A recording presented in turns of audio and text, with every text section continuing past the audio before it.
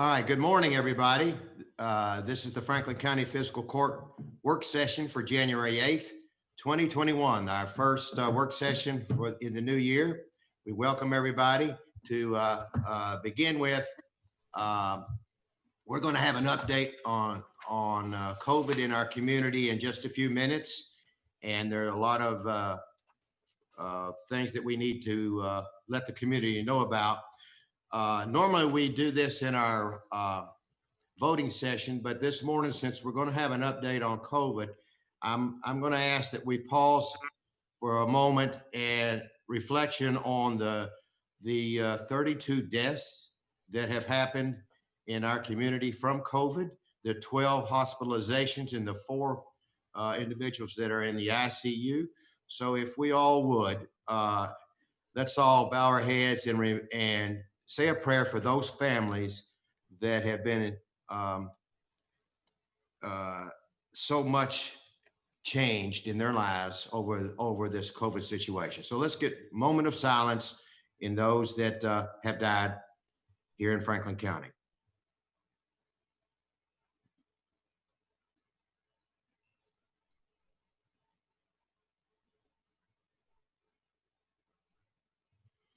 And thank you.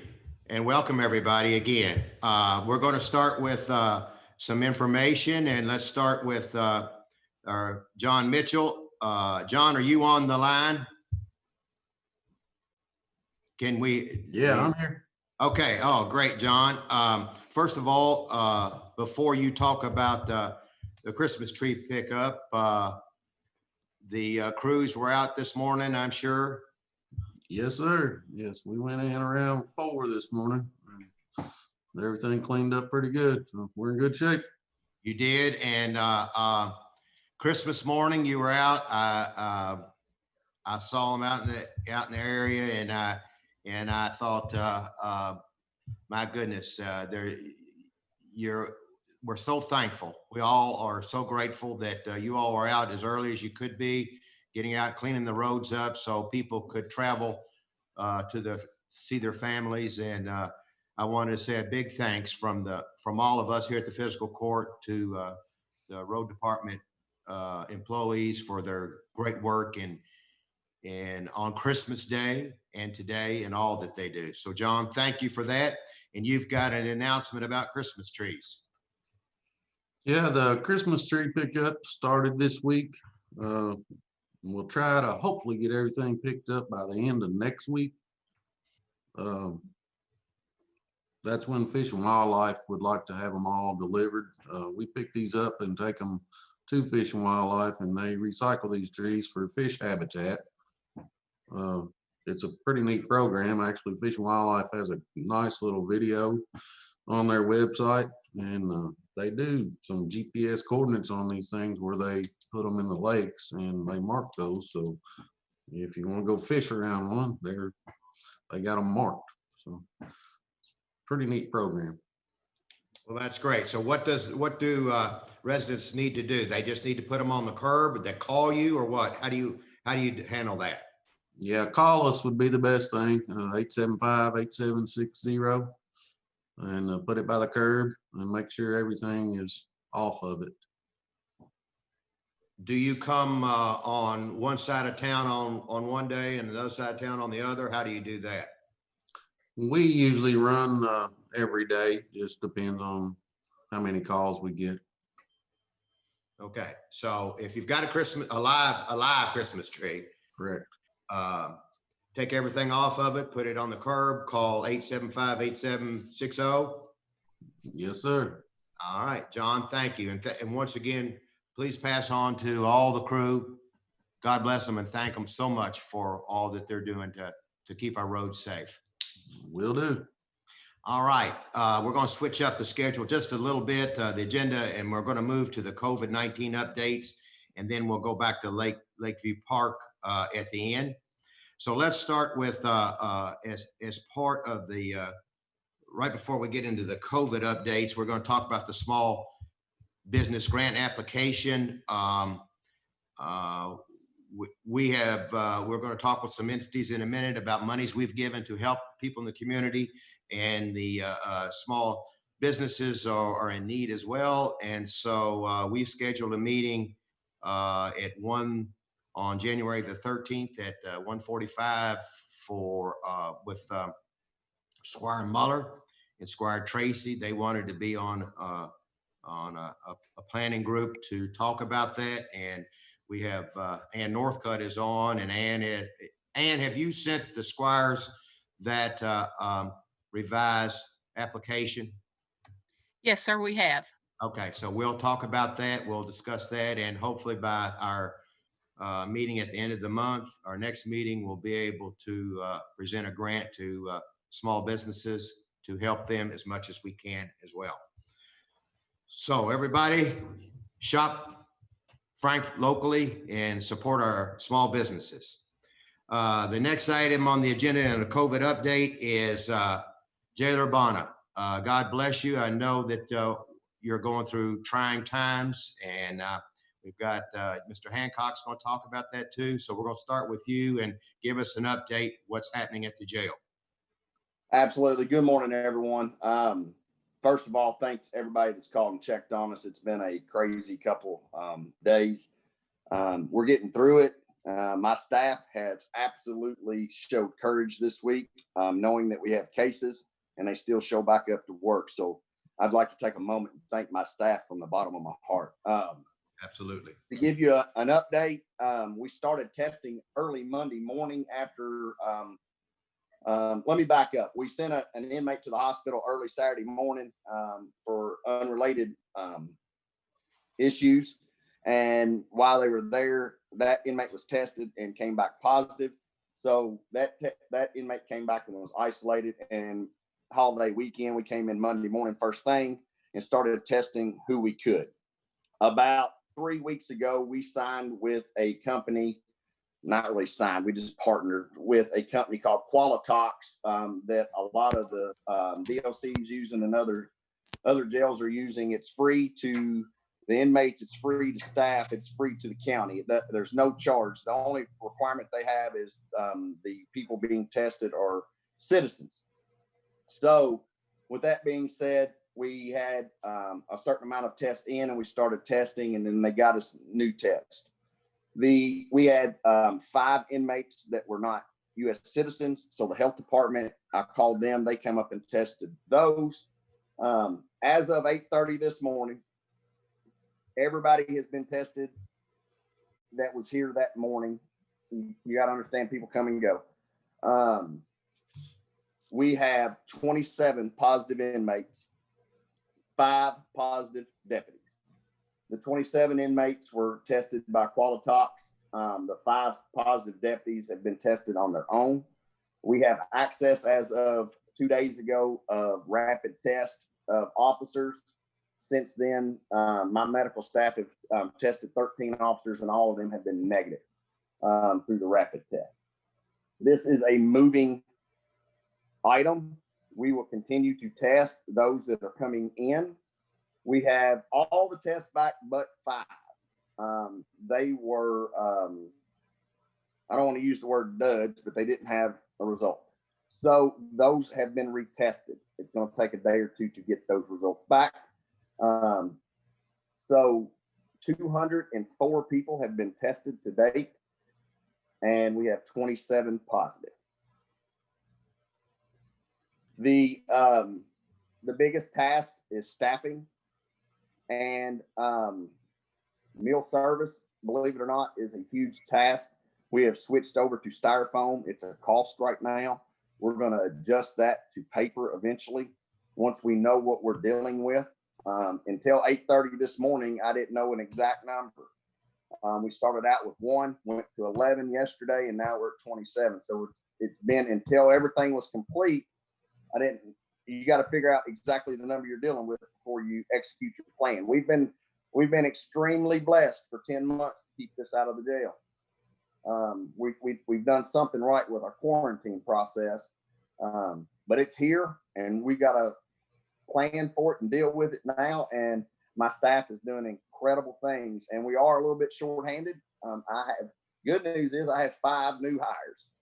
4 are in training now, and I've got a class starting, I believe, the 25th. Don't hold me to that. So the courage being shown by these deputies is amazing. I'm sure you got some questions, and I just ask for your continued support and prayers for my people and the inmates. We sure will. And God bless your staff. And we hope that everyone, we can get through this with as minimal damage as possible. Are you quarantining those? How are you dealing with those 27 infected inmates? Let me back up and thank Judy Mattingly and Tom Russell and Mark Wood. I have been in long discussions with Judy, and we've been quarantining for months and months and months on incoming. Now we are quarantining with positives, and then we're following CDC and the health department, and we're going by the red, green, and yellow zones, or the red, yellow, green zones, as much as we can. It's hard to do when you only have so many spaces and you're dealing with space issues. So without getting into security breaches, we are quarantining those positives. And then we're secondary testing any contacts in the yellow zone. There are green zones, thank God. And we're trying to follow that as best we can by our policy and CDC with the space we have available. Thank you. Questions from the squires? Squire Muller. Thank you, Judge. Thank you, Judge Banta. Question. So let's say, are any of those inmates like scheduled to be released or anything? I mean, how does that work as far as court appearances, things like that? I mean, are they just with you for the next 14, 20 days, or how does that work? Just got off the phone with one of the judges about that situation, and with Judy Mattingly yesterday. We're going to have to come up with a plan. If they're released from custody, we have to come up with a plan to get them guidance by the CDC. And we have a plan coming with that. The judges and the health department and I will sit down and talk as soon as possible to figure that out. But if they're released, the more space I have, the better is my feeling, but they need to have a plan. Thank you. Anyone else? I don't see anybody else. Jailer Bonner, thank you. And God bless your staff. We appreciate your great work in being expedient, getting everybody tested. I know that wasn't easy, and we'll have Judy on in just a moment. And Judy will. We're so grateful to have the Franklin County Health Department to be there to help us in this situation. And Mr. Hancock, I'm sure, is going to talk about Judy's help in his situation as well. Your Honor, Judge, I have one more thing, and then Please. We will be following CDC guidelines. We will be retesting everybody after the period. So we've scheduled that for 14, 15 days out, and we'll have that company come in and help us along with Judy. Judy has been absolutely, I can't express how much appreciation to her. If you don't mind, I'm going to listen in for a little while, but I have a lot going on. If you need me back, just all you gotta do is call me if I can be excused. You may, and thank you for being here, and continue your great work, and tell your staff that we're all supportive of them. Thank you, sir. Yes, sir. Thank you. Okay, Jeff, if you don't mind, I'm going to add you to the agenda since we're talking about offices, constitutional offices, and what's going on. So, Jeff, would you give us an update at the clerk's office? Absolutely, Judge, Squires. I want to say thank you for having me this morning. I'm for one awful thankful that I'm not in the jailer's position. Just, Mr. Bonus. Go ahead. Go ahead. The jailer has a unique position that, he can't allow his constituents, his customers can't go home. So I can only imagine what he's going through. This coronavirus has touched every part of our community and every part of our constitutional offices. It's touched every office that we have in Franklin County at this point. It's very daunting, and it's an ever-changing. As many law books as I have on my desk, I don't have one that says coronavirus. Doesn't tell us how to deal with it, doesn't tell us what to do. And Judy Mattingly's guidance has been amazing. I think everybody can speak her praise. but to actually deal and work with her through the health department and her fluid advice, her fluid help, her fluid and quick returns to get with us has been amazing. I think sometimes it's a job that nobody ever sees. You know, it's the health department, and unless you're going there to get vaccinated or something of that nature, nobody ever sees it. The one thing that I would ask is to make sure that we do everything possible through the county, through Franklin County, to make sure that our first line responders, being the sheriff's office, the firefighters, the jailers, and I want to be included in that. You know, we're open every day. It hurts my feelings when the Franklin County's office, when our main tax collecting office and our main hub for answering questions for the public is closed. It hurts my feelings. I don't want to be closed. I want to be open. I want to be here for the citizens of Franklin County, and I want to do everything I can to be open. So I hope we can get a plan in place as quick as possible to get everybody vaccinated so we can get back to some normality in the county. We do have one confirmed positive case and one we're waiting to come back. It's on both sides of my office. So it's on the land record side and it's on the motor vehicle side. I have quarantined everybody and separated them out, and we will retest in 5 days. And with any luck at all, guys, we can be right back open on Tuesday. That'd be January the 12th. But we felt like it was the best case, and I spoke with Judy and I've spoken with Tommy Russell before. It was the best case. Let's divide. Let's get everybody separated. Let's get them isolated. Let's get them retested. You all have all been in my office. You know, there's nowhere to hide here. It's one big floor and we're all on it.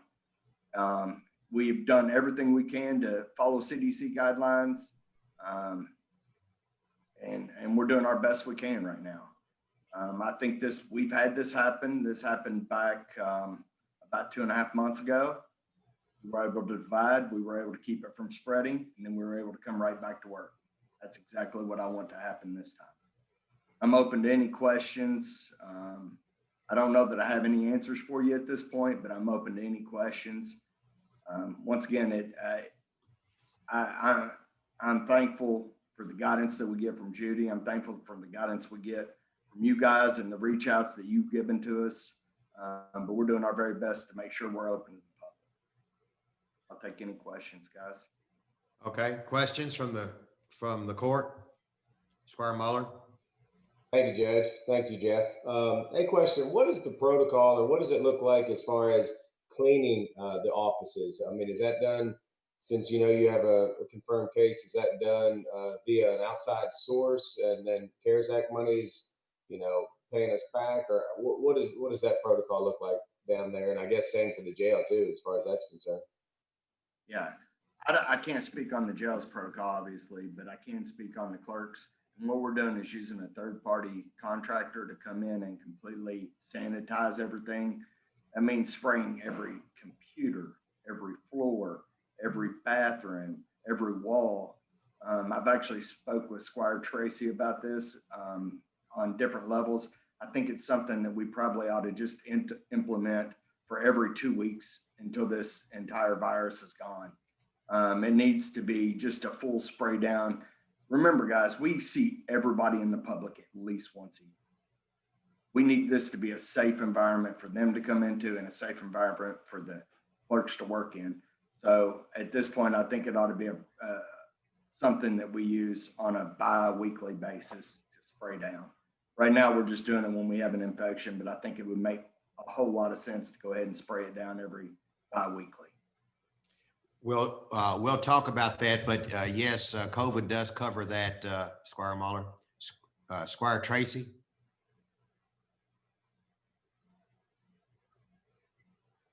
Thanks, Judge. Jeff, quick question, and thank you for being with us.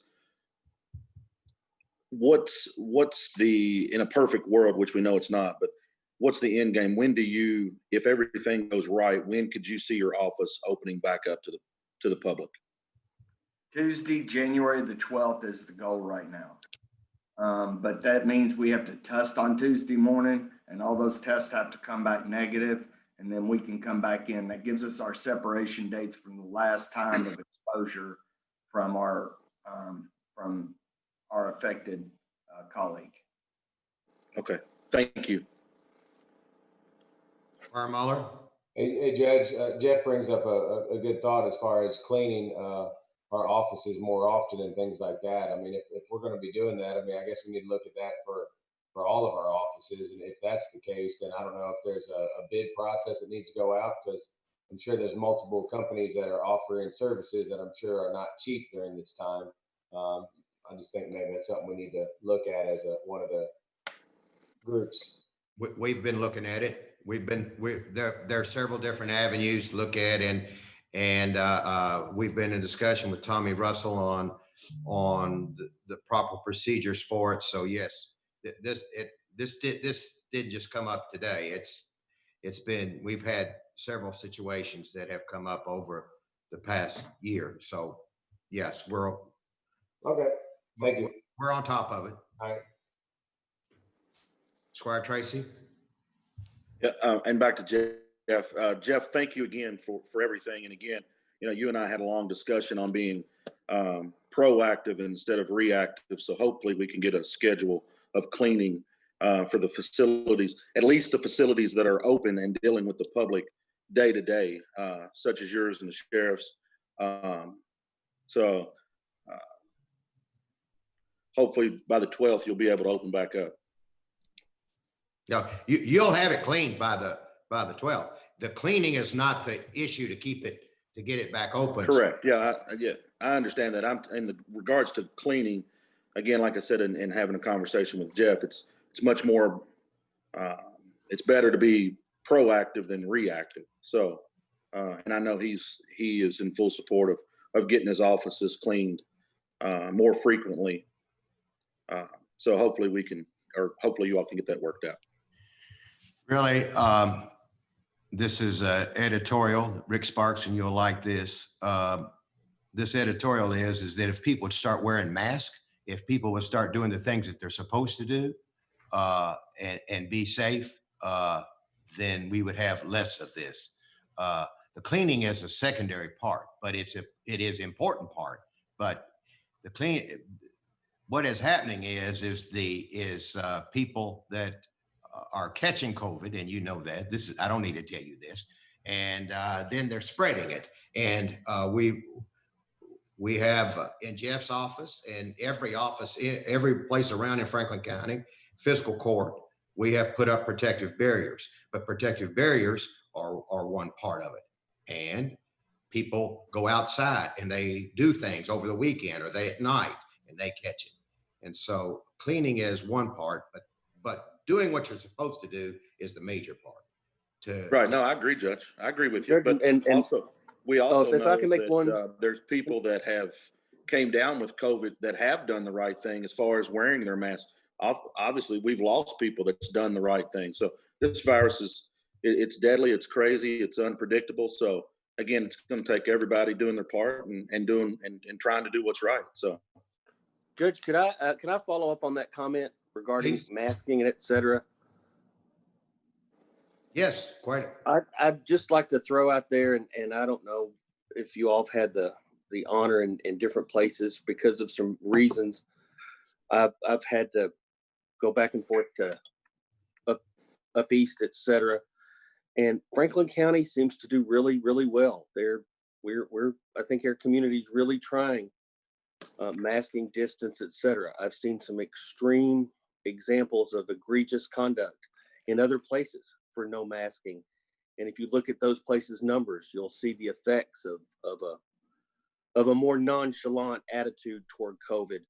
And I'd just like to commend my community for the attention and the focus that it's had, not only with city and county leadership, but individuals. Folks seem to take it really, really serious here.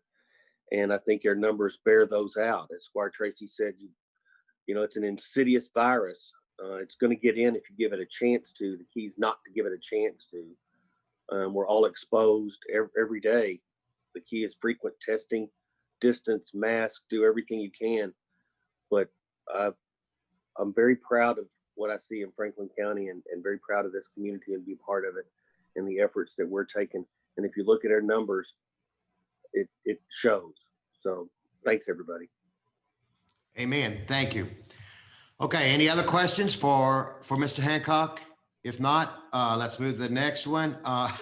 Judy, let's move right into you. Welcome, Judy. Thank you. And you've heard a lot, and the best thing we can say is God bless you. Thank you so much for you and your staff and what you're doing to help us. I thank every single one of you and our partners. This would be impossible to do without community partners that also take this seriously. And so I'm just getting my slides up to share with you this morning. I've tried to keep it brief. Of course, there's so much that could be said about COVID right now, but I know the topic everyone wants to hear about. So I'm just going to give you a quick case update and then go right into the hot topic of vaccines.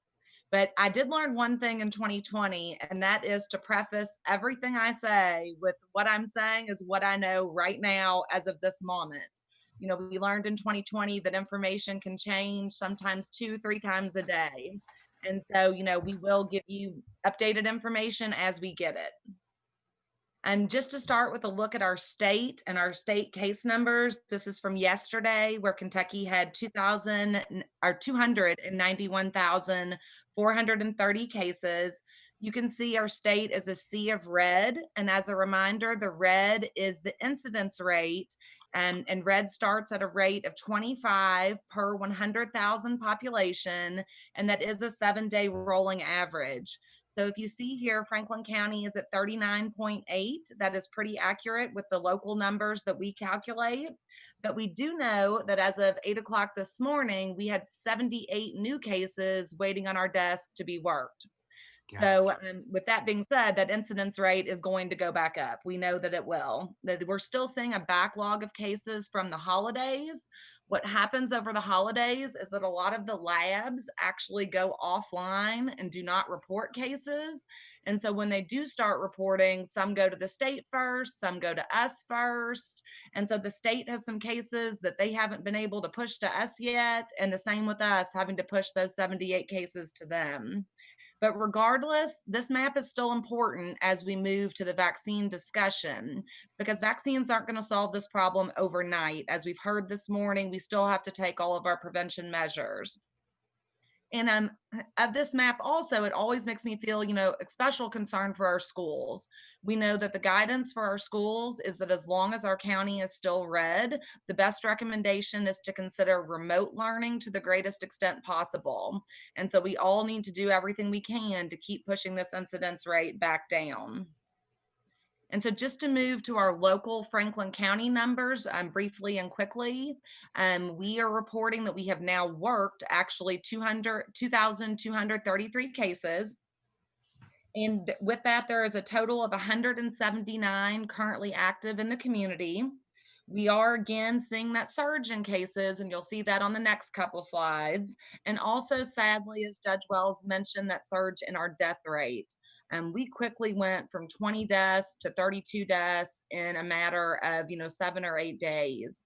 Now, if you go to the state website, the kycovid19.ky.gov, you will see that they're reporting 21 deaths, and that's because there is a backlog there too for the state mortality team to review these deaths. Just because someone dies of COVID does not necessarily mean the cause of death was COVID, depending if they might have had cancer or some other severe underlying issue.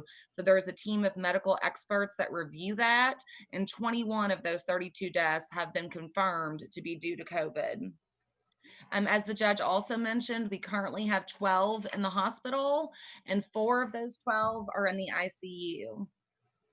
And so these next couple slides are still looking at our local county case numbers. This slide here is what we call our epi curve. And so this is the date of report to us for cases since the beginning of this pandemic all the way back in March 2020. So you can just see the surges in cases there and how they come in, wax and wane.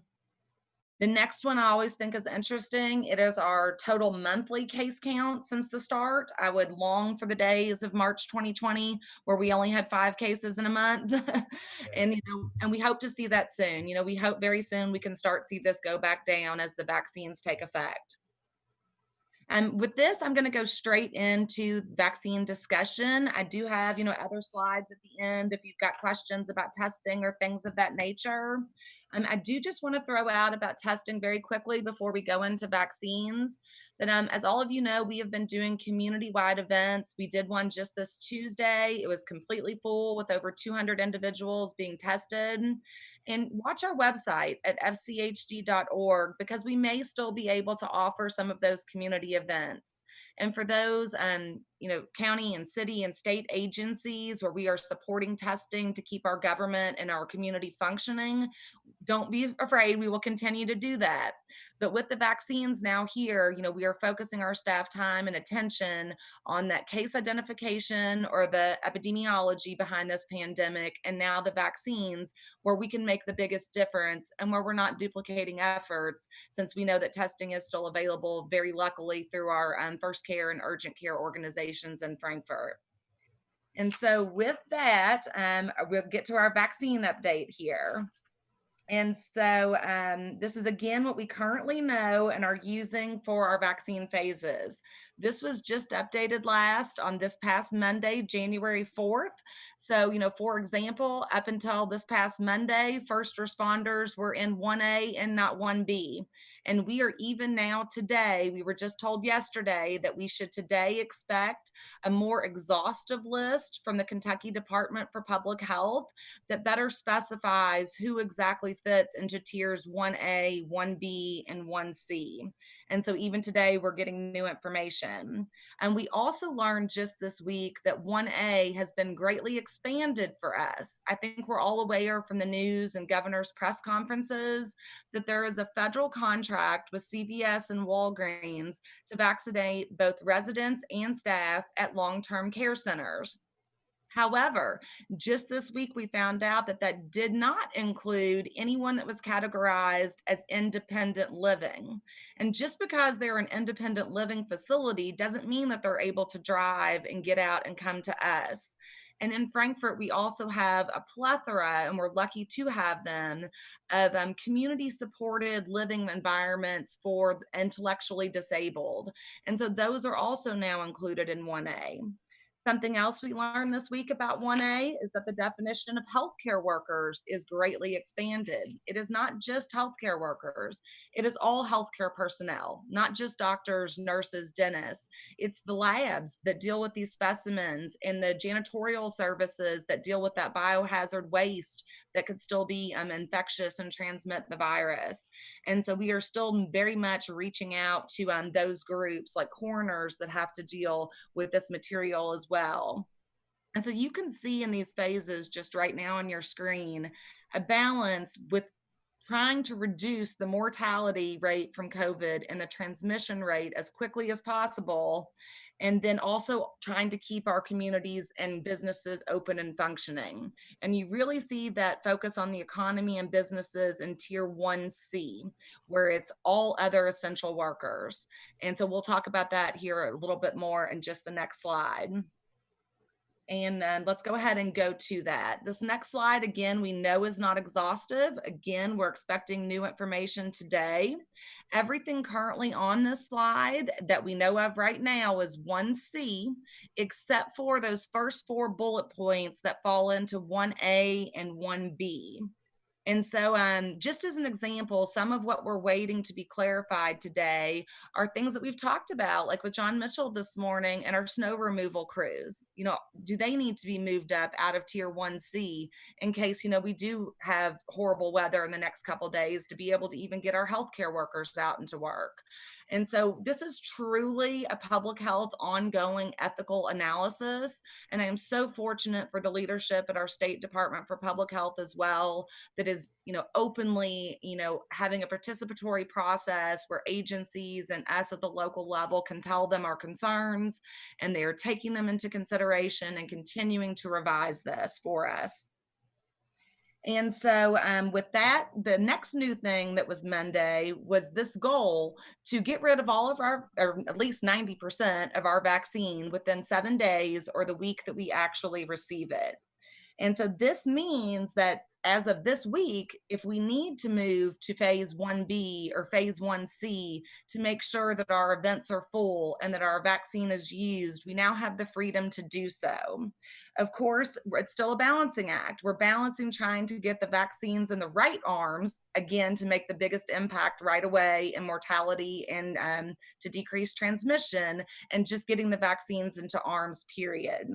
And so, we are definitely following the tiers as closely as possible, but when and if necessary, we will move on to those very next phases as soon as we can and as soon as we get the vaccine.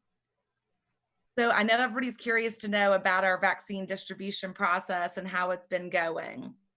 So we received our first doses of vaccine the week of Christmas, and we had shots in arms 2 days later, again, the week of Christmas, that was December 23rd.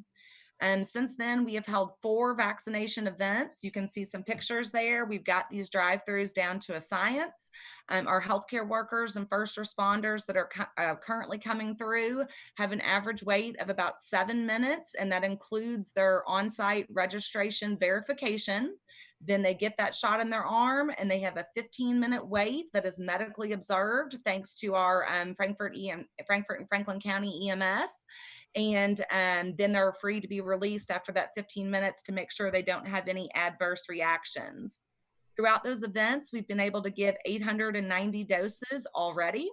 We have another 610 doses already scheduled for next week.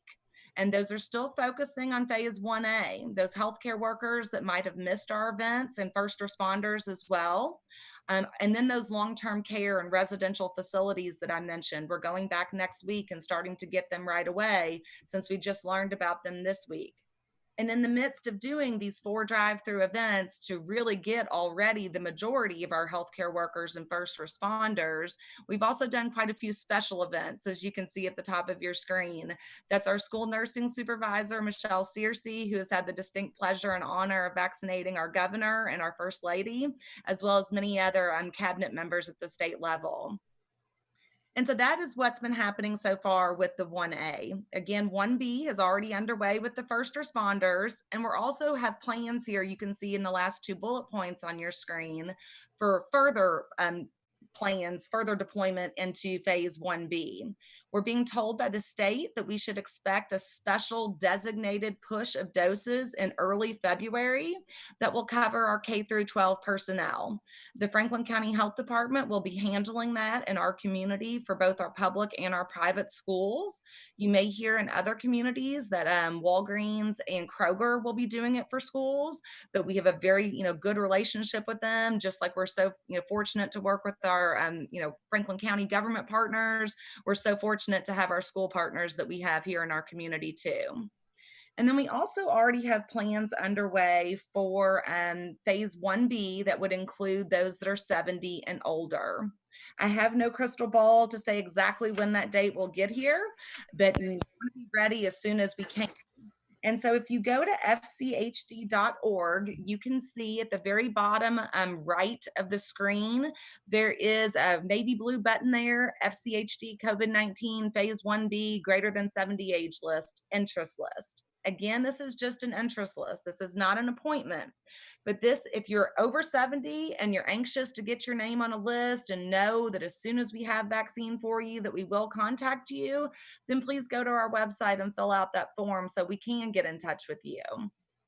And if by any chance we have missed a healthcare worker, we do believe we've done our best to hit every single one of those agencies in our community. But if we've missed you, please also go to our website and use that button right above it for the provider vaccine form to tell us that you're whether it is a janitor or a nursing assistant or a lab technician in our community that has not had a chance yet to get your vaccine, let us know and give us your information. If you don't have access to the internet, feel free to call us. That's 564-7647, but please do be patient. And, you may even have to leave a message, but I promise, myself or our staff will get back to you just as soon as we can. And I would just say here that all of these vaccine distribution plans rely on allocation to us locally. And so the process thus far, we find out 2 days before we get our vaccine how many doses we are going to get that week. And so I think somebody used the word fluid and, flexible earlier. These are key lessons from 2020 that we've got to stick with here in 2021. But, we are up to the task. We are ready to do it, and we are ready to go as soon as we get vaccine at a moment's notice. Want to make sure that I've not missed anything that I wanted to point out to you. This last slide is just making sure that everyone understands that the vaccine allocated to public health has been the Moderna vaccine. It is like the Pfizer or 2-dose vaccine. The Moderna is 28 days or approximately 1 month apart. If you get Moderna for your first dose, it should be Moderna for your second dose. And when you get your first dose, you will get a reminder card. And if you're vaccinated with the health department, we will make sure that we send you an email and or a text message before your second dose as a reminder that, hey, you're due for your second dose now. And then I would also just point out the extreme amount of paperwork that is required with these vaccines. The drive-through events, when you see us put shots in arms, is just the first step of the process. By law, we are required to enter every single one of these shots into an immunization registry system within 24 hours. And so, when we end an event at, 4:30 or 5 in the evening, our day is not near over yet. And we're very grateful for our IT department and our staff that are still working. We're all about quality improvement. Every event, they're looking at how we can automate things and make them more efficient. And other than that, I am just truly amazed at everything our community has accomplished, that our schools have accomplished, that our governments have accomplished. And we are so, so thankful for all the support we've gotten, and are just cannot thank everyone enough. I know there's questions, so Judge, I will stop sharing my screen so that you all can ask. Well, thank you. Thank you, Judy. And I'll start with a couple. Judy, and I'm sure there are people that are watching right now, and even people from the fiscal court, members of the fiscal court. They are concerned about the safety of taking a vaccine. What would you say? What would you say to people that are watching now and to our community about the safety of taking the vaccine? Well, all vaccines are, the number one public health accomplishment in the world in all of history. Any vaccine is, including this one. This vaccine, all of these COVID vaccines are truly modern day medical miracles. And the new technology they're using, how fast they were developed. I know it was hard to see, but you can go to the Moderna website and pull up that fact sheet that I had on that last slide. And the only true do not get this vaccine is if you had an allergic reaction to your first dose of a COVID vaccine, or if you have a known allergy to an ingredient of this vaccine. And most vaccine allergies are usually due to preservatives in vaccine, and this vaccine has no preservatives. That's one of the reasons why it is a very, very sensitive vaccine that has to be used up quickly and stored appropriately. This one is at -13 degrees Fahrenheit. And so far, out of the 890 doses we have given, the only thing that we have heard of is, of course, a little soreness in your arm, which you get even from your flu shot or any vaccine. And maybe a few body aches, nothing that a couple of Tylenol couldn't deal with. I promise you, much less than what we hear from our positive cases. We would encourage everyone to get it, and we're seeing people change their minds already.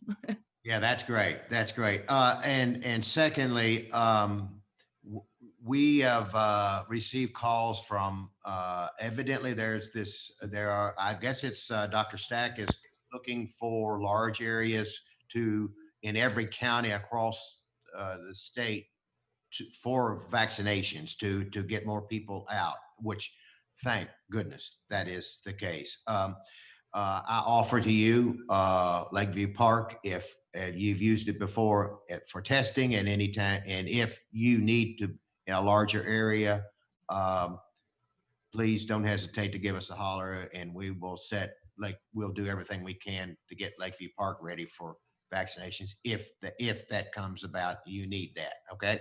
Oh, we certainly appreciate that. Thank you. Again, another great example of our partnerships. You all have never hesitated to give us anything we need. Thank you for the police and sheriff and EMS that are helping currently with the events.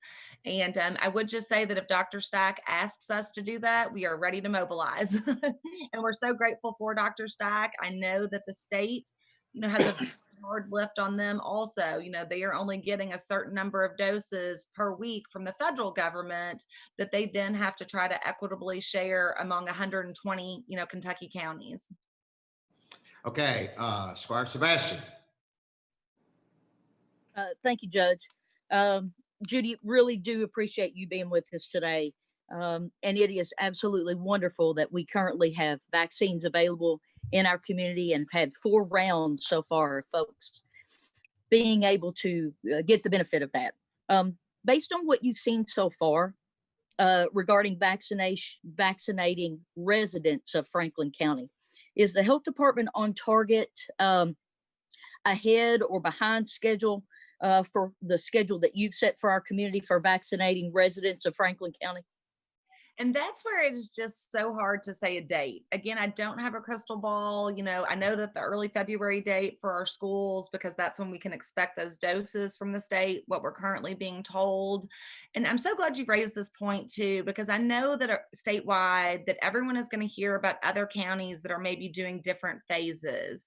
And, we have to think about that, like Trigg County or Taylor County that might be very, very tiny, they're not going to have as many healthcare workers or as many first responders. So they might be able to get to that over 70 group a little bit faster than we can. I've always thought that we've known our community very well. And this is another blessing from COVID that we've got to know our community even better, because I myself had no clue how many sworn officers were at these state agencies, such as Transportation Cabinet, and same with healthcare workers like Adult Protective Services that go into senior homes. So if I had a crystal ball, I would say that I hope that it is also in February when we can at least start that over 70 group. So I have a few additional questions based on some things you've just said. But I'll ask this one first about barriers. Are you running into any barriers in rolling out the vaccinations at this point to residents of Franklin County? I mean, the only barrier is just the matter of getting the vaccine. It really is. It's just getting the vaccine. And then, of course, shifting our staff. We do have to shift our staff around and get them, make sure we've got a testing group and a vaccine group and a disease investigation group. So with these tiers that we've talked about today in getting vaccinated here in Franklin County, is there a distinction between Franklin County residents and those who work in Franklin County? So do Franklin County residents get advanced to the front of the list so that we're ensuring that folks who reside here, that we are responsible for maintaining their safety, that they are certainly being considered first as part of this effort?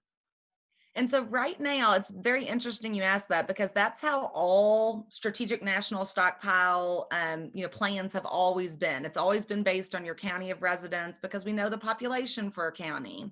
However, with these first tiers, with the healthcare workers and the first responders, it has been if they live or work here, because if they are an officer or an EMS worker that works in our county, then that's where they're going to spread it at. So to protect our county with these first tiers, we have very much, if you live in Mercer County, but you happen to work here at our fire department or at our police department, then they got their vaccine. That's all there was to it, to protect that. Okay, so following up on that, so what about workplaces that are here? Like we have a massive amount of state government employees, and we have federal offices here. We have state associations that are located here.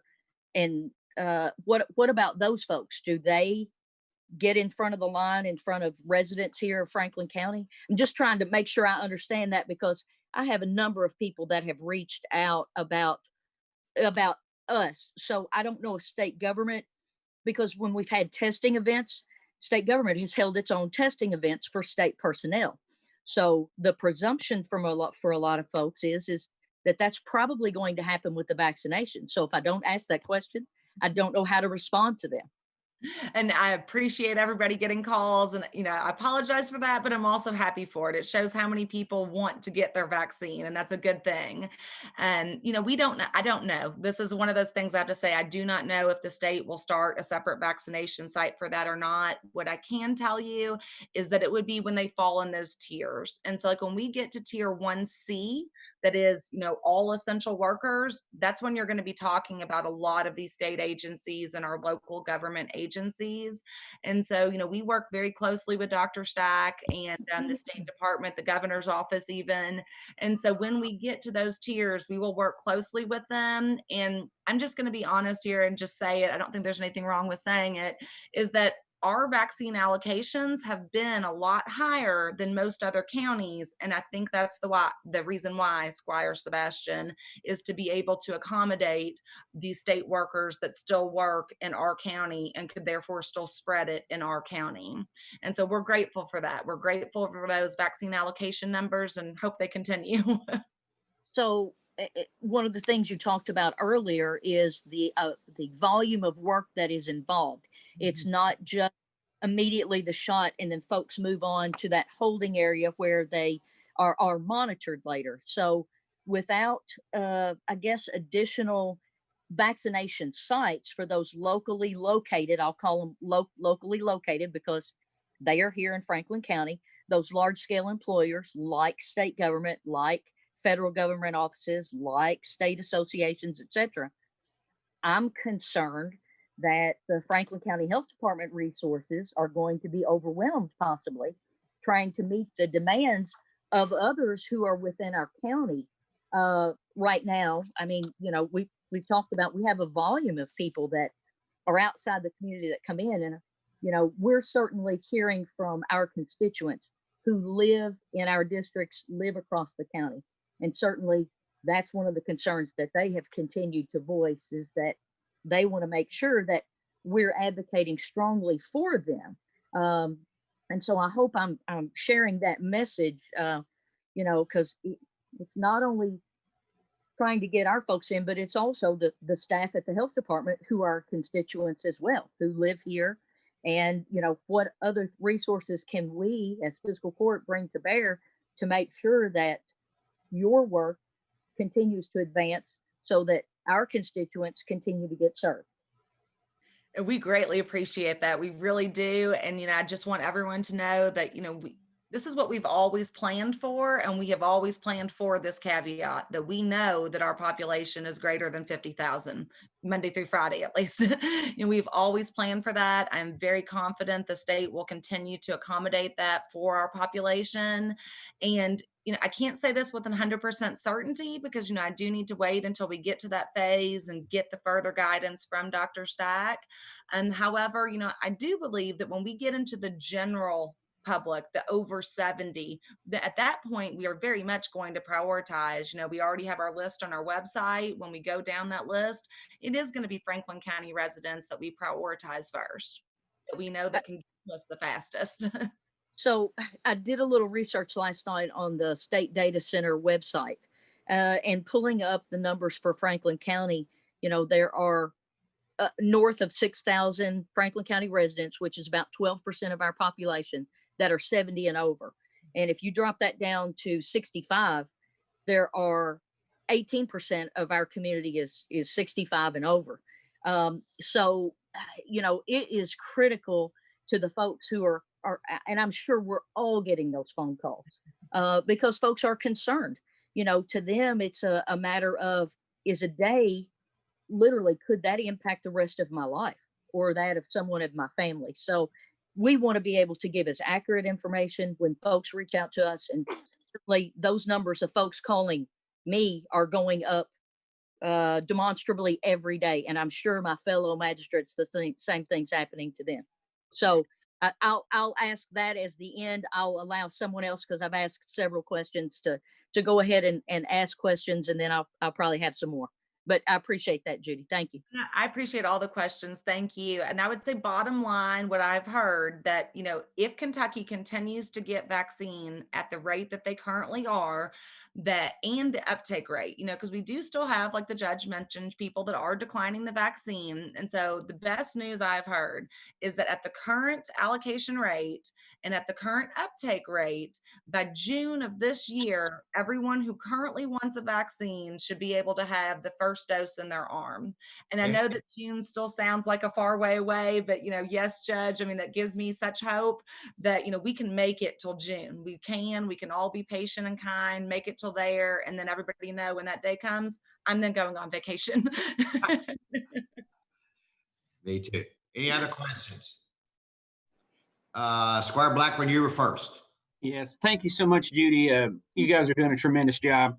I just wanted to echo Squire Sebastian's concerns. I've had a lot of folks in the community reach out to me, and I know that the state level is kind of dictating how this works. And we got a lot of local citizens who pay their taxes to the local health department, and it is I see state legislators that are getting their vaccinations that aren't in any kind of danger group, other than the fact that they're a human and it affects us all. But I'm just concerned that your resources are going to be pulled away from those 70-year-olds when they need it the most. And I know that's just a big concern that I'm hearing from the community.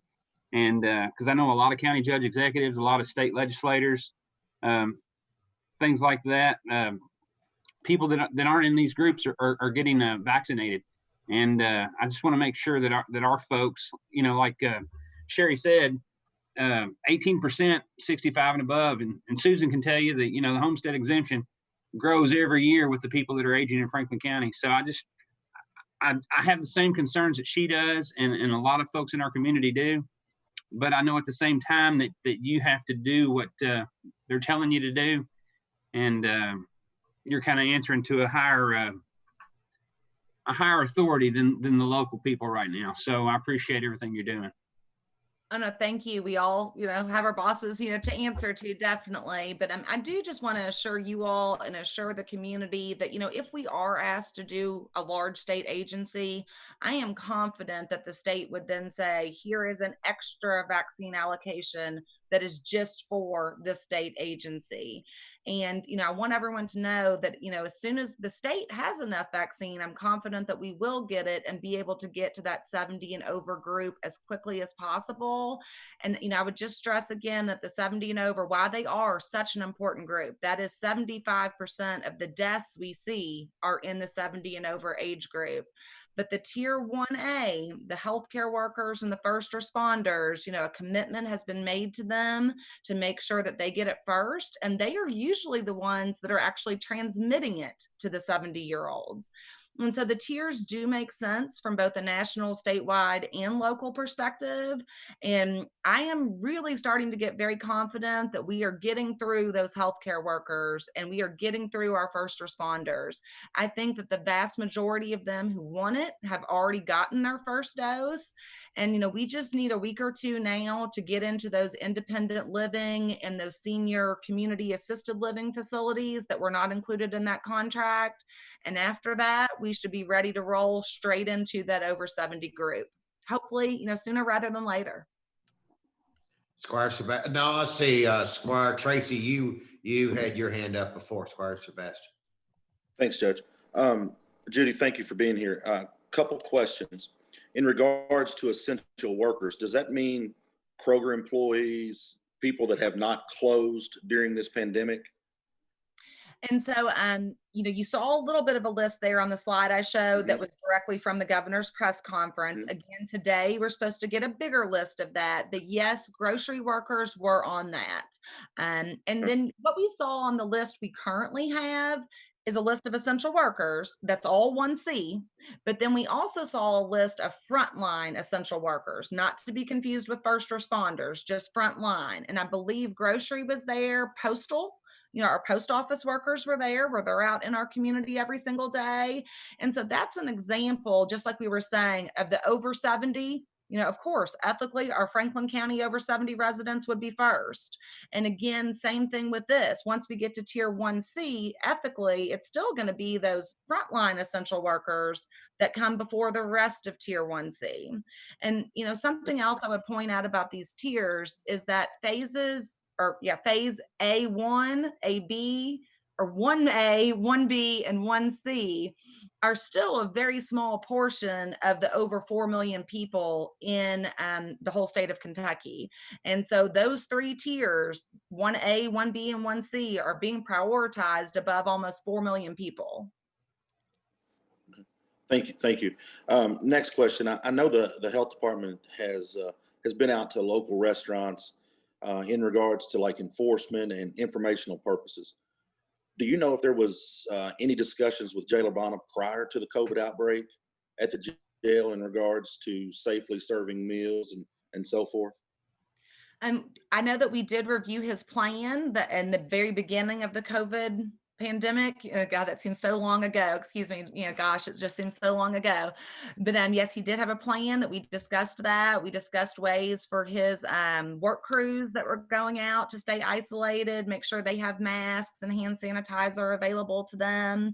And what the jail is going through now is the exact same thing we have seen played out over and over and over again in these long-term care facilities. And that's exactly what they do.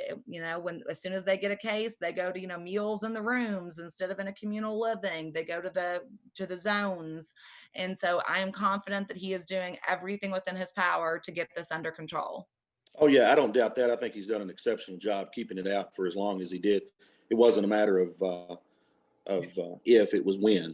So, and then also thank you for reaching out to the road supervisor. I know his staff has been on his mind as far as keeping them safe with the, in regards to COVID. So thank you for that. No, thank you all.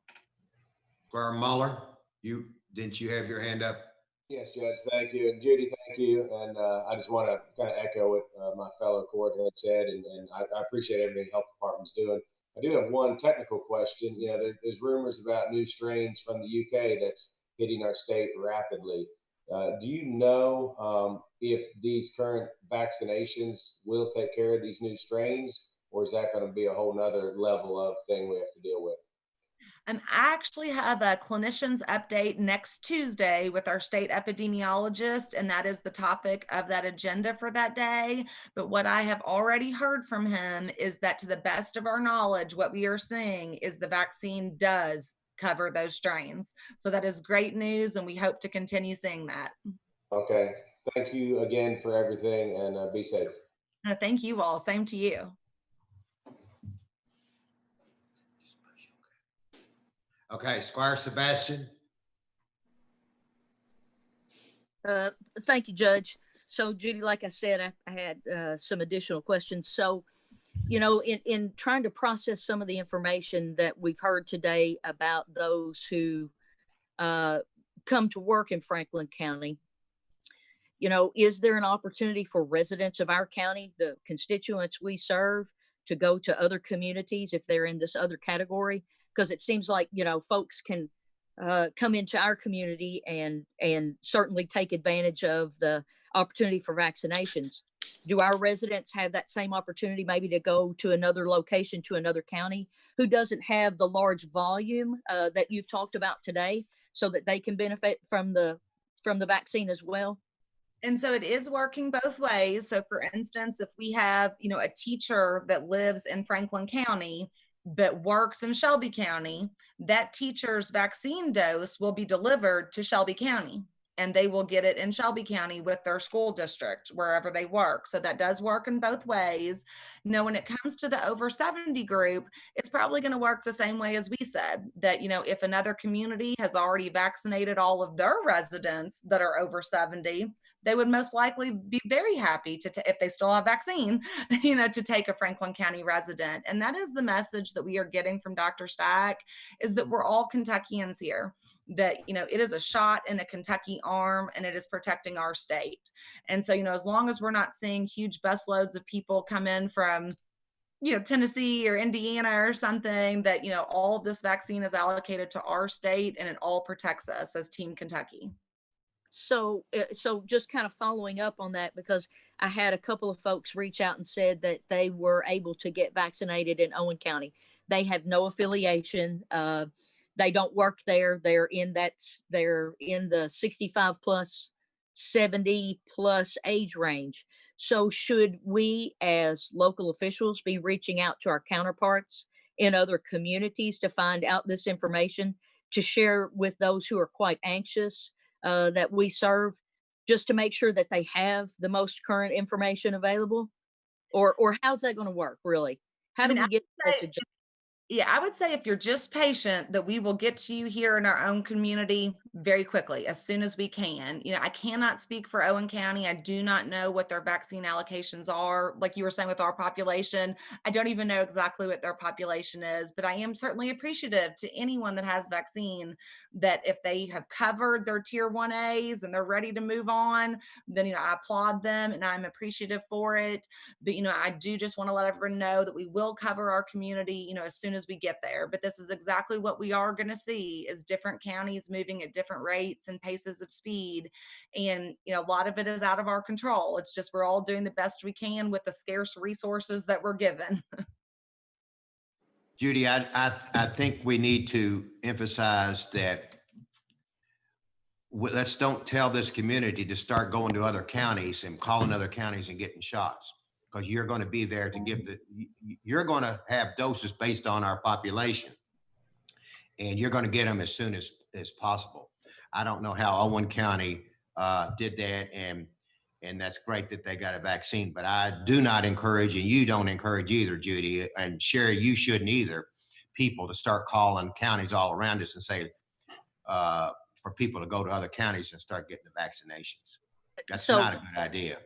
So, Judge, just understand that is not what I said. So please, what my question was is, I've heard from some constituents who've been to another county, and I unfortunately named the county. I probably should not have done that, but in order for us to understand how that is happening, so we know, because like I said earlier in the conversation, if there's any way that we can work to assist our health department in whatever we can do to help them get more vaccine, get more resources to do all the level of care that they need to provide, we certainly want to do that here, because we want to do that for the residents here. But we've talked about the different populations that come in. Our community swells during the day with folks who come in, and certainly they're coming here, and they may pay occupational taxes here, but we've got residents here in our community that are reaching out, at least to me, and I'm sure my other counterparts on the court, talking about how concerned they are about that they seem to be falling behind other people. So I'm only sharing that for that reason. And I'm sure, Judge, you've probably heard the same thing. It's not just the magistrates. I'm sure you've heard the same thing. And so we want to assure our community that as their representatives, we are working as hard for them as we possibly can to turn this around, because it is a life-saving measure. That is the main message I think I at least want to convey today. All right, Judy, that's a great way. Oh, and I see another question, Squire Tracy. Thanks, Judge. Judy, quick question. What about what's the plan in regards to getting the homeless vaccinated? So that is an excellent question. They would fit in their category, in their phase, wherever they might fall. If they're over 65, or if they have a chronic health condition, or if they're over 70, so they would fall in their phase. And I think that's a good point, and something that we can work harder on, where we can definitely reach out. We already have great partnerships for testing, with our soup kitchen and our women's shelters, and we can reach out to them more and make sure when we get to those phases. I don't feel that we've missed any of them yet, but that's a good point. When we get to those phases, we will reach out to those shelters and make sure that they can help those that might not have phone or internet access, get registered with us. And like we said, even with the intellectual disability homes, those are instances where we're going to have to go to them, even though we try not to transport this vaccine any more than we have to. And that'll be the same case for our shelters, undoubtedly, where we will go to them. Thank you, Squire And Tracy. like Squire, Good question. yes, sir. Like Squire Sebastian said, I've been reached out to as well by several. And, our most vulnerable, obviously, are seniors, that group 65 and above. So I think there's fear, I think, with everyone, but definitely with that group, because we know that that's the number one group as far as what all the harm is mainly in that group per se. Well, and I hope that I've been able to alleviate that you can see how quickly we have been moving through 1A. And, I'm confident again that we're going to finish up 1A, and we'll never be totally finished. There'll be others that'll want to come in, but for the vast majority that we'll get 1A covered in the next week or two, and we will be able to move on to that 1B. And, I do just Right. say, be patient and we will cover you. We promise. We want you to get the vaccine just as badly as you want it. Right. Right. Thank you. Really. Mr. Sparks? Oh, thank you, Judge. Gee, I understood you to say that currently Kentucky's only sourcing out the Moderna vaccine. To local health departments. Now, hospitals in Kentucky and those that already had the ultra low freezer capability did get the Pfizer. So we are getting dosages of the Pfizer as well. Is that do people choose which vaccines that they take? I know that I guess Ford versus Chevy, whatever, everybody's got a preference, but I know that some of the things that I've read, and not to editorialize or speechify on it, seem to have different pros and cons, different positivity rates. I've read that Pfizer's been tested against a new strain, and Moderna's a little bit behind on that. Are people selecting which vaccines they're taking, or are you just sort of buffet style, what's on the table is what you get? And currently, the only vaccine we have available to us in local public health is Moderna. And so, as far as I know, the only people that have received Pfizer vaccine are hospital healthcare workers. If you work, because like, for instance, when I say healthcare workers that we're vaccinating from the health department, that is those that do not work at the hospital. They got their own allocation to vaccinate their own staff. And so, I do believe that there are plans for that, Mr. Sparks, later on when we get to 1C, because the concern in 1C is that Moderna is only approved for 18 and older. And so if you have a 16-year-old that has a cardiomyopathy or, a heart disease that they were born with potentially, they might need to get vaccinated, but they cannot receive the Moderna. So they would have to be able to go to a hospital environment and get the Pfizer. Or the pharmacies, the CVS and the Walgreens also got Pfizer for the long-term care centers. And that has a lot to do with how it's packaged. The Pfizer vaccine comes in packages of 975 doses. And so it had to go to facilities that could use that very, very quickly, whereas the Moderna comes in packages of 100 doses. Thank you, ma'am. I knew when Governor Beshear talked about the 90% level and he wanted them used about 90. I know he talked specifically about the storage capacity and leaping down levels if you got a situation where you're not using it all in a week because of that storage. Was he referring to the Pfizer vaccine? It is both of them. Even the Moderna vaccine is only good for 30 days, even, kept in the freezer. That's it. That's what you get.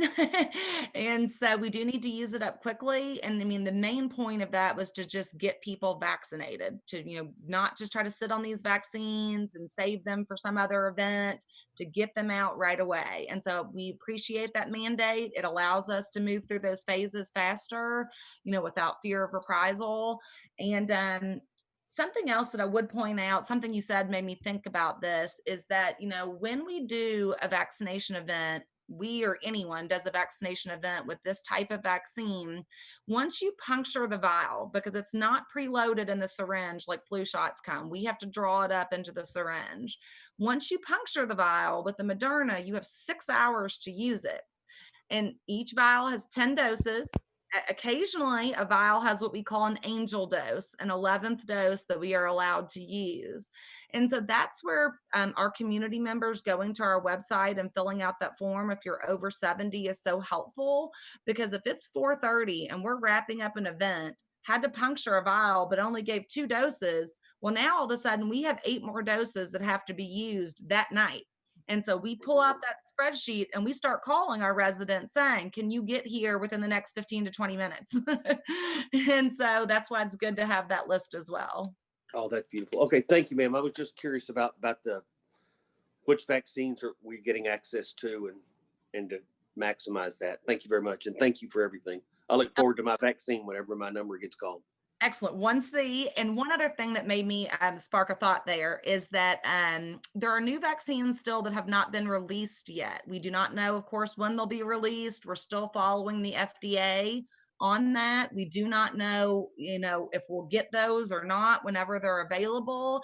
But that's something for all of us to be thinking about too, is that the newer vaccines that haven't come out yet are not the new mRNA technology. And what we're being told about those is that even though they might only be one dose, which is a benefit, that they might not be as effective. They might only have, a 75% efficacy rate instead of the 95 like Moderna and Pfizer have. And so that's something to think about also. These are all new issues that we've never had to face before as a country or as public health. Thank you, ma'am. Thank Okay, you. Tommy Russell, I'm sorry, you're in Western Kentucky and you wanted there. I saw that you had a question or you had a statement. You on, Tommy? Yes, sir. Thank you, Judge. Hey, just a couple of things to talk about on both sides of the river, on both governments. We've reached out to all the staff to make sure that essential personnel are identified. I know that tier will come to fruition here soon with Ms. Mattingly, and that we have identified essential personnel in county governments to maintain continuity of government and services, and especially essential services. So I just want to make sure everybody knows that. I had just a couple of things. One other thing is that I believe the state is looking at regional dosing centers, and they reached out to us, to emergency management yesterday, for a couple of places that they would review all those places. And I'm not sure, I don't believe that they would pull Ms. Mattingly's staff away to make them short staffed. I believe the National Guard is going to perhaps look at all those sites to determine which ones would be the most effective around the state. So, and then the only other question I had is Squire Tracy's request, we started sending out sit rep reports for COVID. I just wanted to ask him, is there anything else that you all wanted included on that? While I have you a captive audience, we include all of the public health information, CDC information. Is there something more specific that the elected officials would like on that sit rep report? I'm good, Tommy. Thank you. Okay. Thank you for sharing that information. Also, thank you for letting us know that the county staff has been reached out to as far as essential personnel. So that definitely that helps us. Thank you. Yes, sir. Any other questions? Okay. Hey, Tommy, keep your head down. All right. Thank you. All right. A lot of great information. Judy, once again, God bless you. Thank you. And thank your staff. We appreciate you. And so now let's go to Cindy Owens from ROSM to give us an update on what they're doing to help with the monies that we've given them to help the people in our community. Cindy, are you there? I am. Can you hear me? We can hear you, can't see you, but that's okay. As long as we can hear Okay. you, we're fine. Good enough, because I don't know what's happening, but that's okay. Well, first of all, I want to start by saying a huge thank you for the support that you all have provided for ROSM. It is making such a difference, and we really appreciate it.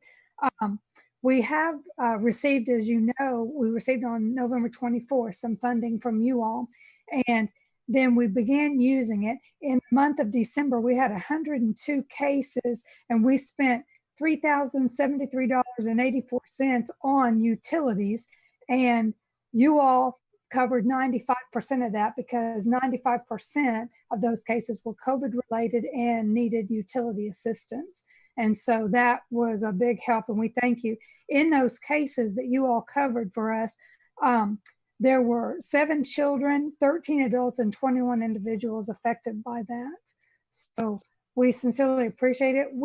Right now, we're still getting more requests for rent and utilities, but the utility requests are picking up and starting to increase.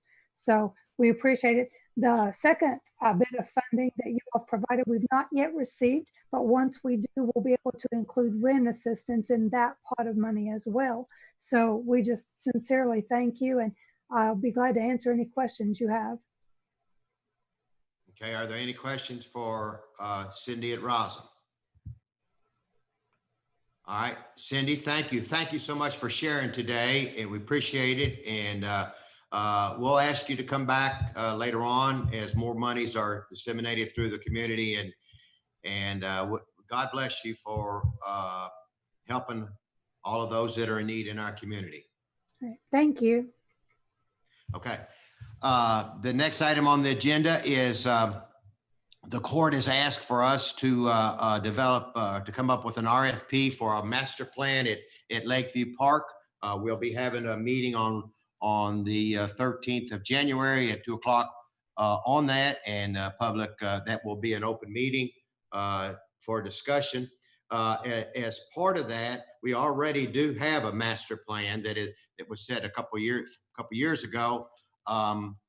And as part of that master plan, we've been following it, and we have been listening to for the last 6 years or so from the community. And I asked Andrew, since it was said that the park has been neglected, that I do want to show the general public what, if you don't use Lakeview Park, what we've added to and done to Lakeview Park over the past 6 years. Andrew, would you mind showing the pictures, the slide?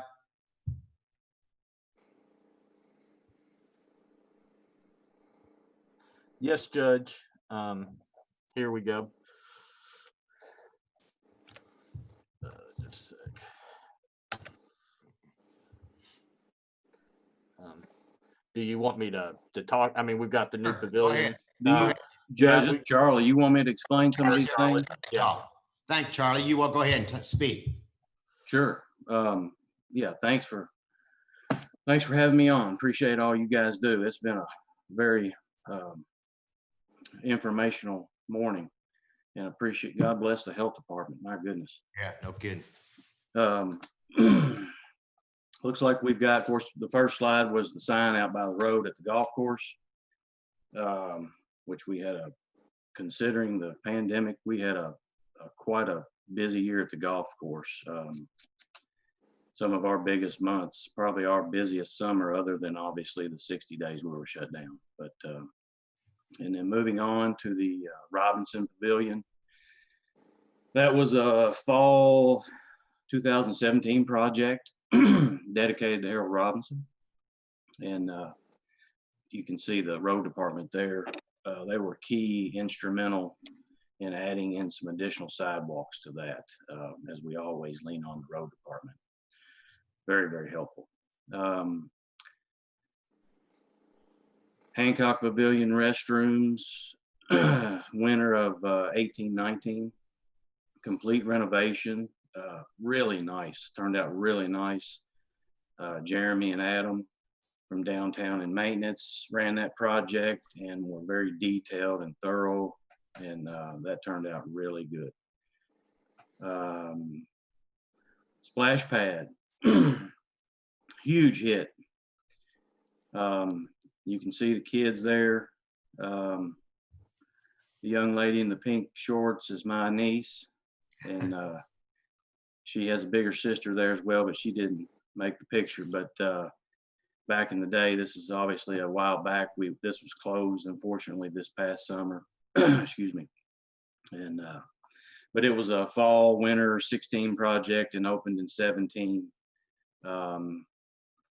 It could have been the size of a football field, folks. That thing gets used constantly. It is a big hit. Next slide. Carter House renovations. This was much needed. Turned out really well. we got a lot of good response from the community as they used it and how nice it turned out. These were 2017 renovations, but much needed updates there. Volleyball courts, we did these. This is summer 19.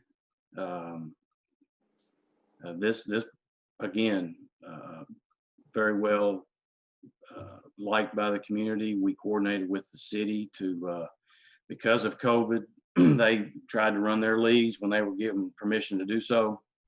You know, because they have sand volleyball on the west side of Juniper. And when we got these opened up, we were able to coordinate with them so they could spread their leagues out for COVID restrictions as best they could.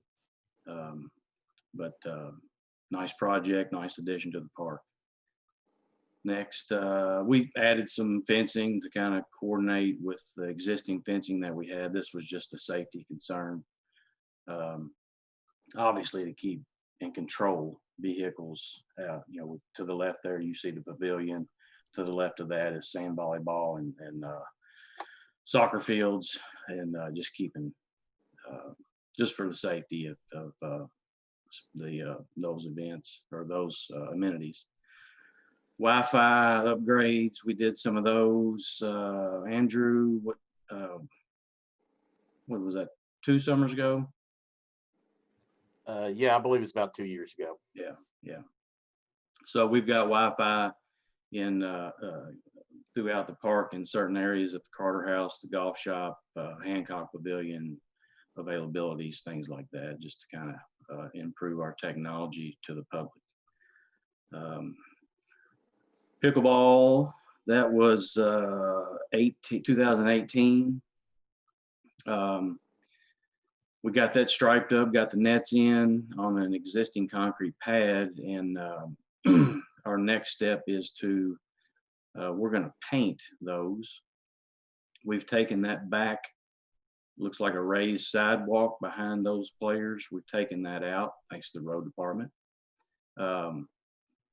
And in that back area, we have a small, kind of like a small picnic shelter we're going to add. It's a kit, we're going to build it. And it's about the size of 2 picnic tables. We'll be able to put back in that area. So future improvements are coming for that facility, i.e. paint the courts. There's 2 there, and then add in that little kind of a shade area for people waiting to play or take a break, take a drink of water, that type of thing. Next, that's our dog park. It's split into 2 areas, small dogs, large dogs. That's back towards the back of the park. In the loop of the walking trail, you can see the trail on there. That was a 2017, I believe, project.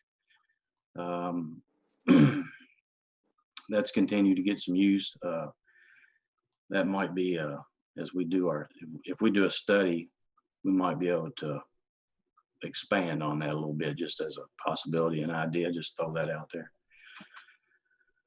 there. Disc golf, let's see, that was 2018. We got that rolling. We started out with 9 baskets and expanded it to 18 baskets. Future improvements with that are we want to eventually have a kiosk with the layout for players to see which, where they're going, what direction they need to go. That's been getting a lot of use. I've been working with the Frankfurt Disc Golf Association.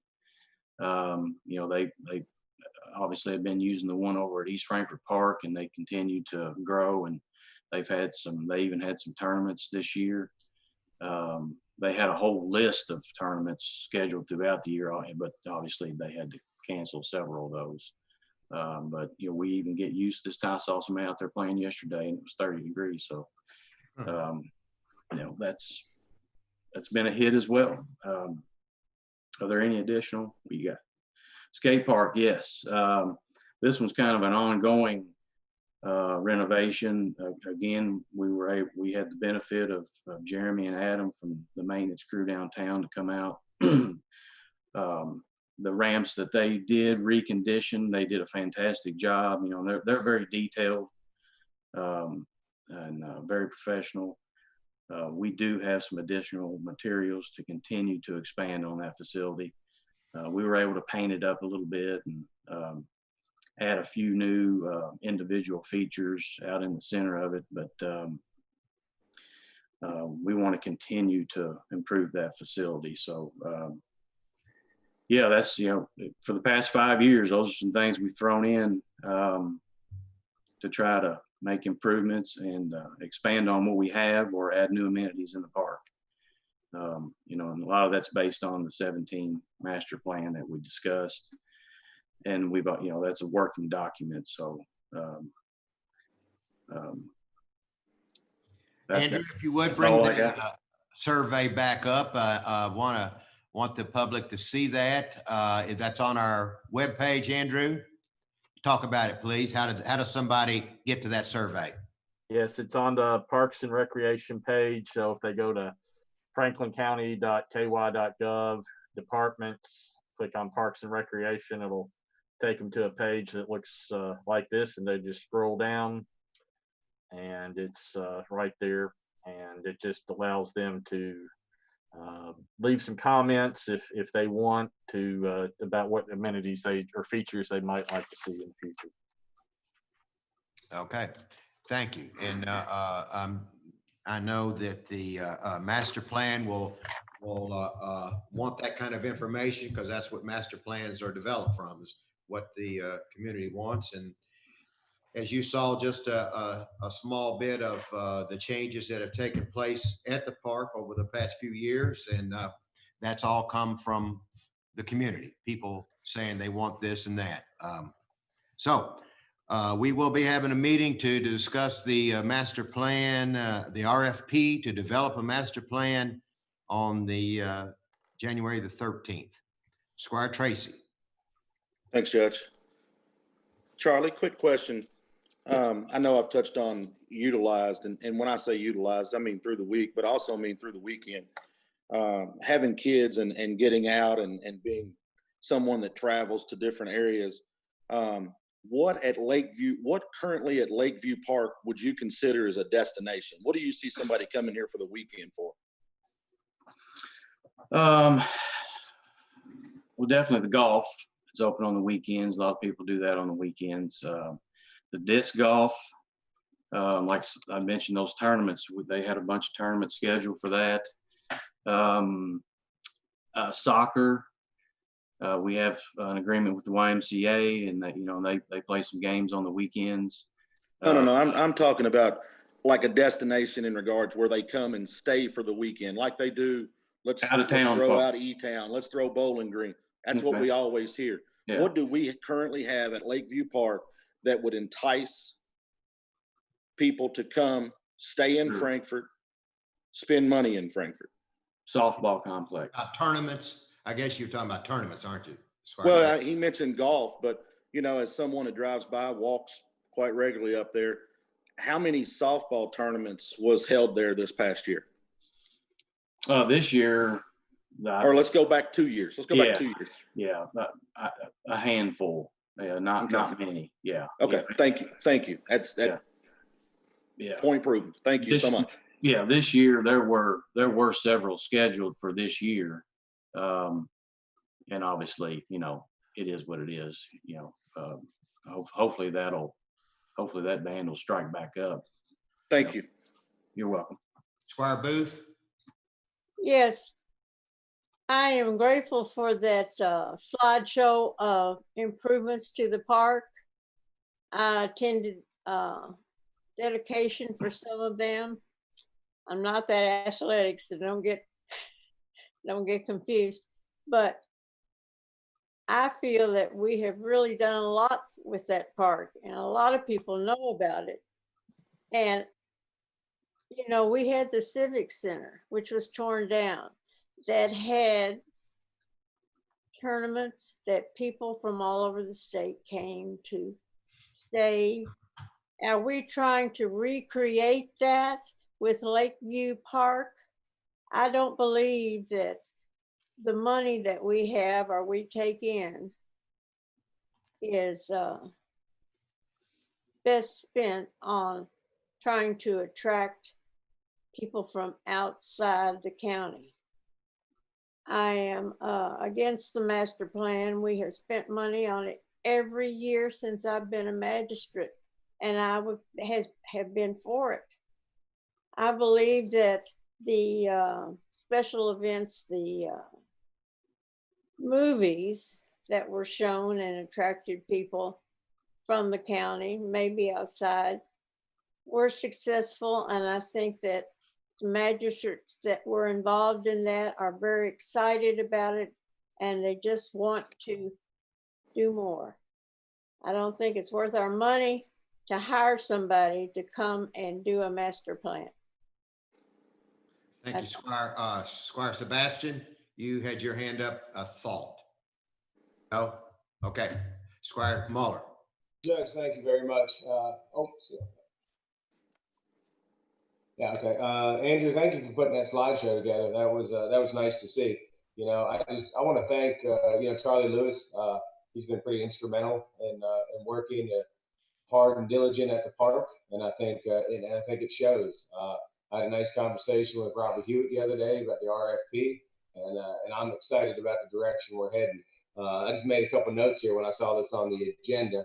Some people have reached out to me personally. I've had an extensive conversation with Mark Hopp, the superintendent of Franklin County Schools. Houston Barber had a 10-minute conversation with Chris Brown, the president of K-State, yesterday, and they're excited about the potential of creating something special for our community. They've thrown around things like a performing arts center and bigger softball tournaments that maybe even K-State could host at our park, and I think that would be beneficial for our community. It was pretty interesting. The State Journal did a big editorial on this, what we're talking about, and there was over 80 comments from our citizens. And so, Andrew, I was wondering also if we could put maybe that survey that's on the website, maybe on our social media page, because I think that would maybe get a little bit more attention. Bottom line, the parks are endless. What we could create for our citizens and for Central Kentucky, really. Judge, I even had the tennis association reach out to me, just saying, hey, don't forget about us. So, I think we're getting a lot of attention here. I think it could be a big economic driver for Franklin County and for, the city of Frankfort with restaurants and everything else, I think, to Squire Tracy's point. So, I think connectivity, connecting, with our other parks, the rivers, the creeks, is essential. So, I would just like to say it's, I think it's time I know we've invested as a court, and I'm appreciative of the support. And Charlie Lewis is, steering of where we're going with everything. But I think I'm super, super excited about getting this RFP out and to see what comes back and where we end up. So I just wanted to throw that out there. Thank you. Squire Sebastian. Thank you, Judge. And I'm going to echo the comments I think that Squire Tracy and Squire Muller have made, because, I think we have tremendous potential in this community, but we absolutely, as fiscal court, have tremendous potential at this park that we have had within our county system since the 90s. It was tremendous vision to buy this. We've had a lot of vision since then to add amenities to our park. But, we realize that in order for our community to advance in tiers, we've talked about tiers of communities. When you hear about communities that folks go to, like Paducah and like Elizabethtown, for outdoor recreational activities, and they take their families there for the weekend. The plus is we here in Franklin County have so many more advantages right at our feet and fingertips to take advantage of. We're at a crossroads logistically for individuals to come to. We're within 5-hour drive of the Eastern Seaboard, large communities who are always looking for something unique. We have lots of charm and character. So if you come maybe for a softball tournament here with your kids, you're looking for something to do after that. There's no place better to spend an afternoon than in Elkhorn Creek or, canoeing down the Kentucky River. So, or going out to West Six or stopping by the Josephine Sculpture. So, you know, our community, I think, is well positioned to take advantage of at least what I see from this court trying to be progressive and proactive. And so I'm excited about the continuation of the magistrates on this court looking to advance our community. So I just wanted to add that as well. Thank you very much. Okay. With that being said, absolutely agreed that the potential at Lakeview Park, but and in this community has and will always be unlimited. The only issue is that Squires, and we need to be honest with the community. It takes money to build everything that everybody wants, and we don't have unlimited money for the fiscal court. We've taken care of everything every year. I try to put something in, I work with Charlie, work with the park committee, and we recommend X, Y, and Z, and it costs. So as we move forward with the master plan, all in favor? I would love to see all this stuff go into Lakeview Park or across our community. But you as the governing body are going to have to be willing to take a step forward and do something where we can have additional revenue, because we are not going to be able to, and I will absolutely be against any master plan that's going to sit on the shelf. If we're going to spend money on a master plan just to put on the shelf and say, well, we did a master plan, that's useless. We did a master plan at the park about 4 years ago, and everything from that except 2 items have been implemented. Those 2 items are the most expensive and they cost a lot of money. So I do want to say, let's do it. But I want to say to you, because it takes 4 votes to increase taxes, which it's going to take in some way, some form or fashion, to implement items from the master plan. They're going to be expensive. So with that being said, I appreciate everybody's concern, but we got to step up to the plate. Squire Moore? Yeah, court and judge, you know, years past, we had the best, one of the best and most favorite of the truck pullers associations tracks in the state. But then they came and put those safety walls in, and used to, you were looking at the track. Now you're looking over the track and you can't see the track. I talked to John Mitchell about this a year or so ago. If he ever has a job where he has a whole lot of excess material, we need to build up the west side of that track where you're looking down in that track instead of across it, because you can't see but very little of the track when a truck or the demolition derby or whatever's going on. You can't see the vehicles. So that's something we need to look at that wouldn't cost a lot of money if we could use excess dirt from other jobs. And even the communities, always looking for a place to dump their waste when they're doing road projects and stuff. Of course, something like that has to be policed to keep people from dumping the wrong thing, but it's something to look at. Thank you, Squire. Good advice, and we could look at that as part of the master plan too, raising that up. That's good advice. Okay, anybody else? Squire Muller. Thank you, Judge. Hey, Squire Moore, we have talked about the park committee, and actually the project that we're trying to extend the YMCA parking over on the near the soccer fields. We had talked about taking all of the spoils from that and dumping them there as a start to raise that back up. And I believe John Mitchell was in on that conversation. So that is on the park committee's radar. That's why. Good deal. Thank you. All right. Anybody else? All right. Thank you. Let's get in more into the agenda. Move to the first item on the agenda is authorization from the minutes from our regular meeting of December 13th. Are there any questions or concerns about the minutes from the 13th? Seeing none, the next item on the agenda is authorization to approve a resolution authorizing a donation of $15,000 to the Salvation Army for the use to replenish food resources and provide meal opportunities to residents of Franklin County. I believe we have Natalie Sayre. Natalie Sayre from the Salvation Army. Are you on? I know it's been a while. Thank you. And I'm sorry, Natalie, and we appreciate you being here. Thank you. Tell us about your request or what your needs are for how you can use this money to help our citizens. Well, obviously, just my whole phrase this year is that whenever anything doesn't go right is just COVID. And that's exactly what's happened to our food pantry. When in March, when all this started, we just essentially just started passing food out. We would have what we called trailer days, where we would get a trailer of food and just have people drive through the parking lot. We did that. We started with once a week and pretty quickly changed that to twice a week.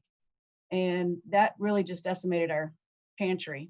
We bought food 7 different times, I believe it was, either through God's Pantry or through one of the Krogers here in town to keep up with the demand of everything that was going on.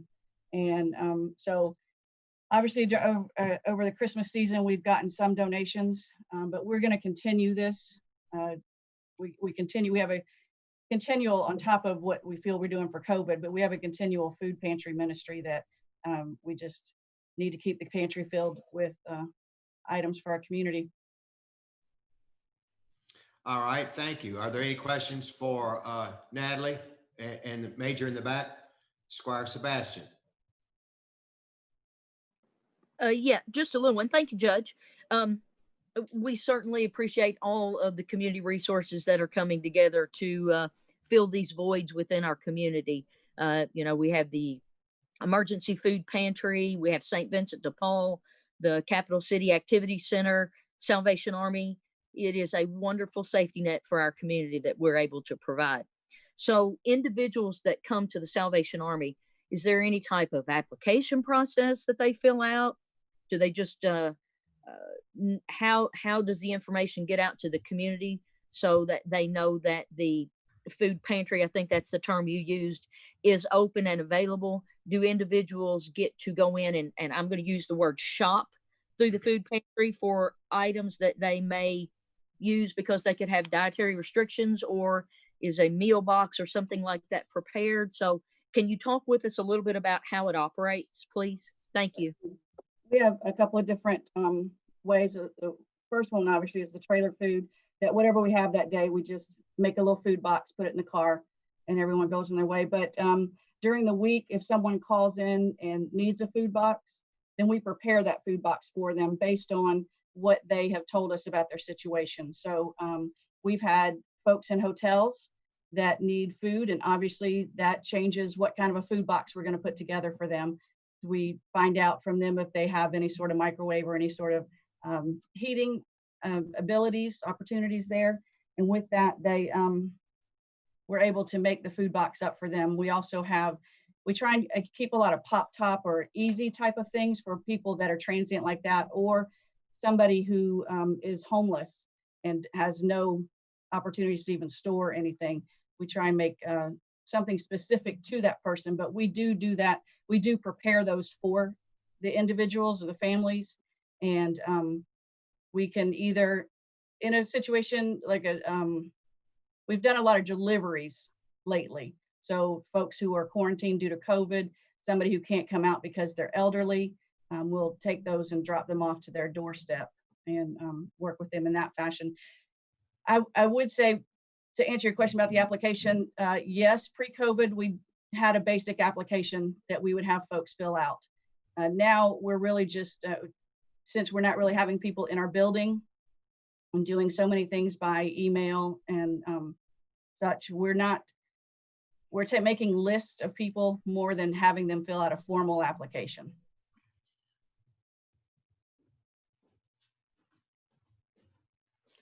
Go ahead, Squire. Thank you, Judge. So are you collaborating with others? And I'll run through some of those: St. Vincent de Paul, in order to maximum, emergency food pantry, the Capital City Activity Center, yourself, others, are you all collaborating in a fashion similar to what ROSM does so that the food boxes that you're giving don't potentially duplicate what some other group may have given to individuals and or parties that are requesting? Because the thing I think we all want to do is maximize these resources and getting them into the hands of those who can use them immediately. Because that's the food insecurity portion I'm sure that you all are keenly on top of. Thank you.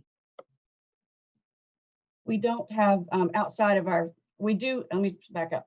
We do also participate with ROSM, the Emergency Food Pantry, taking applications Monday, Wednesday, and Friday. So obviously those food boxes go through that system. Our food pantry is more of a more emergency basis, because currently we take orders on Wednesday morning for food boxes, and the food box is delivered Thursday afternoon. So we're really dealing more with people who need something right this minute. We've had things like a call from a grandmother who said, I just got my 3 grandchildren and I don't have enough food for them, and it's Friday afternoon. Things like that. Or we've worked with the health department and emergency management they call us and say, we know of this person that needs a food box, that type of thing. But as far as reaching out to Steve Mims and folks like that, we do not keep a daily list, partially because our food boxes are not feeding them for the month. They're getting them through the next few days till their food stamps come, till Monday arrives or whatever.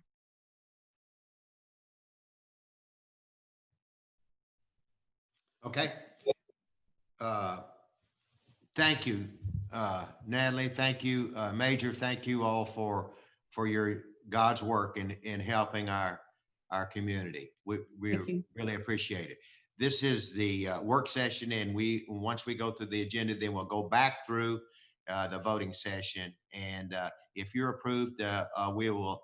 I think we have an address for you, and we will send you the check. The $15,000 for you to use.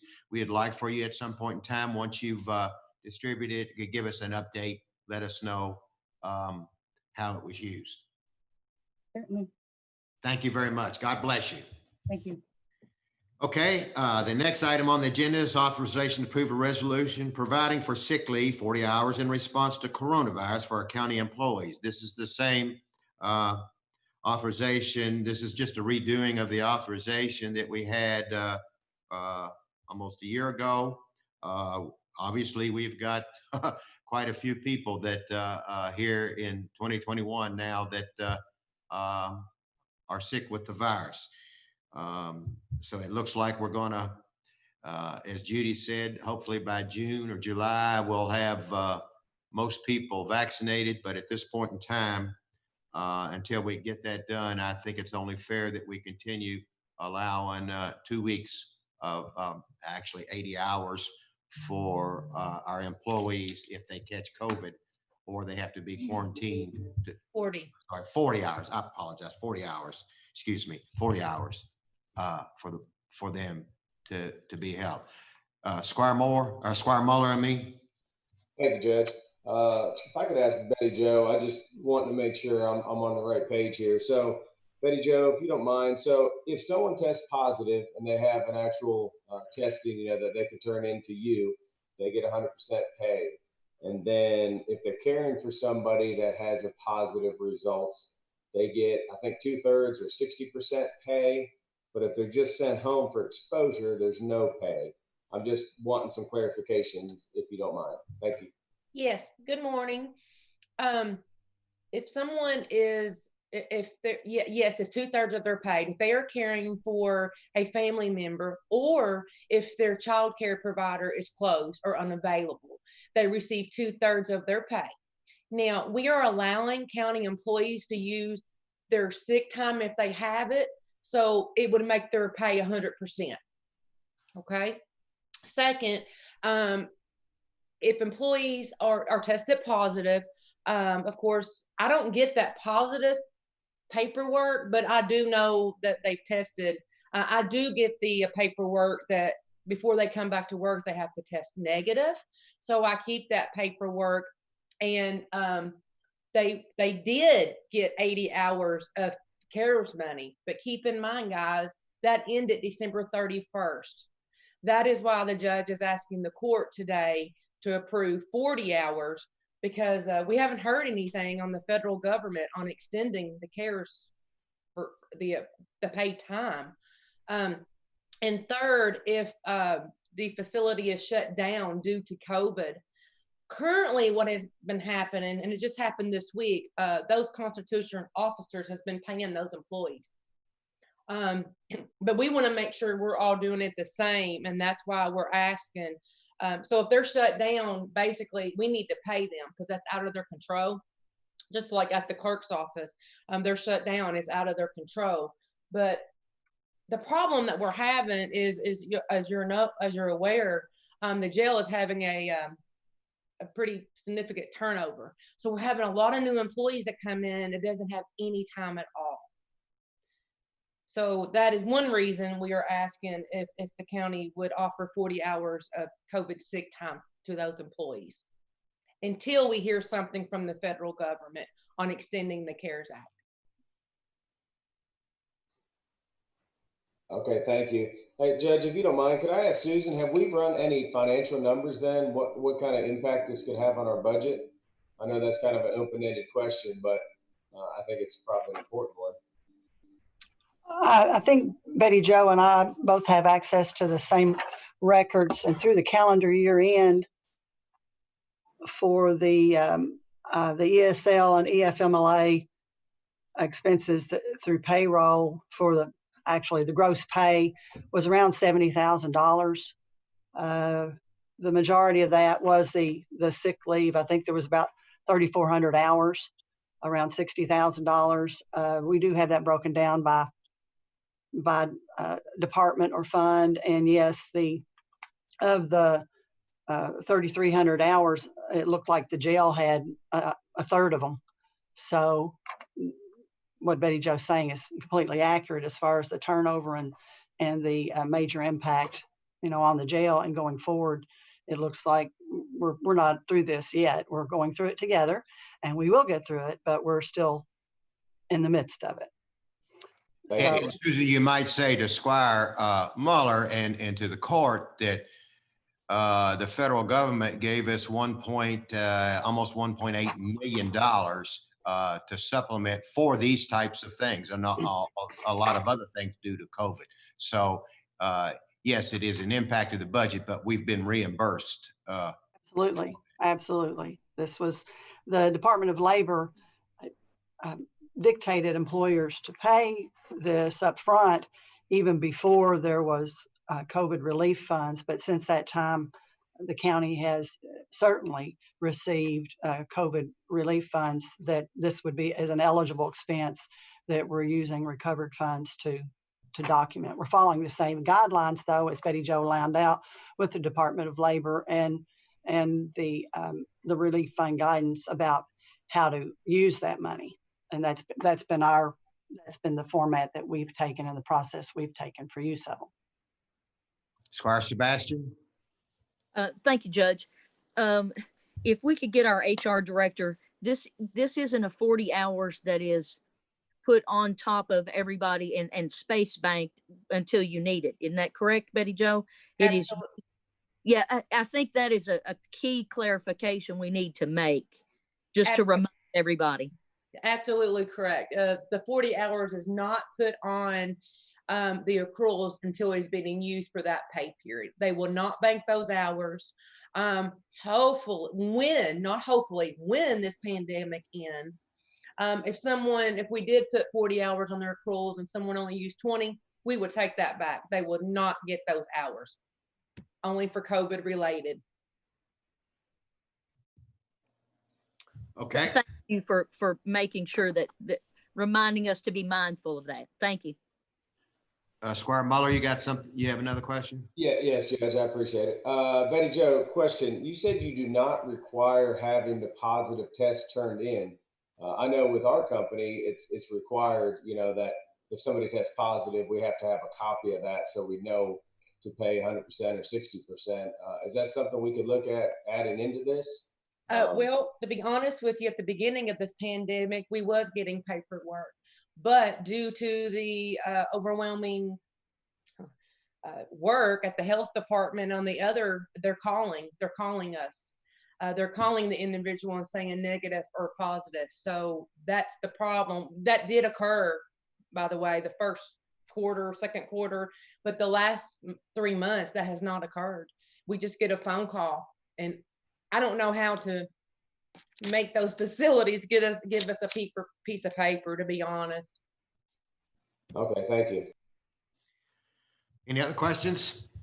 That I would like to add, and Betty Jo can clarify on this, that the employees are required to fill out a special leave form to use COVID hours.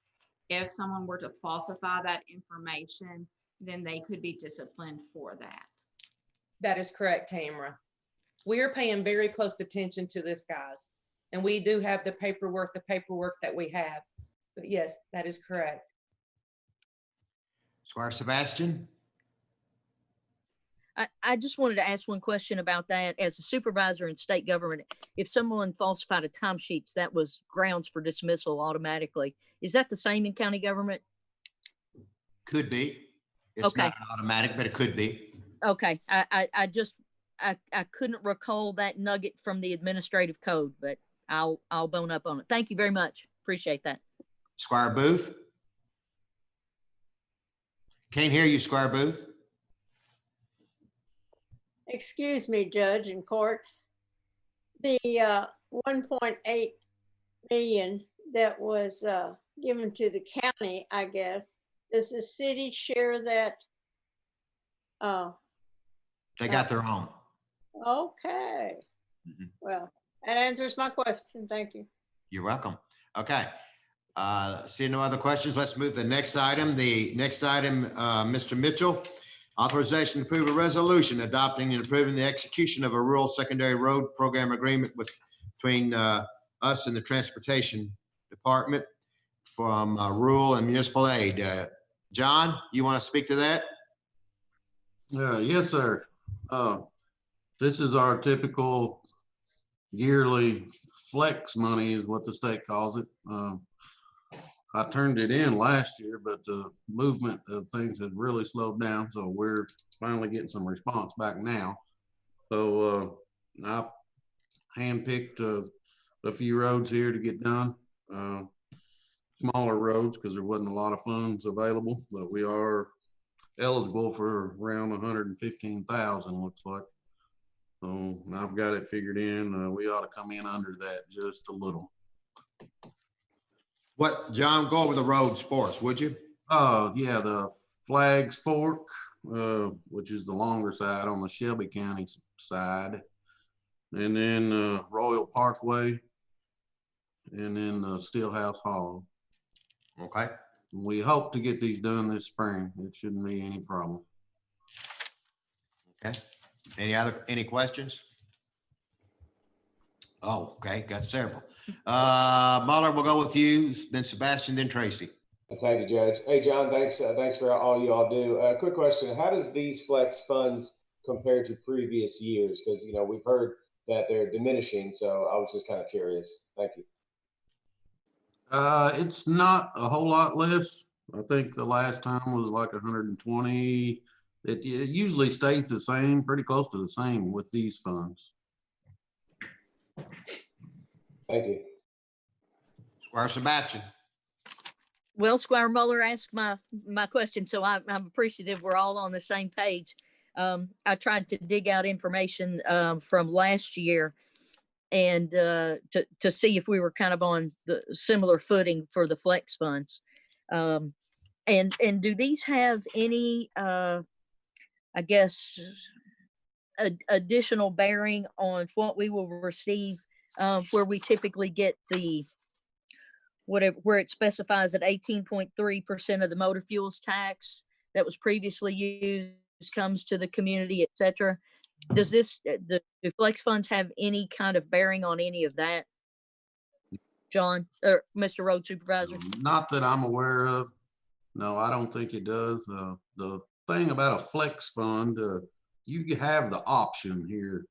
You can spend your money however you really want to. We can spend it on county roads, or we can let the state keep it and they can spend it on their roads, which, you know, we don't want to do that. We want to use it on our roads. And we've been very fortunate to get it every year. It is a reimbursement, so we have to front the money, but it's well worth it. Oh, absolutely. I'll completely agree with that. I'm just presuming that our typical allocation that we get, we're probably going to see that go down, I guess, because not as many people were driving over this past year.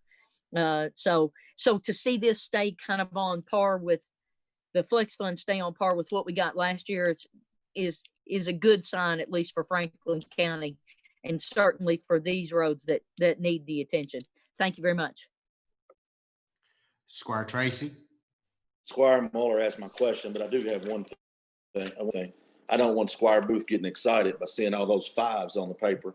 So if it'd be possible, if we could get the district for Royal Parkway and Stillhouse to 4, if we get a change back over, that would be great. I know how Squire Booth is with her blacktop. Yeah, we can do that. All right, Squire Muller. Thank you, Judge. Hey, Judge, can I ask, I believe Robert Hewitt's on the line while we have our road superintendent with us. I was curious if we have an update on where we are with the property, you know, with the where the road department sits, because I know that's a hot topic with this court as far as. If you don't mind, Squire Muller, John and Robert, I'll have you do that in other business. Let's go on with the agenda. We'll do that in other business. Okay. Thank you. All right. The next item on the agenda is Brittany here, Tamara? She is still stepped away. She should be back any minute. So All right, well, I'm going to skip number. Nope, guys, I'm here.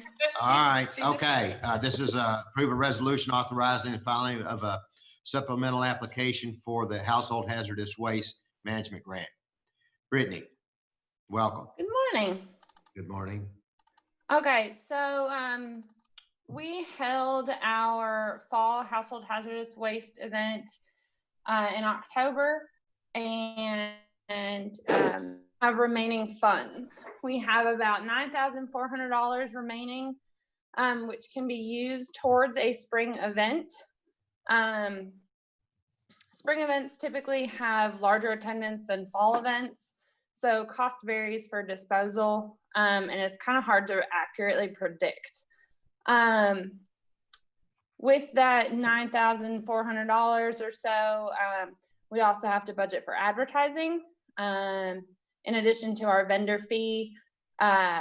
So there is a potential that cost could exceed what remains in the grant, but we don't exceed any costs to go over about $13,000 total for the event.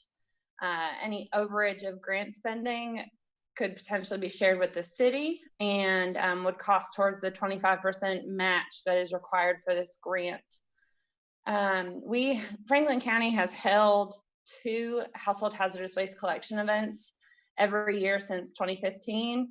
And I constantly field calls between those 2 events for how people can dispose of hazardous material that we take during these events. So I am asking for permission to file this supplemental application that allows us to utilize these remaining funds rather than returning them to the state, with an anticipated event to be held in late April. Okay, any questions for Brittany on this? Squire Sebastian, we can't hear you. Sorry, Judge. I thought I was supposed to mute in between. Yeah, that's fine. But I can keep my mic live if you'd like. I was just trying to be respectful of everybody. Thank you also for calling on me. If I can ask the solid waste coordinator, so the supplemental grant that you're going to submit, it's going to be for about $3,600. Is that right? No, that is incorrect.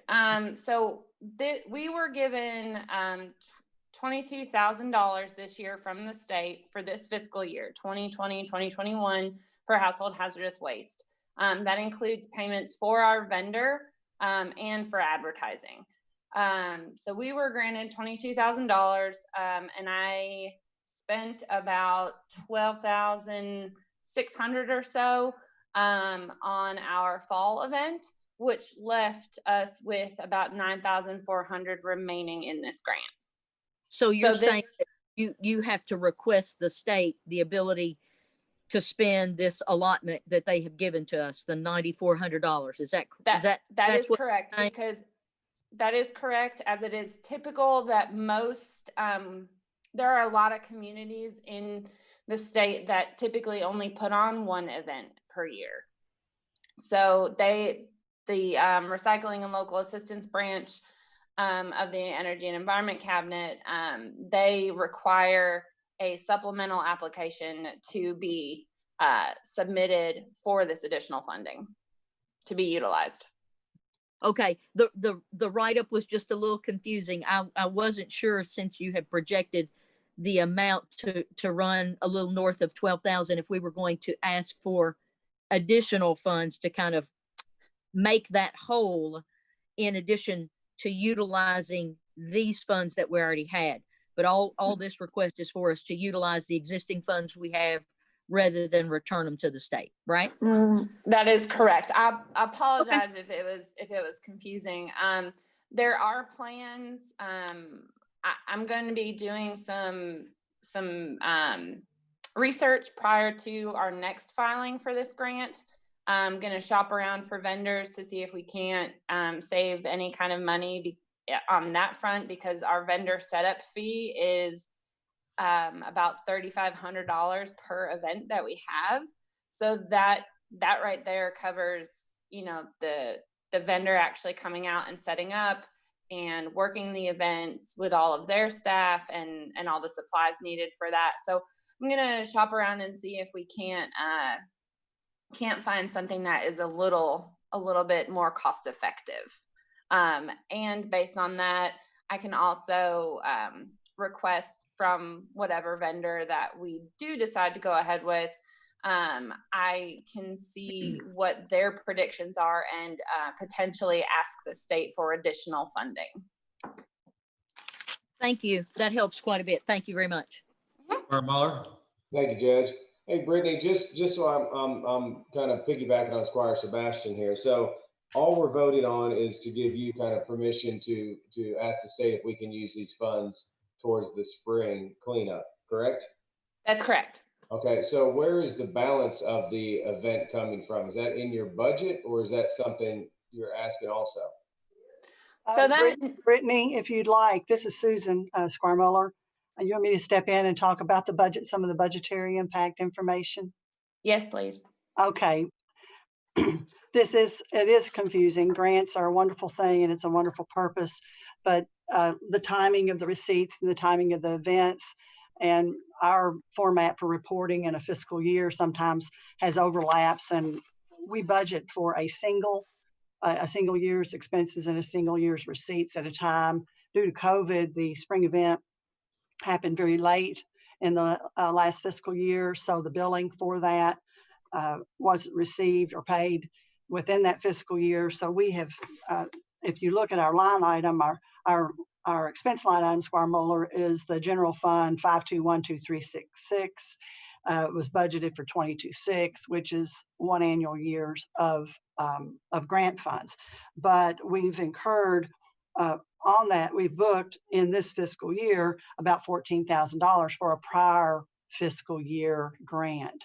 So that has had a negative budgetary impact on our line item. But as Brittany is trying to clarify, that we still have grant funds. So if we don't use them, that $9,400 has to be spent by us in the form of returning it to the state. So we might as well spend it for the purpose of having an event with the potential prospect of it going over and having some additional costs. So either way, we have a budgetary negative impact, and we will have to have a transfer from, most likely it'll be just from a general contingency of transfer from other line items that we typically fund with surplus, or in this case, some of the COVID money that would just provides the cash flow to cover those budgetary deficits, if that makes sense. No, it does. And thank you, Susan, and thank you, Brittany. So at a later date, we'll have a budget transfer and we'll try to put that into a narrative, but it seemed like an opportunity since there was interest about what the impact was. But at a later date, we will have a budget transfer. Thank you. Okay, Brittany, if you would, in a few moments when we get to other business, I want to ask you to come back and talk a little bit about litter pickup. So if you'll hang on for other business, appreciate it. Okay, any other questions? Seeing none, let's move to the next item. And Rick, I know you've been really excited and worked hard on this, you and both. So this is the authorization to approve a supplemental agreement with the American Legal Publishing Corporation for online placement, maintenance of the Franklin County ordinances and completed codification process. Amen. Great. Ann, you want to start? Rick, you want to speak? I'll follow up, ladies first, and then I'll fill in the gaps on what the court's going to be asked to do here to finalize this agreement for the next phase. I had checked with KDLA to see if it was possible that we could use a little extra money that was left over after our codification grant was that scope was completed, to see if we could use that for getting our ordinances online. And unfortunately, they said no. We got a little bit more money than our contract for the codification cost, because at the time we applied to KDLA, we had not made our selection on which vendor to use, and they awarded us the amount of the higher estimate of the other vendor, and we chose American Legal. So we had about $2,000 left, and I was hoping they would allow us to use that, but unfortunately they said no, that would have to be a cost to the county. So yeah, that's where we are on this. And I know that Andrew's been speaking with Mr. Frommeyer about this supplemental agreement. So he would be better to answer the questions on the details of that. He and Mr. Sparks have been talking about that. Court, good morning again. This is the wrap up of kind of the point of this whole thing to begin with. In addition to organizing our ordinances, et cetera, there's also the issue of access. I mean, what good's a law if you can't find it? And that was specifically envisioned to have not only some hard copies, that is a master copy, but to get it online. I draw the court's attention to item 3 of the supplement. When we set this out last year, gosh, it seems like a long time ago. I guess it was in 19. The question was left open again because of funding issues. Was, for example, how often to be updated, how often the online version would be updated, et cetera. What I'm asking the court to do, and under item 3, is to approve the yearly fee on the code online to access it by way of the website. That's under item 4 or 3.4. 3.6, if you'll see, that's about as de minimis cost as you're going to be to update new ordinances as they're passed. $5 as well for new ordinance notifications under item 7. Again, this is Roman numeral 3 for section 4, 5, 6, and 7. It's just a matter of getting that approval to update it periodically. I would ask the court to consider not a monthly update, but to do so online and then have it revised with hard copies annually. And it's just signing off on filling in the blocks under item Roman numeral 3.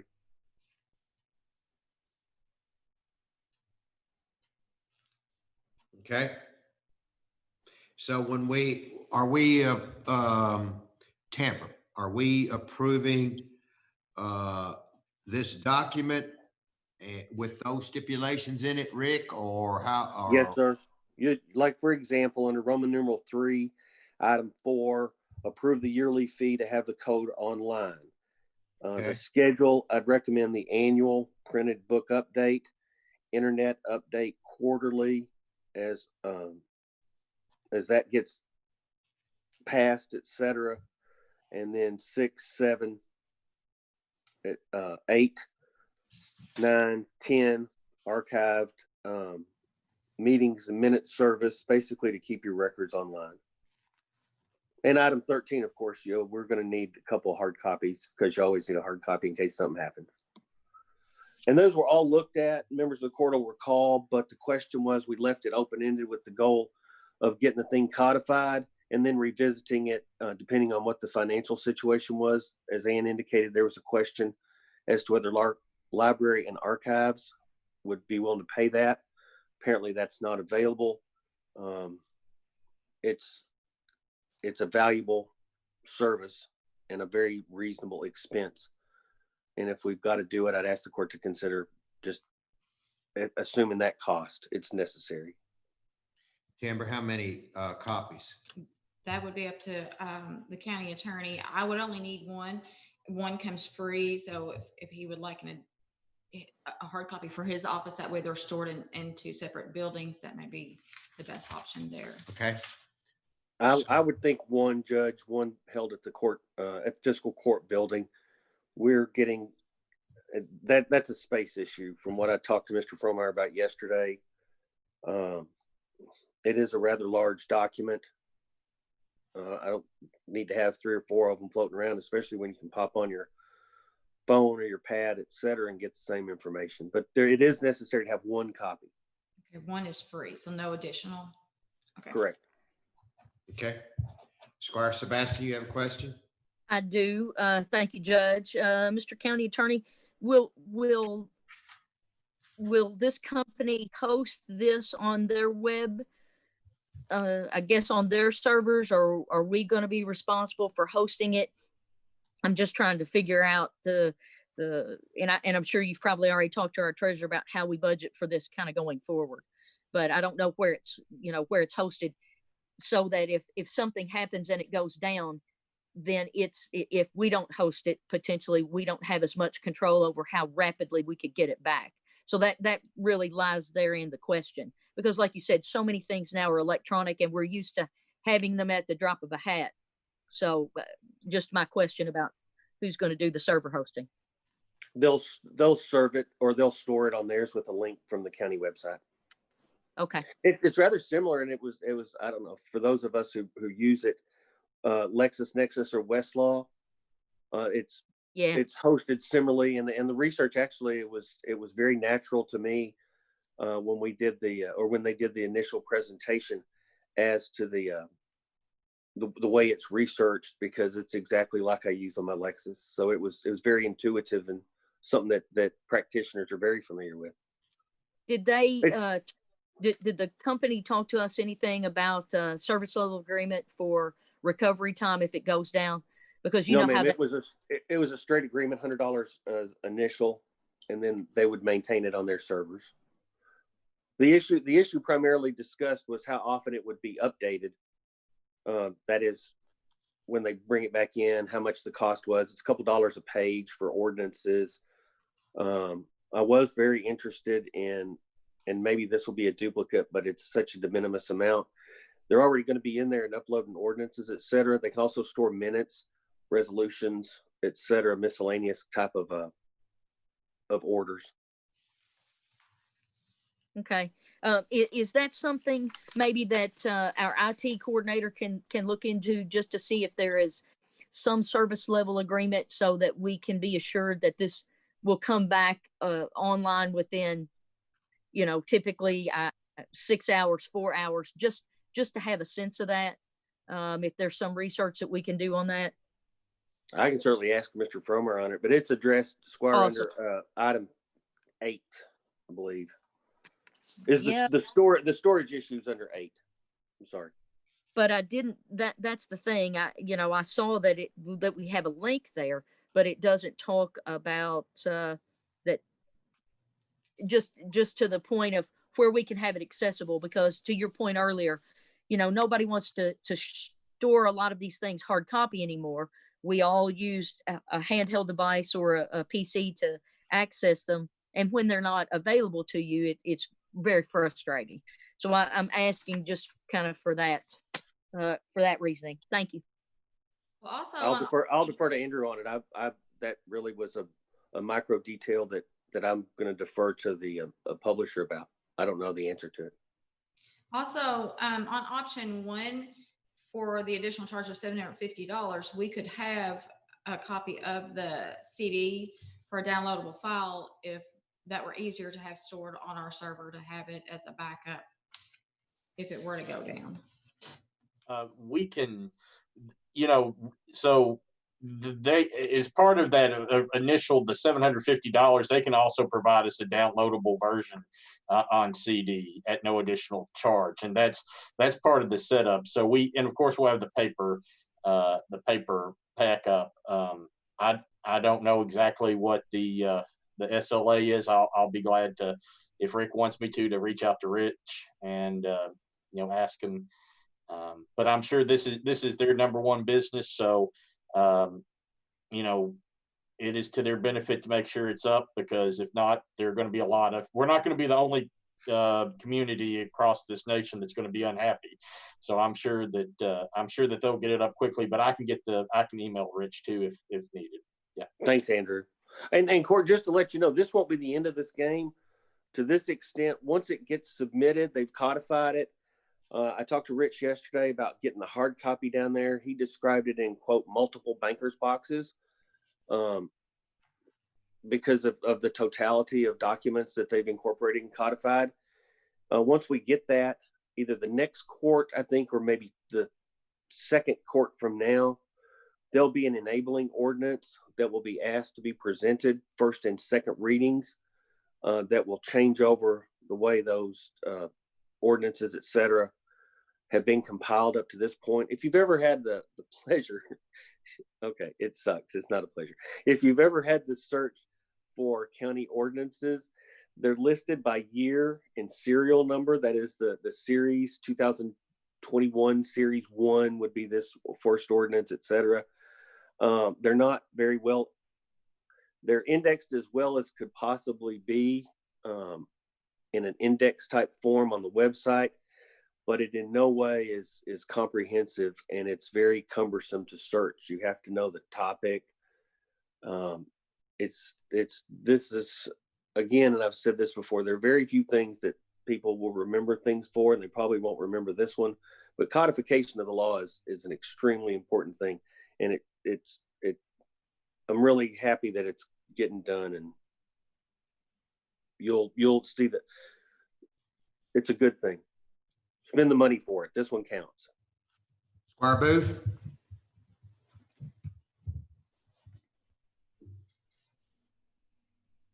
Can't hear you, Squire Booth. Is it going to be available to the public to search these ordinances? Yes, ma'am. Well, there may be a lot more legal arguments as a result. I just want to put that out. Well, then I hope they're lawyers, man, because we take great exception to that. But I want the public to have the availability of the law. But again, you don't want doctors. Yes, ma'am. I look forward to everybody being informed on their rights and responsibilities under county law as well as state and federal law, which are already indexed. Yes, I agree with you. Okay. Thank you, ma'am. Okay, thank you. I don't see any other questions. Let's move on to the next item. This is, I'm sorry, Squire Blackburn, didn't see your hand. Do we have a total price?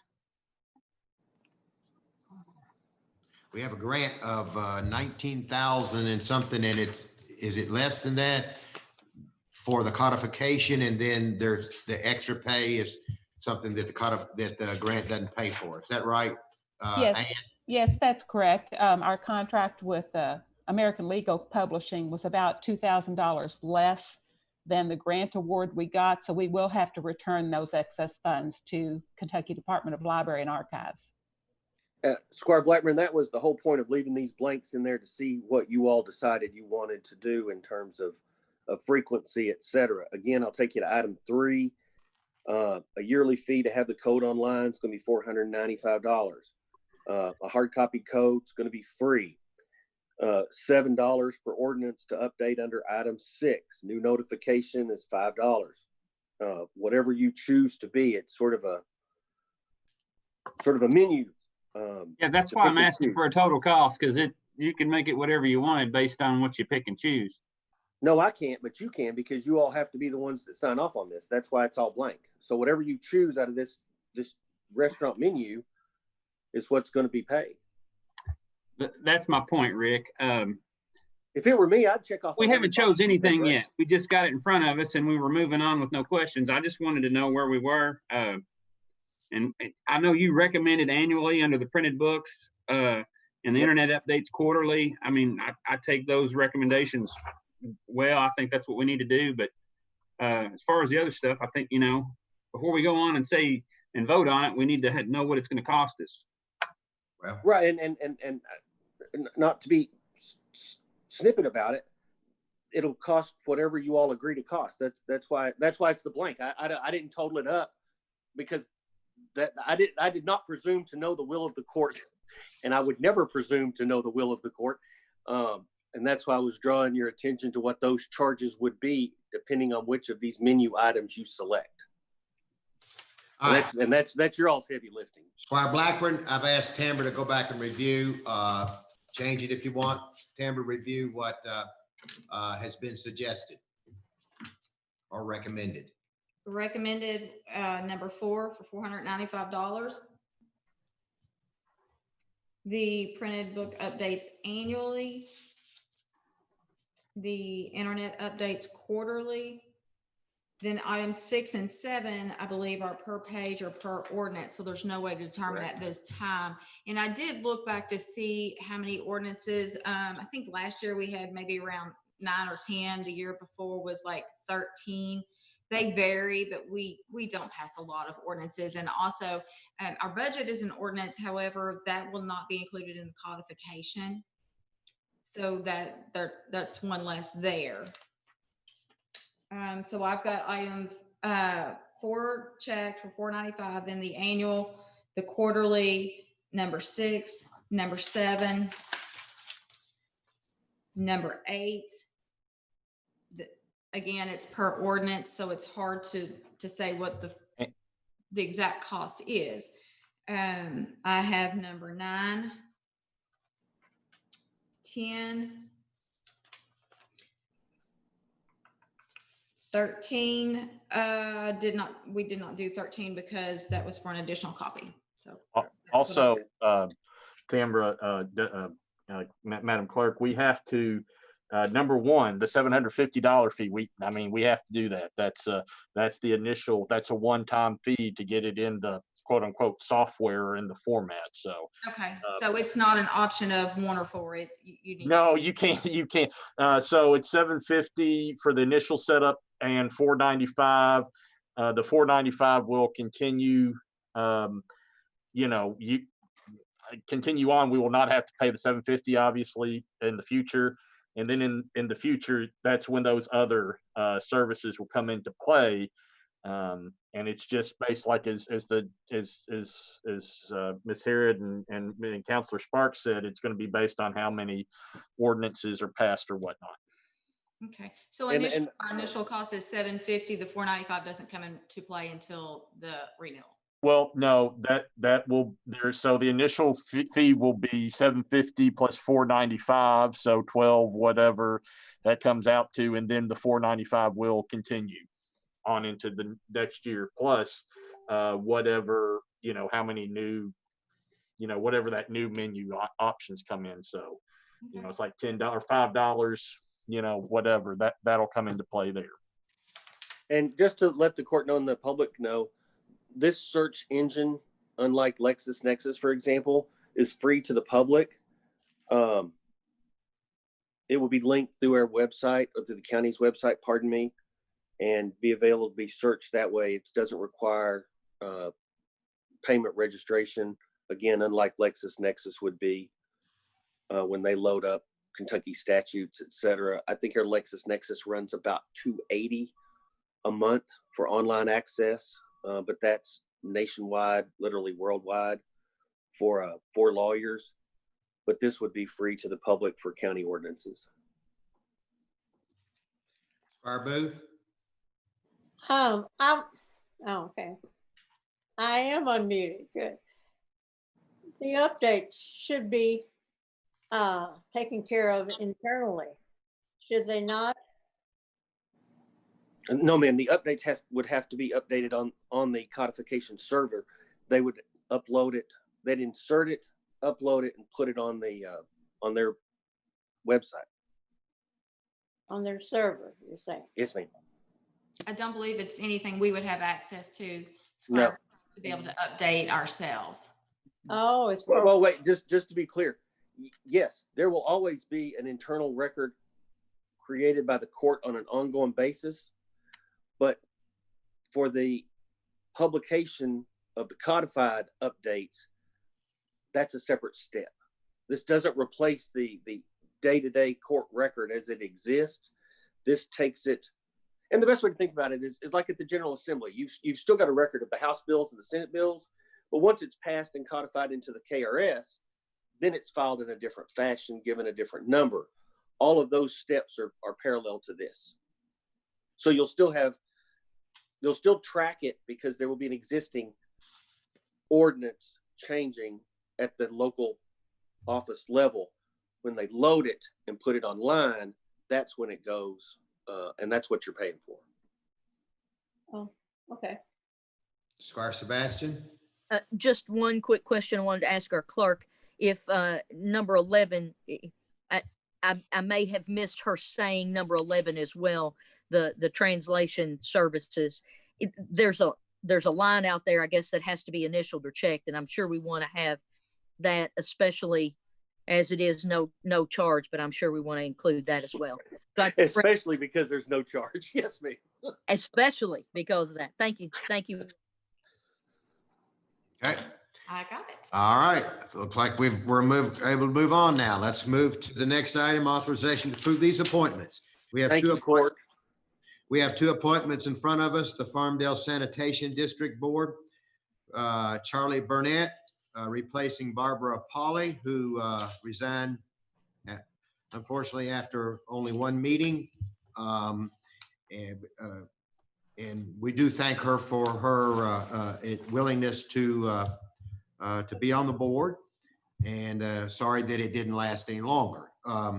And the next one is an appointment to the Franklin County Planning Commission, Daryl Sanderson, to replace James Nickel, who's been on for several years and has decided to resign. And we really appreciate his great work.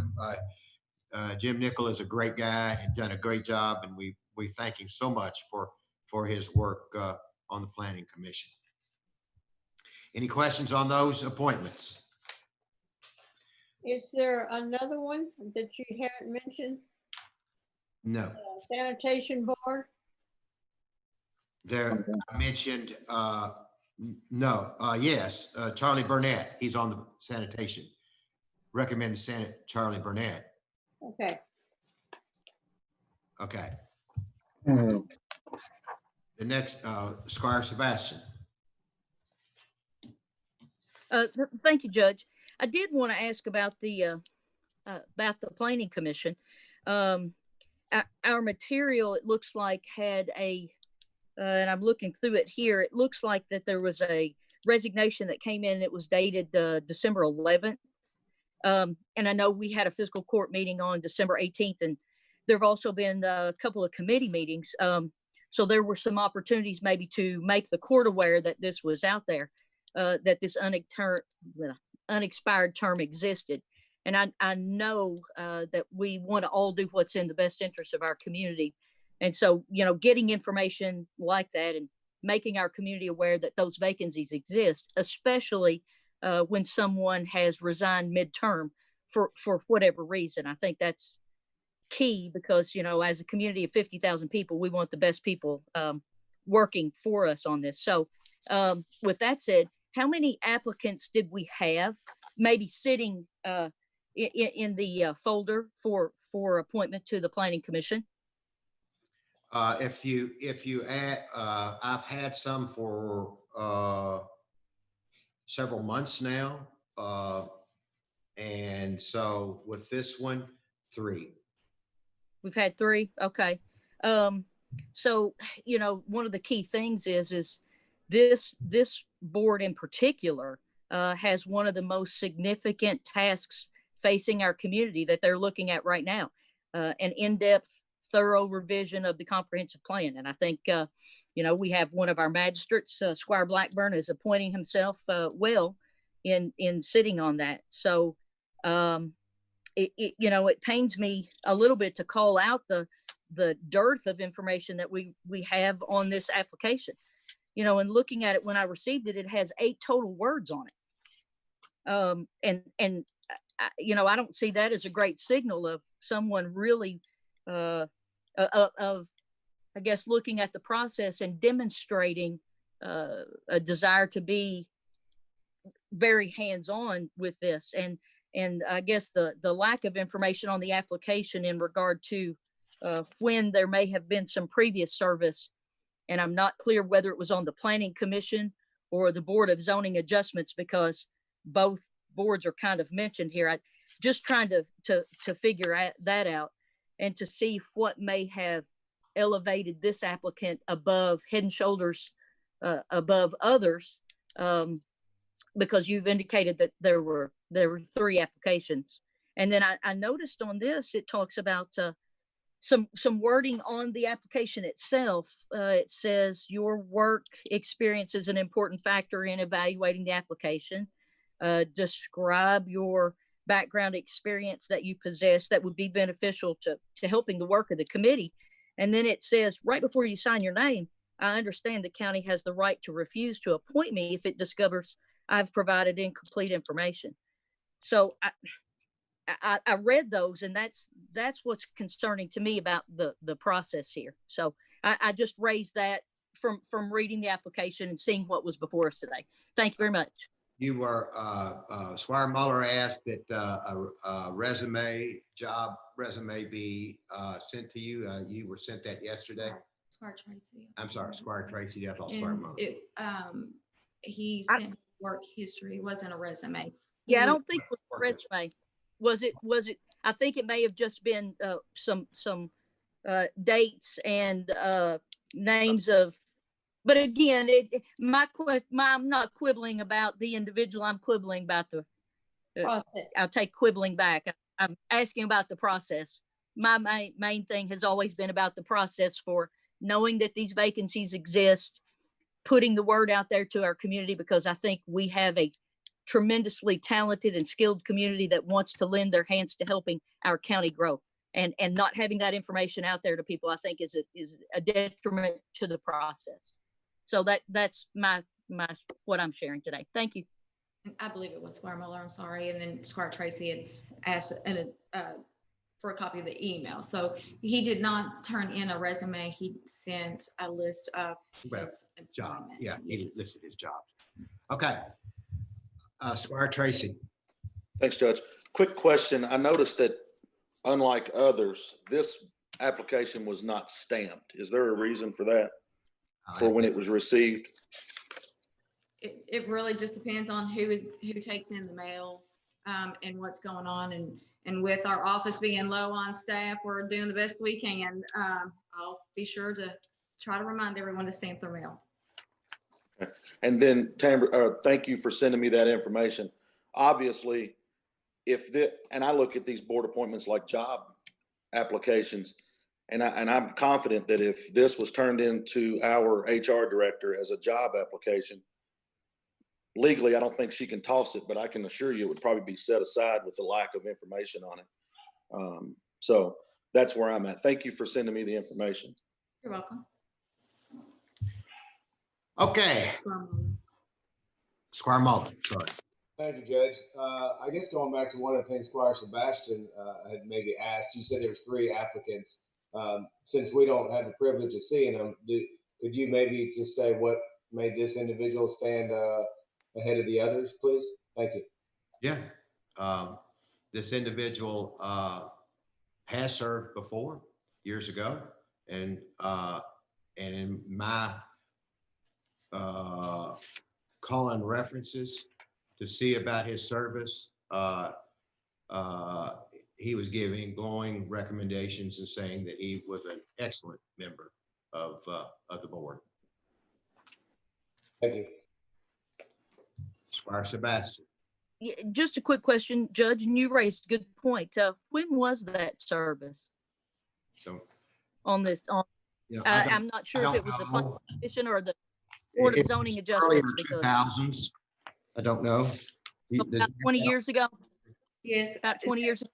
And I talked to Robert Hewitt because I could not find in the previous clerk's records the year, and I believe if Robert's on here, I think he said 2008 was when the term ended. That sounds about right. I think he was appointed by Judge Barton or Judge Roach. Lambert, you know this applicant very well. You want to say anything? Because it looks like he's kind of been. Yeah, he was a very good, he was on the planning commission and did a good job there. And I think he'll do a good job again. Okay. All right, Squire Muller, let's go with you first. Thank you, Judge.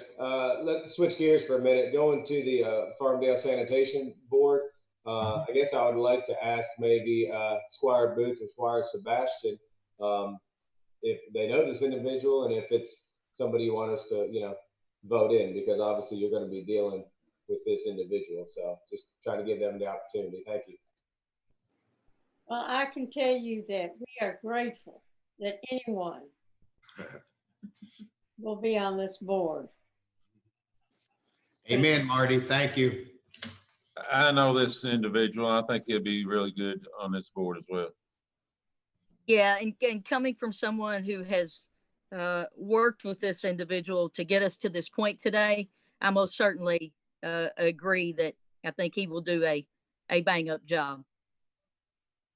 And actually, I will say this, he has expressed to me multiple times how excited he is about the opportunity to step forward and serve on not just a board, but this board. So I'm in a good space with this one. Thank you. Okay. Squire Tracy. Judge, and Squire Moore as well, just to be clear before misinformation is put out there, my questions are in no way in regards to the applicant. It was in regards to the lack of information on the application. Thank you. Okay, any other questions? Seeing none, let's move to the next item. Authorization to approve an agreement with the On-Site Health Solutions, Betty Jo. This is to provide annual biometric screenings. Do you want to talk about this, Betty Jo? Yes, I do. This is to renew an agreement with On-Site Health Solutions. Those are the provider that we used last year for our biometric screenings on site at the different locations. So basically, we are asking to renew that agreement with On-Site Health Solutions. We got a positive feedback from the employees on how those was administered and how quick they was administered. There's no changes in the renewal agreement. Basically, we just had to bring it back to the court to get approval for them to do that for 2021. Funds are available in line 01-9100-595 to cover the cost of the biometric screenings and wellness services for employees not covered by our healthcare provider. Also, there's an additional option for nicotine mouth swab at $20 per person, payable at the time of service by the employee or employer. Last year, you all decided if the employee was going to pay for it or the employer.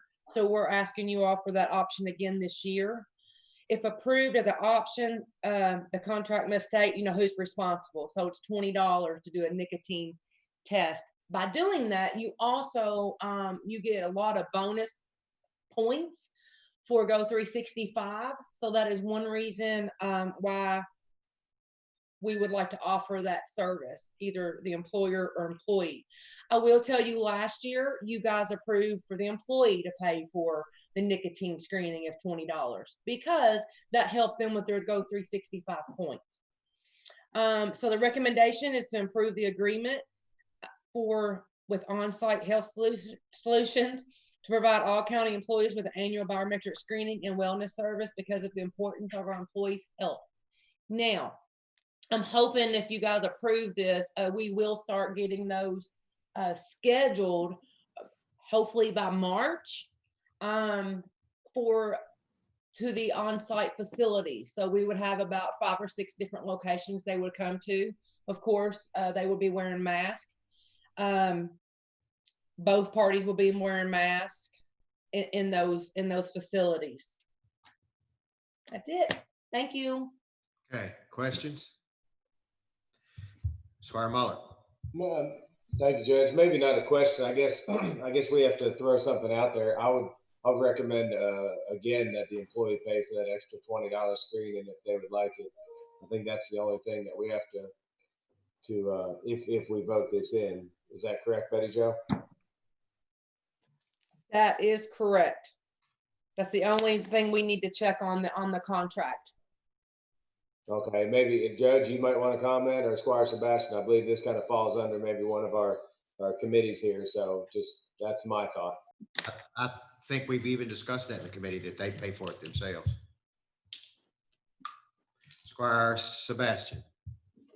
Yes, I just want to ask our HR director a few things here. You have stressed that this is for those who have not selected to be covered by the county's healthcare provider.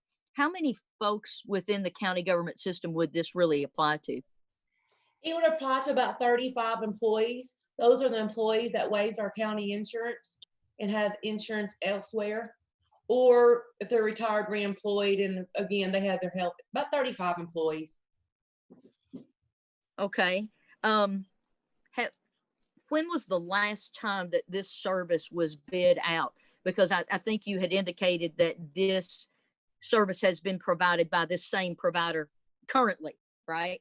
Have we bid this out recently? Just curious, because I've only, this is having been on the court for half a term. I just don't know how frequently, if this is bid out every 4 years, if it's, how that works.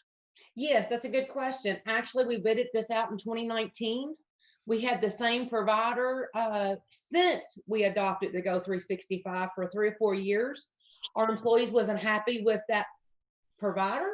So our broker, Jamie Bennett, which is the Beam Group now, actually went out Jamie actually went out in 2019 and did a bid, and the court at the time chose On-Site Health Solutions for 2020. So actually we've only had them one time. This will be the second year if you guys approve this. And did you hear from employees who utilized the service that they felt that this provider served them well, or were there any issues that came up with the provider? Just so we have a sense of how that bid process, if it was to the benefit of the employee. Absolutely. Actually, I had 0 complaints from this provider. They was very impressed with their professionalism, efficiency. They got them in and out. Before we had a little issues with the other provider, people waiting. I had no issues from any county employee about this provider. Okay, great. And I know the line item that you had noted, or that was noted, I guess, in the documentation that we received in the court packet for the line item. And looking at our budget, it looks like there's about $1,100 that's encumbered in this line item. Can somebody talk to us about what the encumbrance is for? Susan, I'm not sure what Squire Sebastian's talking about. You want to elaborate on that? It's an encumbrance. She'll know. Susan Lawrenson. Yes, I'm looking it up right now, Judge.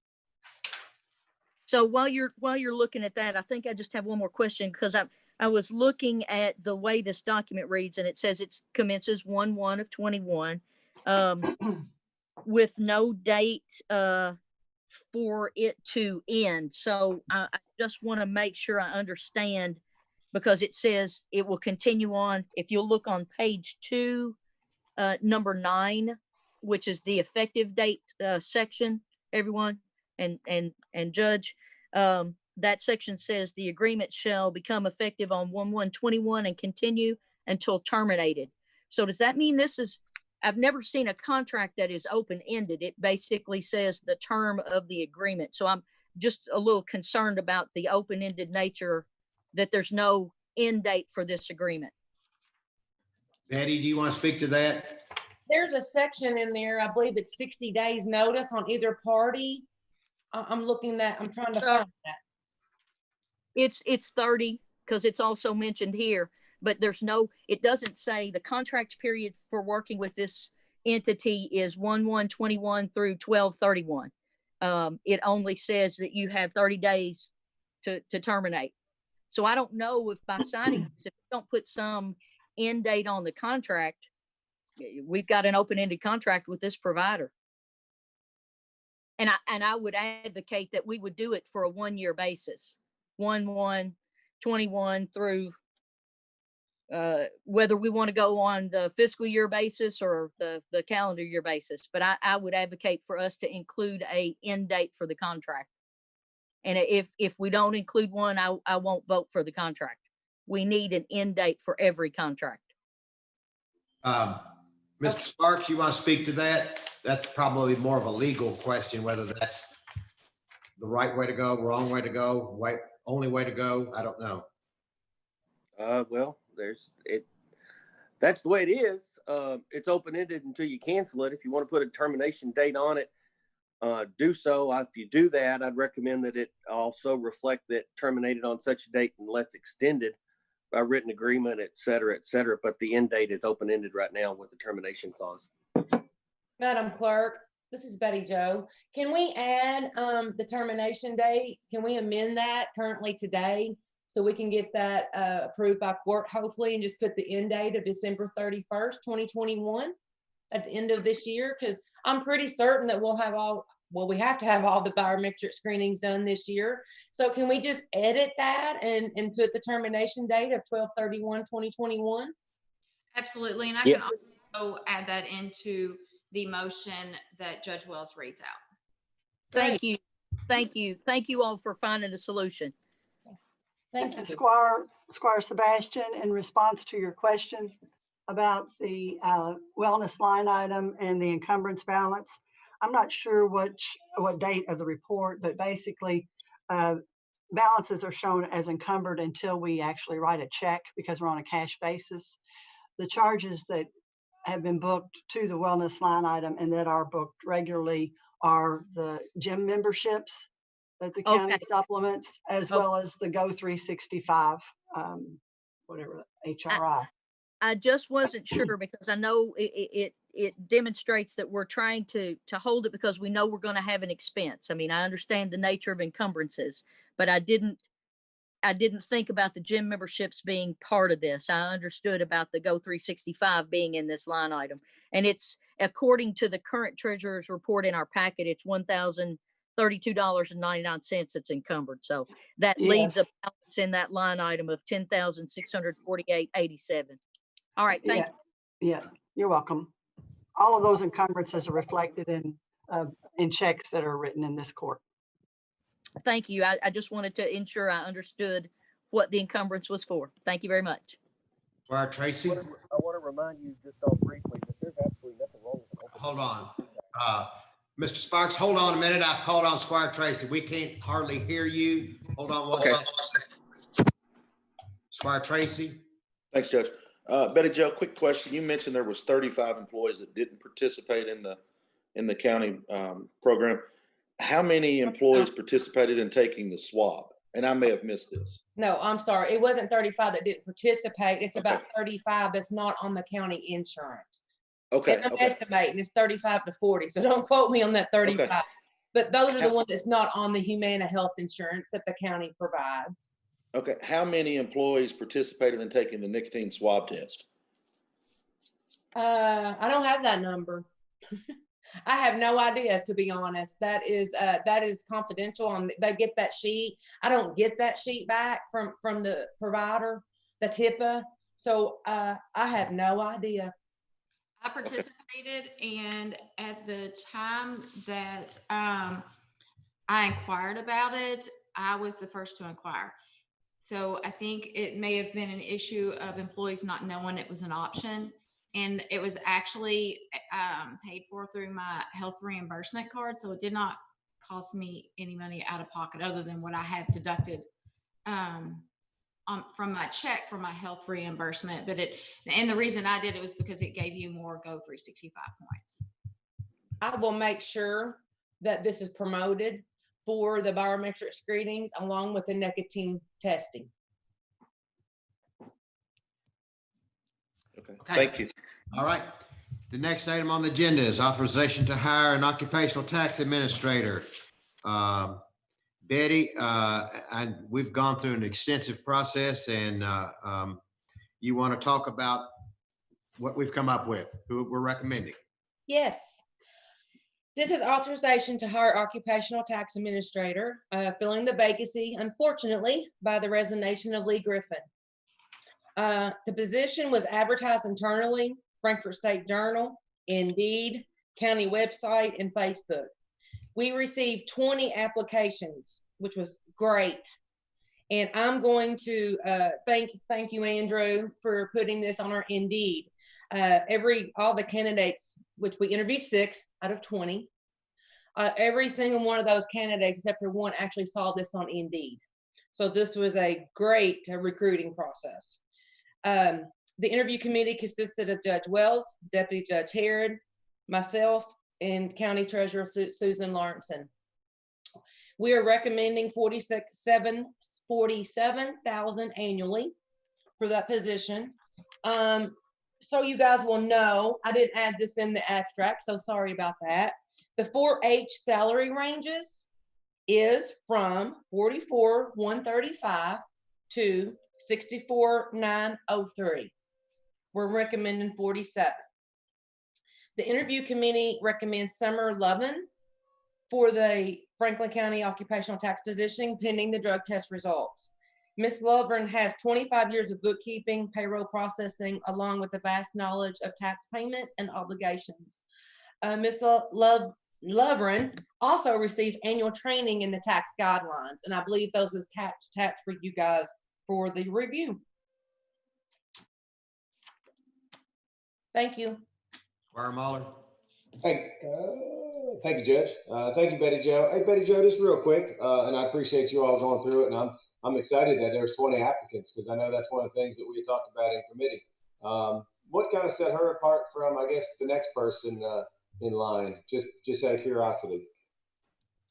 Out of the 6 that we interviewed, she had the most experience with the 6 that we interviewed. And I did a couple of reference checks, but basically it's just her experience and the education and the continuing education that she actually keeps herself updated on the tax obligations. Okay, thank you. And I thank the committee for the interviewing and the process. Thank you. You're welcome. Any other questions? Okay. Seeing no other questions. Susan, how about the treasurer's report?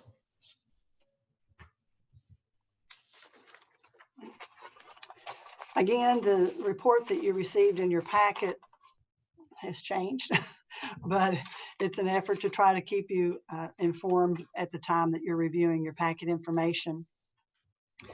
The biggest item probably to report is that the county received a supplemental CARES grant of another $588,000 for COVID relief funds, and that was booked the first of this week in January of 2021. So it probably doesn't reflect on whatever report that you received at the time of the packet. The really big news that I'd like to share is that the county is acquiring a software module that integrates with our existing financial software package that'll provide some data analytics and some quick, I think, reporting tools. I had the first brief session with the software people a couple of days ago to gain access. Training begins next week with some of our internal key people, and then that's going to be rolled out to the department heads following that. But it's very, very, very exciting. I hope next court, when I present the second quarterly report, that we can share a screen and just have some of that analytics available to you.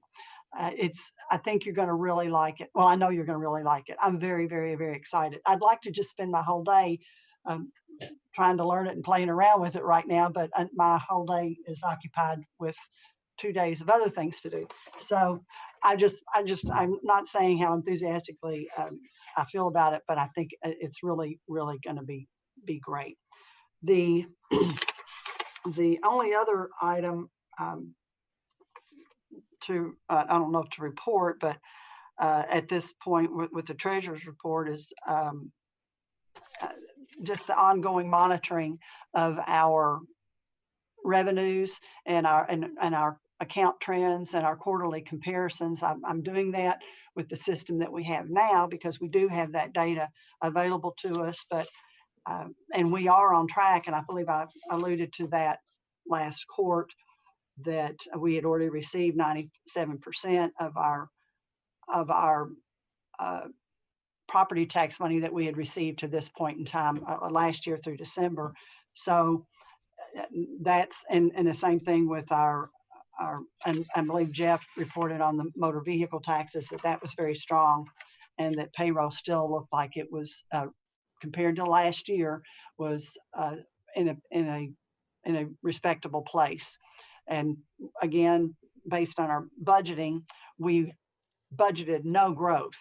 So we will be, the budgetary impact, we will be most likely meeting our budgetary expectations because we didn't budget for any growth. Any questions or specific concerns about items in our report for now? All right, seeing none. Oh, sorry, went too fast. Squire Booth. Well, I just want to congratulate Susan on her increased ability, and therefore there'll be more questions in the future, Susan. So, you know, it's a win-loss situation. So are you going to offer condolences to Squire Booth?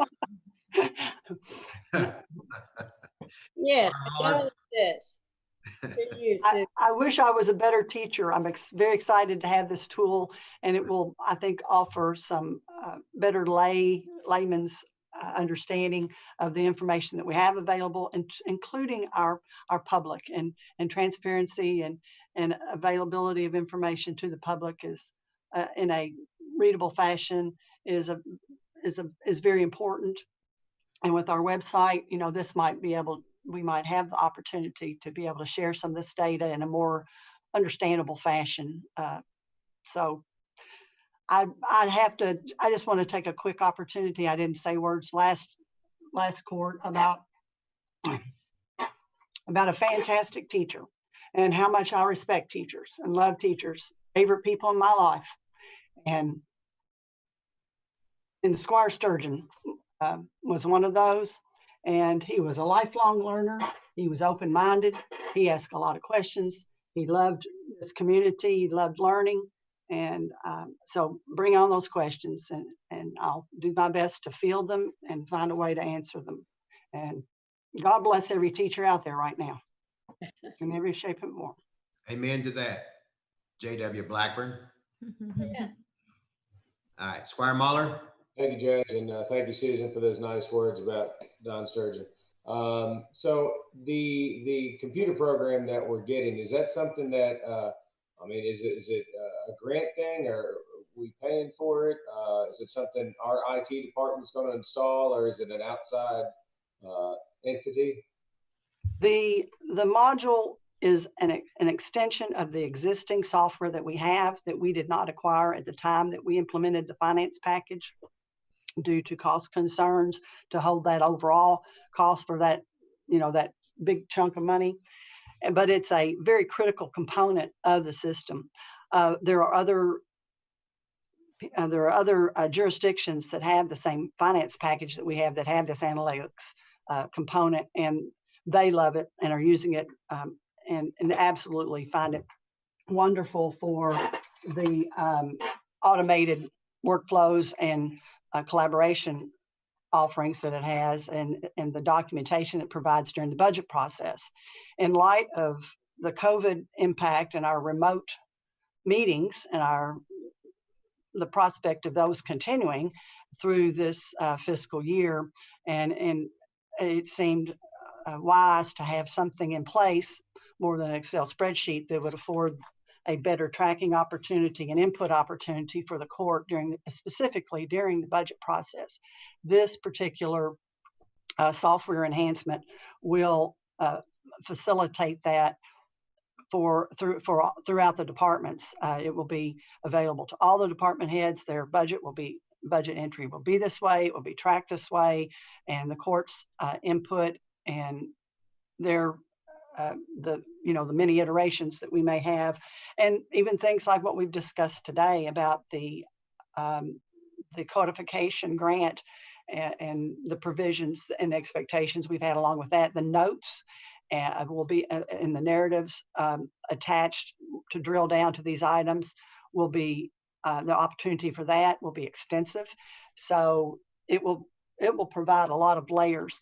And so based on that, and really at my urgent request to the judge, it was authorized with recovery funds. Oh. Okay, thank you. And then Susan, I noticed looking through the our packet that it looks like you have hired a part-time helper. So how's that going?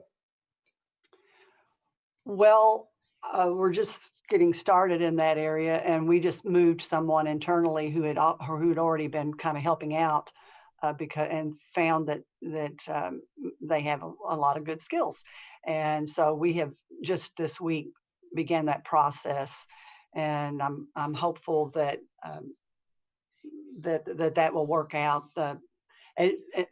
We're having a lot of challenges with family care and which is first, family first, and our health is first. So we're having people on staff and available. It's very good, and having somebody who's reliable and knows our situation here in a time when we're trying to be very extra cautious for health reasons is also very important. So yes, I'm hopeful that I'm very thankful. Let me say that I'm thankful that someone was here and ready to step in to help in a position that we had a dire need for. Yes, and also too, this is Betty Jo. Just to clarify, that was a temporary transfer at the moment. Susan needed some help in an emergency situation, and it really helped out too because our park is slow right now. So actually, we got to move another transfer from the park to help out in the office to where we didn't have to hire an additional person. Okay, any other questions? Okay, let's move to payment of claims. Are there questions for Timber or Susan on payment of claims? Or I guess Kim's not here. Squire Muller. Thank you, Judge. I noticed, I believe Chief Hutcherson's on here. I noticed there was a pretty extensive tool, and I was just curious if that was bought with a grant or if it might have been in his budget. Just curious. No, sir. We purchased that with budgeted money, and that went on the new ladder truck extrication tool spreader cutter. Perfect. Thank you, sir. Yes, sir. And I guess I have one other bigger question, I guess for maybe Susan. I noticed we had some fees for plumbers, and I know in the past electricians and stuff. Do we have anything set in place that they do yearly bids for us? You know, as far as house calls are X number, and that gets bid out, or do we just call whoever they want to call? I'm just curious how that works. I'm not a part of that process. I've not been a part of any process for those vendors. Okay, so Judge, who might I ask that to? I'm just curious how that works, because we have so many different individual, you know, kind of categories. Does everybody just call who they want to call, or is there a bid process, or how does that work? Well, you can't have a bid process because you, other than they have their fees. So Jeremy, are you on the line? Can you answer that on how you call your plumbing and heating, how you call your, or any of those types of services? Jeremy Colston? So I can answer a little bit. Okay, go ahead, Tamara, until Jeremy comes on. Right. So it depends on Squire Muller, which department. So the jail has their own purchasing authority. So if they have vendors that they prefer there that knows their equipment better, they will use those vendors. The road department, you know, obviously has different equipment. So they have a list of vendors that they know that knows their equipment. So it really depends on what is being worked on and what department is calling for that service. Jeremy does a lot of in-house work himself. If it's a job he can't handle or doesn't have the time to, then they will contact other vendors. But typically it's the vendors who are most familiar with that equipment in that department. And again, the different departments and different constitutional officers have their own purchasing authority. Okay, thank you. I just want to make sure that we're being transparent, and if you know other companies out there want the opportunity to work with us, it just came to mind when I was looking over the bill. So thank you. And anytime, if you're aware of a vendor that does want to do business with the county, we do have a portal on our accounts payable page where they can go in and list as a vendor. Our departments have access to that list also, and in that they can put the different commodity codes for which they provide services for, or they're welcome to contact our accounts payable administrator, Kim Cox, and say, hey, you know, put me on the list. We're always collecting vendor information, especially for our local vendors, because we like to keep our local vendors, you know, in business and work with us well too, because, you know, they respond a lot quicker too. So. All right, thank you. Mm-hmm. Okay. Anything else? Squire Booth. Oh, I thank Squire Muller for bringing up that question. Is there any vetting process for people that want to be listed as a vendor? You better have a business license. You better have paid your taxes. That's 1 and 1A. Okay. Anything else? All right. All right, thank you. Okay, the next item is other business, and there's several people I want to call on for other business, and anybody else that may want to speak, I'll open that up too. I want to start with Robert Hewitt. Robert, I call you to, I'm gonna bring you up for two things. First, let's start with in the area of Ball Knob off Mount Zion. There is some cable work going on out there, and there have been some concerns. Squire Moore has been involved with that, and since we are live and being broadcast across our community, would you let us know what you have found out concerning that cable network? Yes, sir. There is a fiber optic transmission line being installed that will run from Louisville to Lexington and then back. That work is being done by a company by the name of Great Plains Communications. Finley Engineering serves as both their land agent and project manager, and I've been in contact with them both by telephone as well as email. The project consists of a combination of utilizing existing poles on designated electric routes, if you will. There is a few small portions of borings or underground work that's done. The alignment roughly follows Devil's Hollow Road from Shelby County, well, entering through Hatton Road into Kentucky 1005, all the way up to Pierce Lane, where it turns left and goes across 127 through the River Bend and Crown Point subdivisions. Then it proceeds down the hill to Benson Valley, crosses over Benson Creek roughly at our parking lot and boat ramp, down Benson Avenue, where it then crosses the river, or Kentucky Avenue, if you will, and then it crosses the river. It goes along Wilkinson Boulevard, up the hill, turns left on 460, and then follows 460 all the way into Scott County. In my communication with Finley Engineering, I asked several questions in consultation with Squire Moore and Judge Wells, whether or not there will be any service connections to this line. Finley Engineering said they would get back with me, but the individual that I spoke with was unsure as to the specificity of that. Also, I inquired about business licenses for anyone performing work related to this project.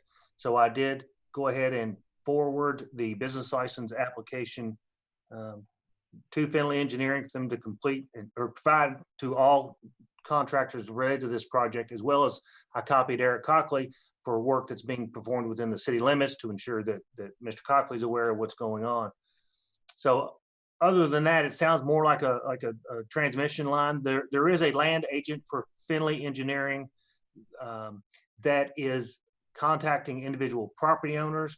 When I inquired as to why they're asking for easements from individual owners, since they're on an existing pole line and or in the roadway, he indicated that Great Plains Communication feels better having the acknowledgement of that property owner with that new line coming in on the existing route.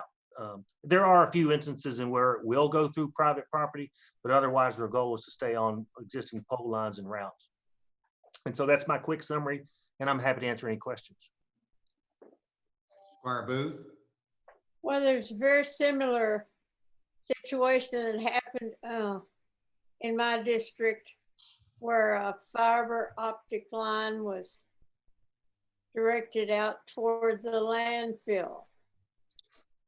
And they want a lot of people, when that was somehow, I don't know how, disseminated to the public, and a lot of people that wanted to sign on to the fiber optic cable. And that was not going to be allowed. The contract they had was just to go to the landfill. And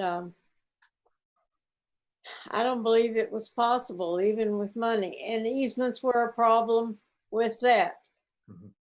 So I sympathize with you, Mr. Hewitt. At least they are contacting you and talking to landowners about this. Yes, ma'am.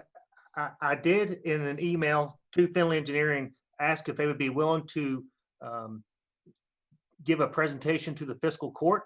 I'm waiting for a response from them. That way we can disseminate information, in a whole community-wide format, if you will, in which we can ask specific questions. I did inquire, was this part of the Kentucky Wired project? And he said, no, it was not. So I will hope that they will be willing to come and present to the court and provide everyone in the community as much information as possible. Well, thank you. Or more? Yeah, part of the problem is that they had one guy doing the rights of ways from people, and then they changed, and where they had a couple guys, and some people they were telling that you would be able to hook onto it, and others they were telling you weren't. And pretty sure the fact is you're not going to be able to tie onto it. And there are some landowners out there that told them they could go on their property on one side of the road, and then they unloaded equipment going to dig on the wrong side of the road because he didn't want to go through his field where he was planning to build at a later date. And No, they were argumentative with him and told him that they could go on the right of way all they wanted to. And it was just a big mess. That's why I got fiscal court and the judge and Robert and Tamara involved in it. Hopefully we can get this worked out.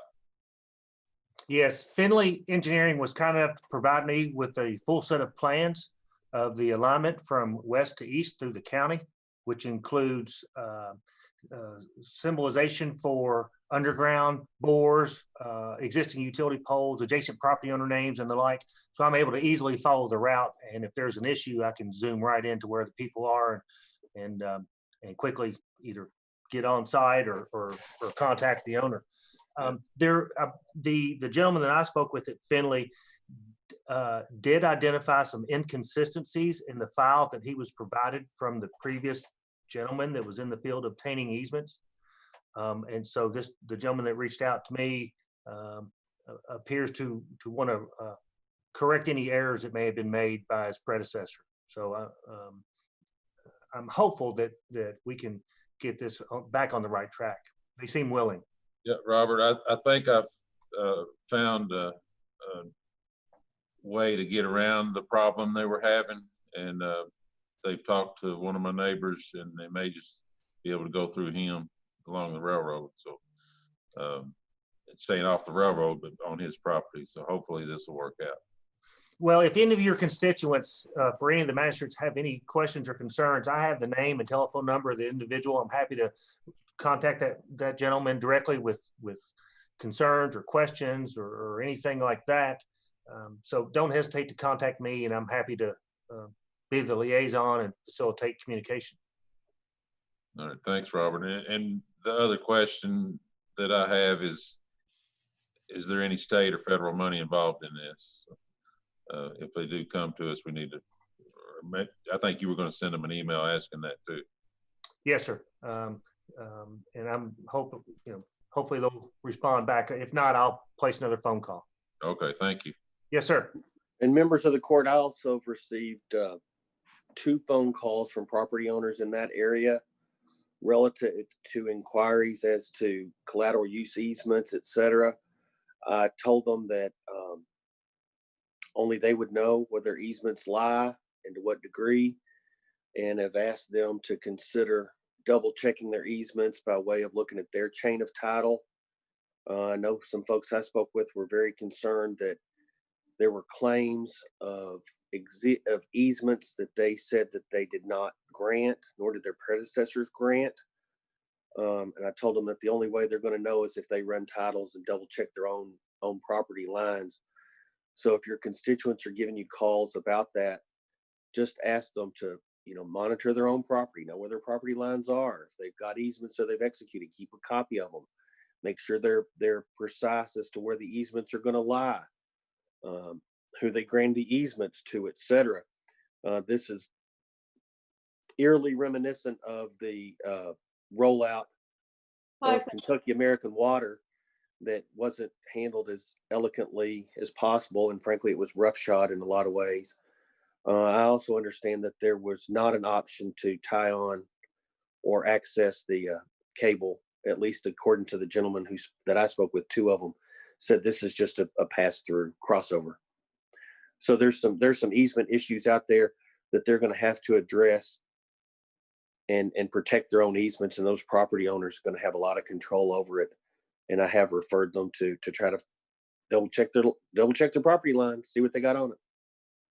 Okay, thank you, Robert. Appreciate it. Squire Moore, you've been excellent. I know that your constituents are pleased with how you've pursued this, and thank you for getting us involved. And Robert, thank you for your due diligence on it as well. Robert, while I've got you here, and John, Squire Muller asked about an update on the properties with the road department. My follow-up to Mr. Birdwhistle relating to the appraisals of the 2 adjacent properties, he's advised me that he should have the final document to us around the 18th or 19th of this month, and did apologize for the delay. Okay. Once those appraisals are received, we will review them and consider offers to the adjacent properties. We will, I believe, also need to have a conversation with the city of Frankfurt as it relates to their easement.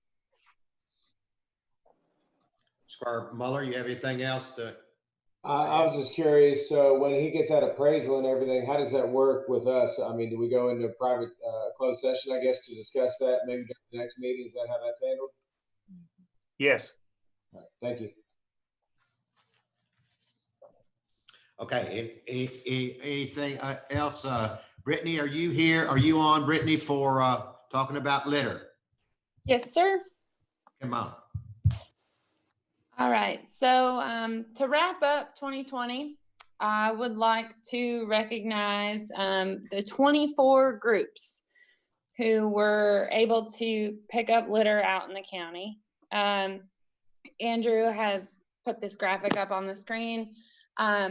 In total, we were able to clean up 336.5 miles for a total of 846 bags of roadside litter, thanks to these groups. So I'm gonna run through them real quick. Some have already been recognized in court, but we're just gonna run through the whole list. So we would like to thank Western Hills Football, Frankfurt High Football, Memorial Baptist Church, Western Hills Boys Basketball, Franklin County FFA, Frankfurt High Pep Club, Frankfurt High Volleyball, Franklin County Lady Flyers Softball, Bridgeport Christian Church, Franklin County Lady Flyers Basketball, the Tocqueville Riverton Club, South Frankfurt Neighborhood Association, Frankfurt Youth Football League, Western Hills FFA, Farmdale Baptist Church, Capital City Crush, Franklin County Women and Family Shelter, 2nd Street Boys Soccer, Frankfurt Middle Boys Soccer, and Frankfurt High Boys Soccer,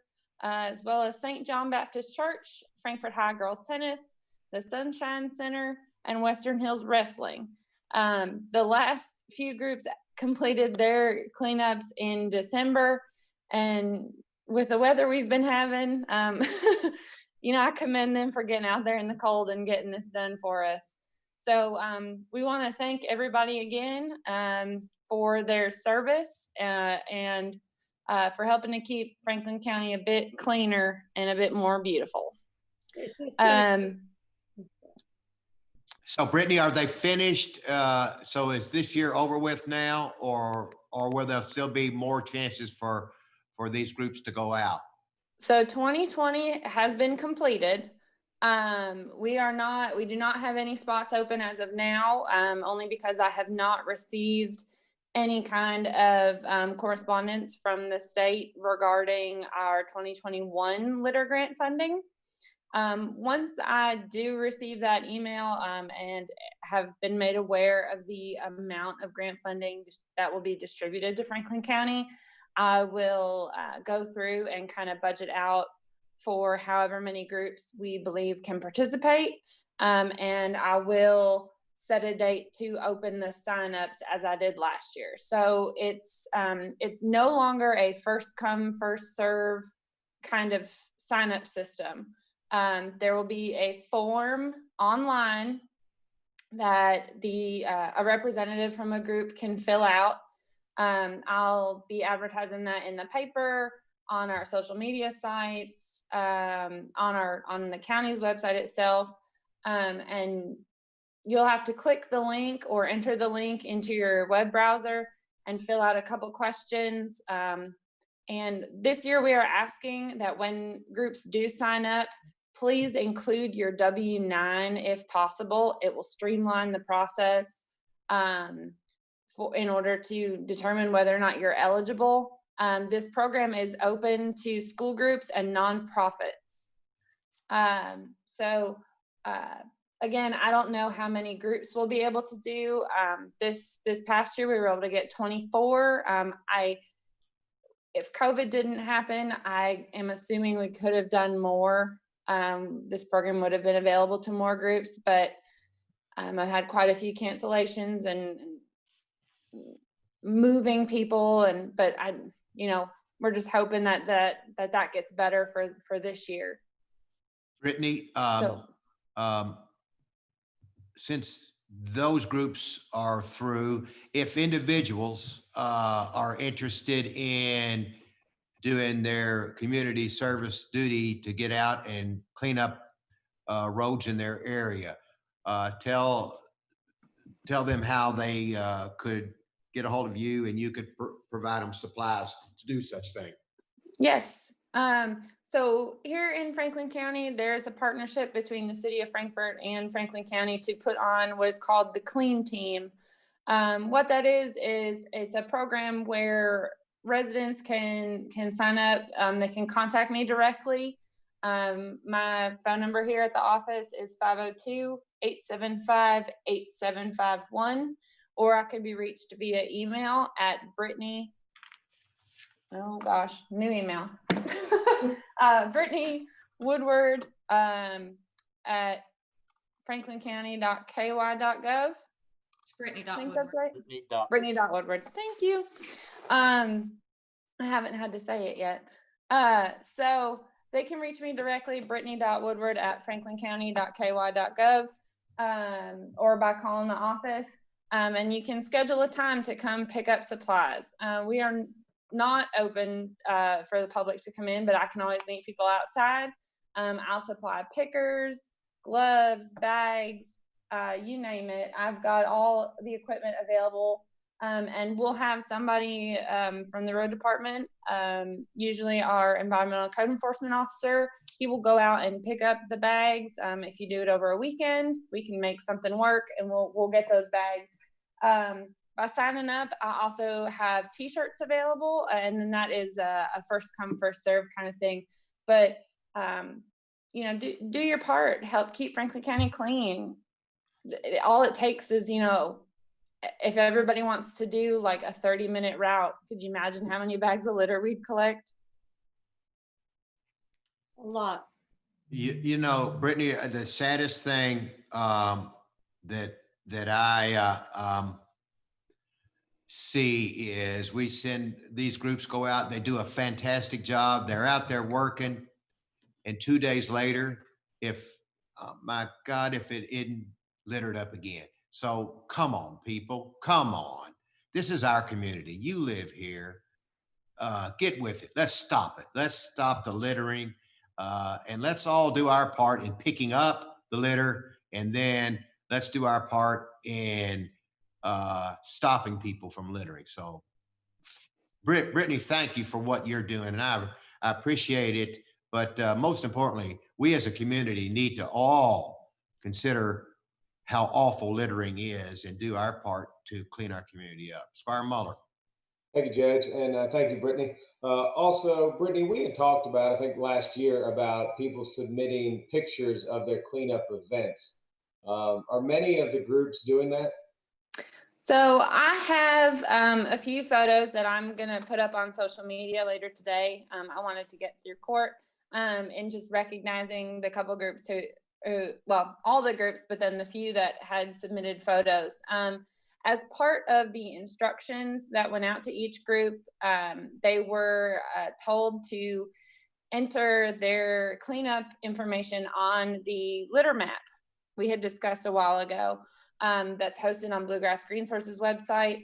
The majority of groups have told me that they did complete that, but I've been checking in with Bluegrass Green Source regularly, and finally heard from them this morning that they are looking into the map, because none of the points that our community members have entered have shown up. So unfortunately, I don't manage that. That is a tool that they had put together, and they operate from their websites. So I am trying my hardest to get those points up and on the map. And as soon as I can get that up, we'll actually see what kind of impact we've had. Okay, if there's any way going forward to 2021, if we could put in there that pictures are, would be kind of required. I think it'd be nice to be able to share with our community pictures of especially kids, helping out, even if it was just a 30-second clip or something.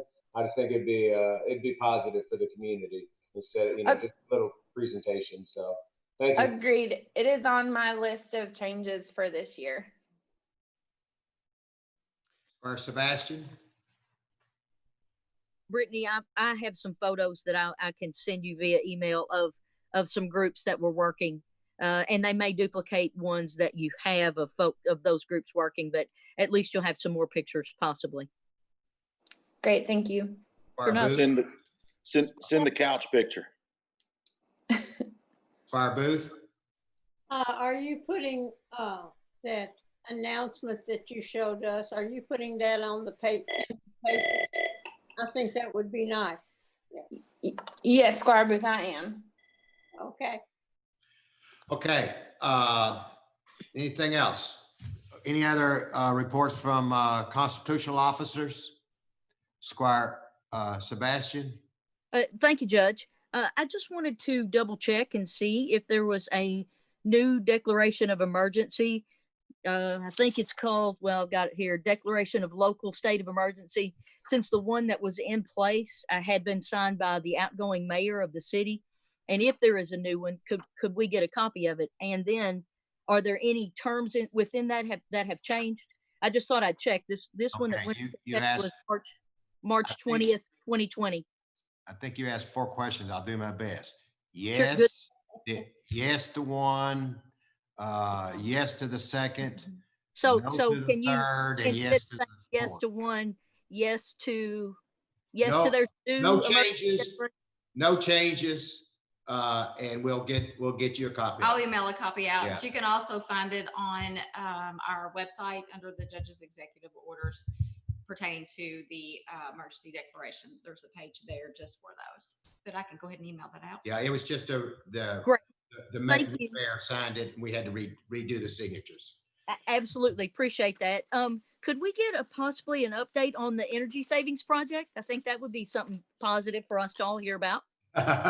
Yeah, we took some pictures and what they were doing. I asked Andrew to take some pictures. I think you've probably seen those, put them on our Facebook. Robert, you want to give Robert and Jeremy, Jeremy, you on? Yes, sir. Okay, Robert, you and Jeremy want to give an update? Sure. Current work underway is the roof replacement at the jail. We also have electricians replacing lighting at our 313, 315, 321 buildings, as well as the bay lights at Station 8. The crews were scheduled to appear out at the jail, but of course, because of the recent circumstances, we got them rerouted. This is a picture from the old fiscal courtroom up in 313 West Main Street. On Wednesday of this week, we had a progress meeting. We did review the revised timeline. We also discussed the change order for the natural gas generator. I have reviewed and requested revisions to that document and plan to have that presented to the fiscal court at the January 28th meeting. Let's see, we are anticipating submittals for review by the owner related to HVAC equipment. Jeremy Colson will be involved in that process as well. And then we're also working on relocating existing data and camera wiring that is located on the roof. We're going to relocate that so that we can minimize any future penetrations once the new roof has gone down. Jeremy, you want to add anything? I believe you about covered it. Our next energy committee is scheduled for the 21st of this month. Jeremy and I will have a progress meeting the day before on the 20th, just to make sure that we have all of our documents in order for the committee the next day. Otherwise, things are on track. Squire Blackburn?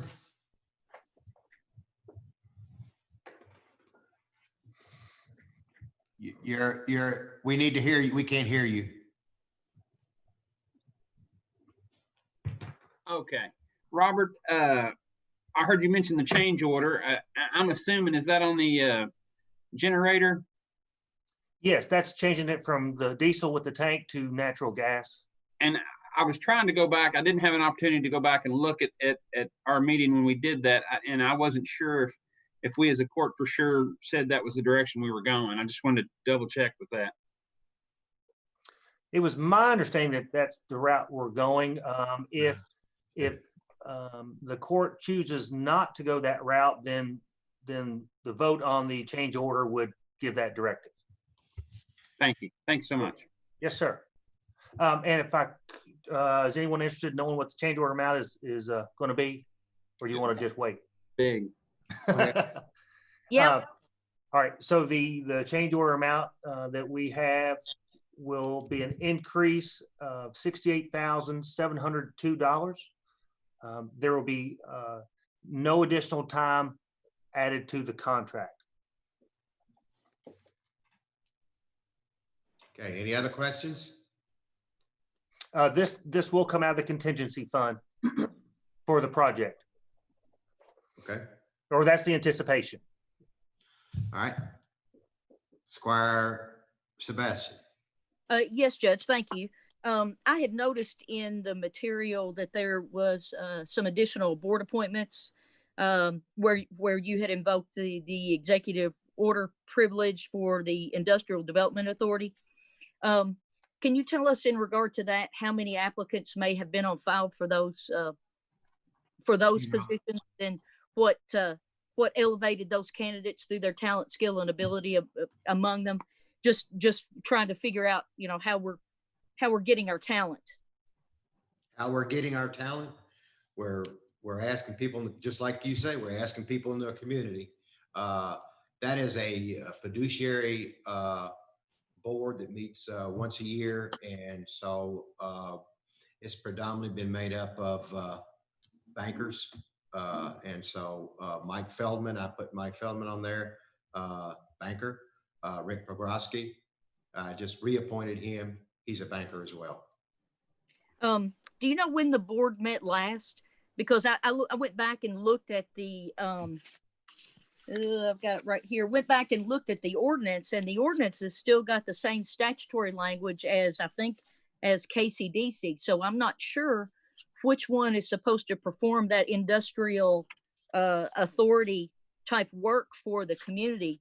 And if this one does not do that, then it should probably fall outside of the responsibility, maybe coming back to the court for the application. So that may be a question actually for our council, since both the statute KRS 150.50 was quoted in both, but it sounds like from what you've just said, this one doesn't pertain to 154.50 any longer, that maybe another one does. I just want to make sure I understand the distinction.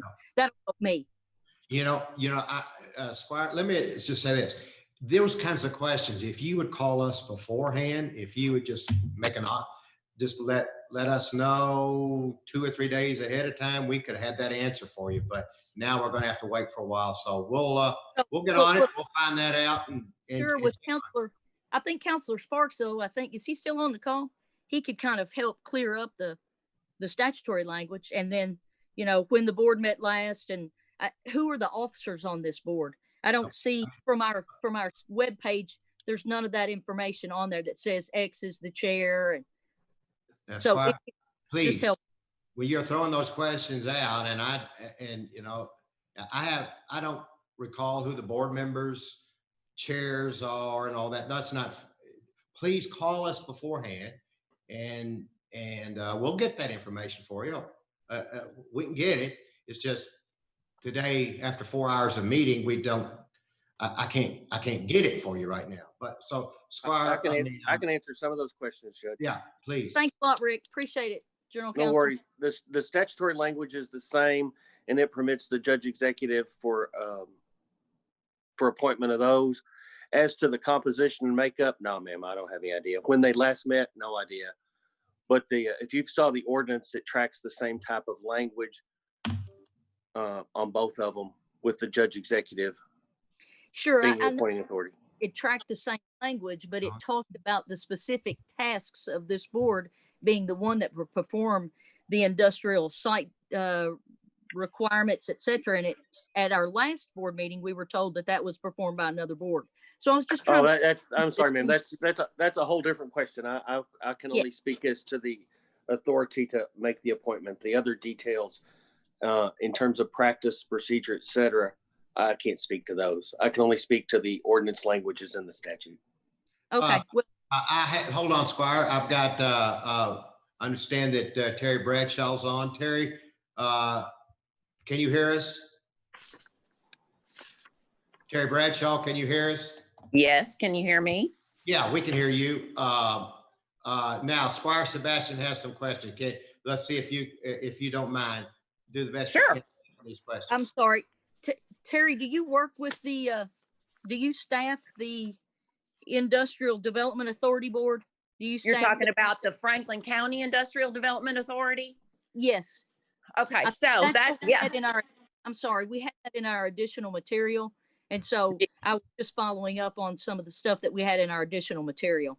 Yeah, don't be sorry, because it's extremely convoluted and I'm not 100% sure what I'm going to tell you is the absolute gospel truth. I have 4 or 5 years tried to figure out exactly what the gospel truth is.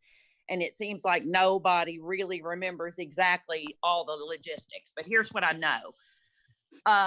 So there was an organization formed in 1961 called the Franklin County Development Corporation. And then later there was that organization was formed because they were trying to develop land. Then later, I believe in 1989, there is an ordinance that formed the Franklin County Industrial Development Authority. It's 1989 number 40. And it is formed by statute 152-810, which later became 154-50. Which is in 1992. That's correct. I've got it's the Local Industrial Development Authority. So the FCIDA board was formed to represent only the county. So I spoke to one of the founding members of SECEDA a few days ago just to try to get some background to understand exactly what had happened. And Houston had told me, to the best of his memory, back a while when I very first started, is that the city and county in 1993-ish came together and said, industrial development is a far bigger thing than citywide or countywide. Governor Patton, I think at the time, was the lieutenant governor and the secretary of the Economic Development Cabinet. And he formed the KEDFA board, which separated politics and politicians from economic development. Then the Local Industrial Development Act was updated, changed, and it looks like what it is now, to separate politicians and appointments by politicians to into having a singular a board of directors that is not politically elected, so they don't change regularly. So you can have some continuity, and that was what Governor Patton's concerns were when he changed the statute, was because when you're doing economic development project, they had just had the experience with the Toyota project that took 6 years to land. And so, if you have a change of elected officials every few years, you cause disruption in economic development projects. So at that time, the city and county came together and formed the Capital Community Economic and Industrial Development Authority. Apparently, for a number of years, FCIDA continued to act. I don't know how it acted before then. I don't know if there was an employee. I don't know what happened prior to the formation of SECEDA. And I don't know what happened until 1996-ish or so, after the formation of SECEDA. So in 1996, in our documents, we have a letter from the accountant saying that FCIDA needed to get more organized and have some formal proceedings. Other than the ordinance, the FCIDA has never been registered with the Secretary of State. There were no bylaws that I've been able to find. That doesn't mean it didn't happen, Scar Sebastian. It just means I don't have any record of it in our office. So then in 2000, no, I take that back. In 1998, there was a letter from Daryl Gillum, who was me, to the county judge, which I think was maybe Judge Barton, but I don't have that. It was Bob Arnold, I Bob think. Arnold. Yeah, he would have started. Either his Bob part. Arnold or Hughes. Oh, okay. Well, there was a letter from Daryl to the judge that said, you need to get this group more organized. You need to get this group more organized. I've got the letter and I'm happy to share it with you. I just don't have it right in front of me. Then in 2000, there was a resolution to have SECEDA pay the bills, schedule a board meeting a year, one board meeting a year, because due to some requirement, we have to have one board meeting a year to remain solvent or to remain an organization. Houston tried to explain that to me, but I've got nothing in writing that tells me what that is. I don't know why that is. We just do. So that's what we do. David Harrod is actually the treasurer and he handles all the financials. We don't have access to a bank account for that program. None of those things. David's got all that and he's been the treasurer, I guess, since I've been here. But we schedule a meeting every year, and that's what we're getting ready to do with them once these two new board members are appointed.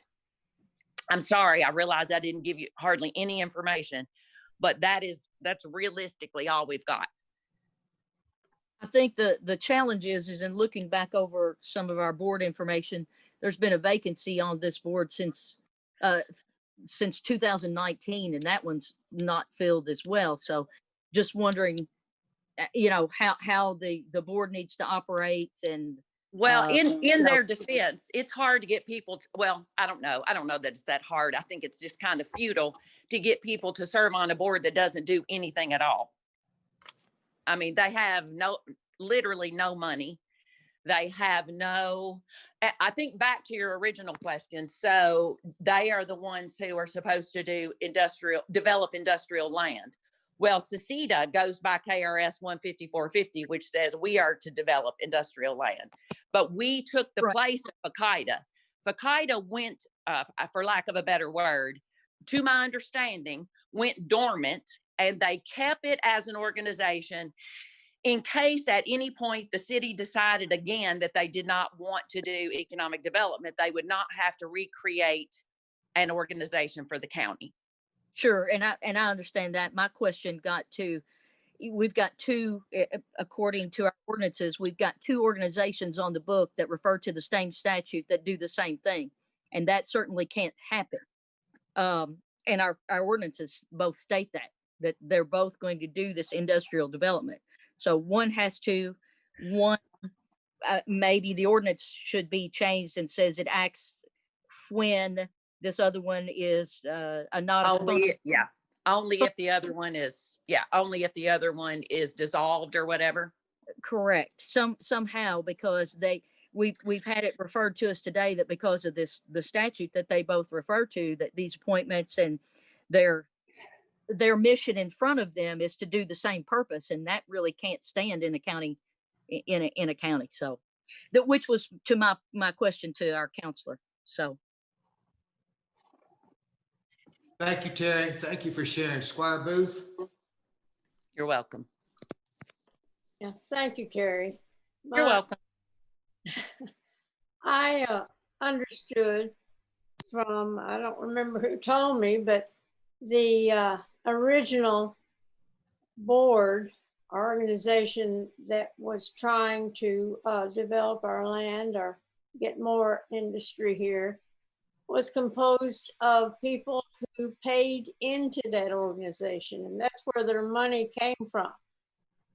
And therefore, it was I guess, from people that really cared about it. And the money dried up from those contributions, so they tried to change the legality of the organization by creating a separate named organization, which I assume is the KCDC. So it began as people that put money into it, and they stopped putting money into it. So it sort of went away. Now, is that an accurate statement? Do you know, Terry? Well, once again, that was well before my time, so I don't know what the thought process was back then. I don't know who those partners were, but I think I would suggest that nobody should care more about development than the city and county. So those, in my mind, would be the ultimate partners. But I'm not familiar, Squire, with who those partners might have been or what financial contribution they might have made. I'm sorry. FCIDA wasn't us. I mean, I can tell you kind of what's happened with CECITA because Kim was the greatest record keeper that ever existed. But apparently she did not have access to those early FCIDA records, would be my guess. Well, there you go, counselor, putting all those ordinances online. You're going to have a heyday. I was just thinking, Marty, when you said that, I was like, wouldn't it be cool to have some access to be able to track those things down? But oh my God, how about we get this thing codified and you can track down all this craziness? But just remember, folks, when the county is under limitations by statute. We are a limited government form. We do not have plenary authority. So a lot of these things that seem to make no sense on the face of it, they don't make any sense on the face of it. But if you create those kind of bodies, you're stuck with the mechanism of creation. And all I can speak to is how the body's formulated, not its function. I wasn't even born in 1961, so I have no idea what they did. Oh my gosh. Me either. So when is this group going to meet? Someone keeps saying that they're going to meet. Well, Terry's got to set that up. Yeah, so I was waiting for you guys to approve these two new board members, and then we'll schedule a meeting, try to get that on the books later this month, if not first part of February, as soon as these gentlemen can meet. Well, do you know who they are? Yeah, they're actually my appointments, Terry. And that's what Squire Sebastian is concerned about, whether I have the ability, I think, to appoint them or not. But anyway, it's much larger than that, Judge, just because they have the same function, and it's confusing to someone looking at this based on the same statutes quoted for their actions. So I'm just trying to find out when they're going to meet, and just a little bit more about how they operate, because it seems like they must not have met because they've had members who've been unavailable, members who have been deceased. And so I'm just trying to get my arms around how they're serving our community, because we want the best possible people, doing that, as we've all said. Squire Blackburn? Yes. So I guess my question's for Ms. Bradshaw. So you said they don't do anything, and once these two folks are appointed, then you're going to schedule a meeting. So is it safe to say they answer to KCDC? No, I think they answer to Franklin County. I don't appoint them. We are just an agent of assistance, is my understanding. We're an agent who assists them with the administrative work that they do. They don't answer to me. I just assist them in scheduling a meeting, and they're appointed by the judge, so I'm assuming they answer to him. Okay. So you're just going to help them schedule their meeting. Okay. Yes, that is what we just do their administrative assistance and I do have, Squire Blackburn, I think that there is somewhere in our office, I believe I recall having seen that back several years ago, some sort of formal agreement that says, we will do, it says we will pay pay bills, schedule meetings, administrative work, but I've never, to my recollection, we've never paid a bill for FACITA because there are no bills and they have a very little money because when they combined with the city, all that industrial development property, etc., became the CETA. So, but again, it was my understanding that they were kept active. Well, okay, I don't think active is the appropriate word. They remained an entity strictly to keep the county from having to reform an industrial development entity if the city at some point decided they no longer wanted to be a partner. Like a placeholder. Yeah. And there's I'd be interested, Judge, to see a copy of the minutes from their last meeting. Yeah, I would say the same. Thank you, Jake. Well, you don't ask me, ask Terry. Remember, that's her responsibility. They set the meetings, they set it up. She does the minutes, don't you, Terry? Yes. The minutes from their last meeting, recent meeting, or their minutes from the last meeting before they formed the CETA? Just their last meeting, most recent. Okay, so I've got those. Awesome. Thank you. You're welcome. Squire Tracy. Can't hear you. Can't hear you. Thanks, Judge. Terry, quick question. On your December report you had sent out, you had mentioned that you had made a presentation or reported something to the fiscal court. Would you send me that information? I can't locate that. Will you tell me what it was about? I don't have I don't have your report in front of me, but I think it was like line item 45 or 46. It said something about the fiscal court that you had presented or reported or something to them. So I can get with you after this. It's not a big deal. I just, like I said, I couldn't find any information on it. So I'll be happy to. I'll check my report and see if I can figure out what you're talking about. If not, I'll let you know. Okay, thank you. You're welcome. Okay, we've met for 4 hours. Let's take a 5-minute recess, please. Well, I'm sorry, Squire Blackburn. Hey, it was just brought to my attention in the Lexington Herald this morning, the governor had okayed for paramedics to assist and give the vaccinations. And I think that's going to be a huge help. And I think it'll help our community a lot because we've got some great paramedics in our community. That's right. But remember, Chief, I don't think we only have 1 or 2 paramedics on the county side, and the rest are on the city side. And I think, I hope that I got the same that you got, and I'm sending that to Tommy, and hopefully they can get worked out to help out giving shots. But I'm not betting on it. I'm just hoping that they can. I'm hopeful with you. Yeah, there you go. Okay, let's take a 5-minute recess. It is now 10 minutes after 1. At 1:15, we'll resume with the voting session of our fiscal court meeting. Call this the Franklin County Fiscal Court voting session to order.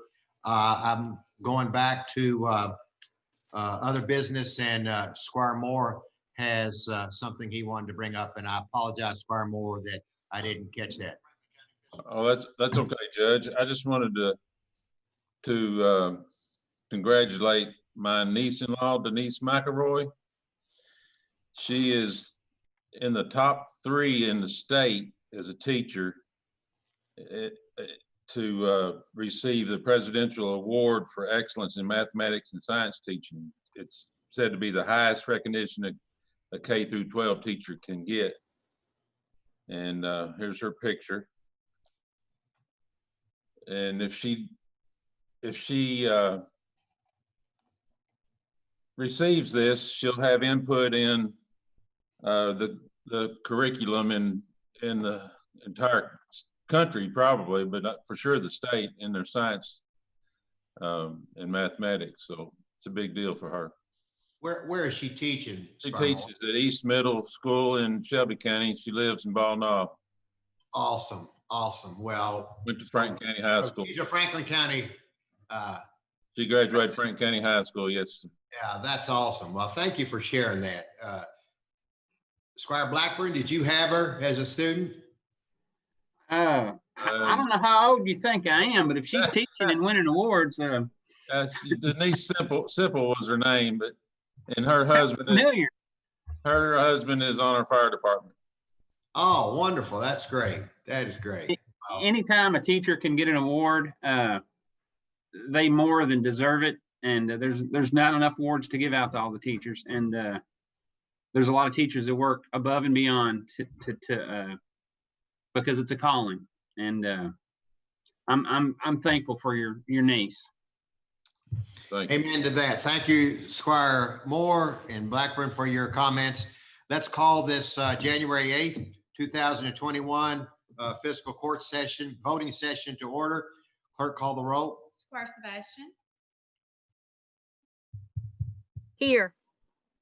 Squire Blackburn. Present. Squire Muller. Present. Squire Tracy. Here. Squire Booth. Present. Squire Moore. Here. Judge Wells.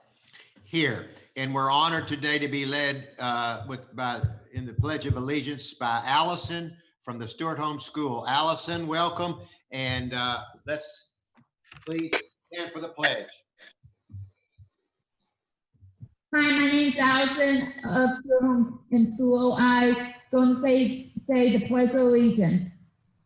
I pledge allegiance to the flag of the United States of America and the two republics for which it stands, one nation, under God, indivisible, with liberty and justice for all. Thank you. Thank you, Allison. Thank you very much. We appreciate it. Okay, the first item on the agenda is authorization for approval of minutes from our regular meeting of December the 13th, 2020. So moved. Squire Muller, seconded by Squire Blackburn. Okay. Questions? Call the roll. Squire Sebastian. Yes. Squire Blackburn. Yes. Squire Muller. Yes. Squire Tracy. Yes. Squire Booth. Yes. Squire Moore.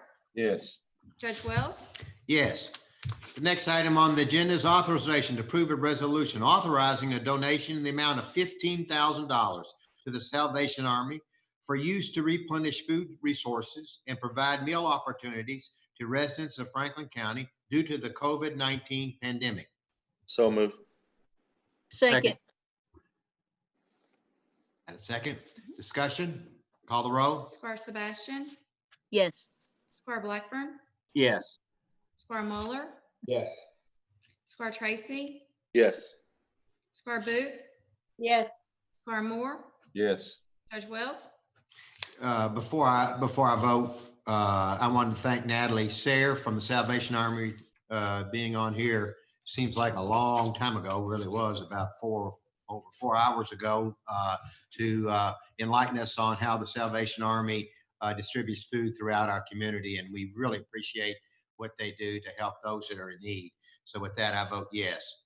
The next item on the agenda is authorization to approve a resolution providing for sick leave in response to the coronavirus for all county employees. So moved. Second. Discussion? Call the roll. Squire Sebastian. Yes. Squire Blackburn. Yes. Squire Muller. Yes. Squire Tracy. Yes. Squire Booth.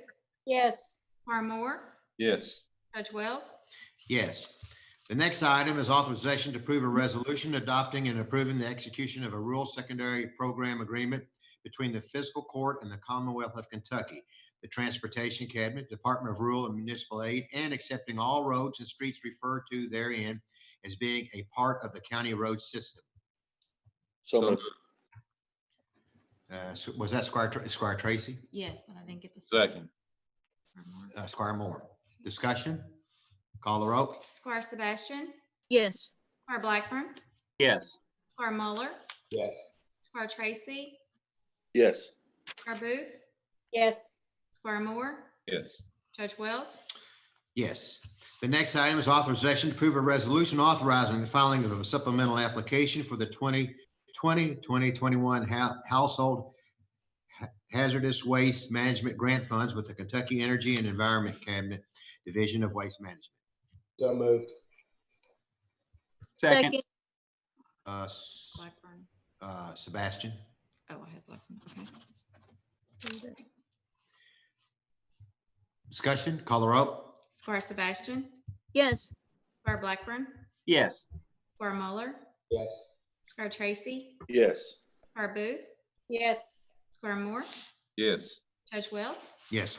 The next item is authorization to approve a supplemental agreement with the American Legal Publishing Corporation for online placement and maintenance of Franklin County ordinances following the completed codification process by the American Legal Publishing Company. So moved. Squire Morris, seconded by Squire Booth. Discussion, call the roll. Squire Sebastian, Yes. Squire Blackburn, Yes. Squire Muller, Yes. Squire Tracy, Yes. Squire Booth, Yes.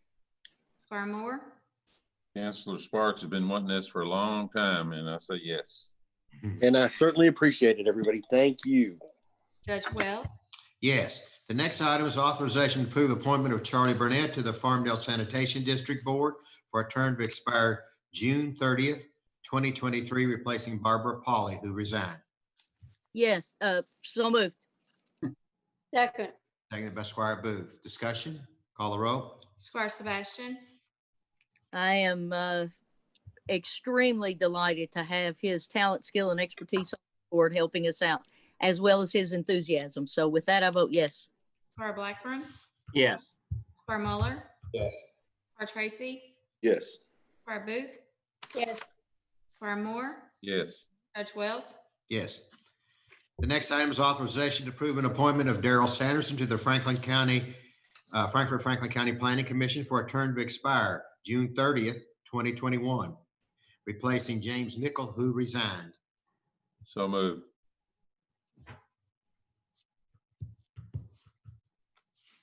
Second. Squire Booth. Mhm. Discussion, call the roll. Squire Sebastian, I'd like to explain my vote, which really weighs heavily on the process. So the vacancy that we're discussing filling resulted from a midterm resignation. We've talked about that. That came December 11th, prior to our December fiscal court meeting. And then I think there were some other committee meetings. So we could have all meaningfully engaged in working with our community of 50,000 people. And with the limited information that was on the board application, which is one of the most significant boards that will be doing the work for our community that will have a long-term impact. That brings me to cast a no vote on this today. Squire Blackburn, No. Squire Muller, Yeah, I'm just not happy with the application itself and kind of how the process went on this one, so no. Squire Tracy, First, I'd like to thank the applicant and Tambra for getting me the information that was requested. But it's mind-boggling for me, for anyone to think that someone could make an educated decision from the material that we initially received. So again, Tambra, I want to thank you for supplying me with the information. And with that being said, I'll vote yes. Squire Booth, I am basing my vote on the fact that this man has served on the board before. So that is significant. So I'll vote yes. Squire Moore, Yes. Judge Wells, So let me address an issue that seems to bother a couple of magistrates, and I apologize. We got a resignation on December the 11th.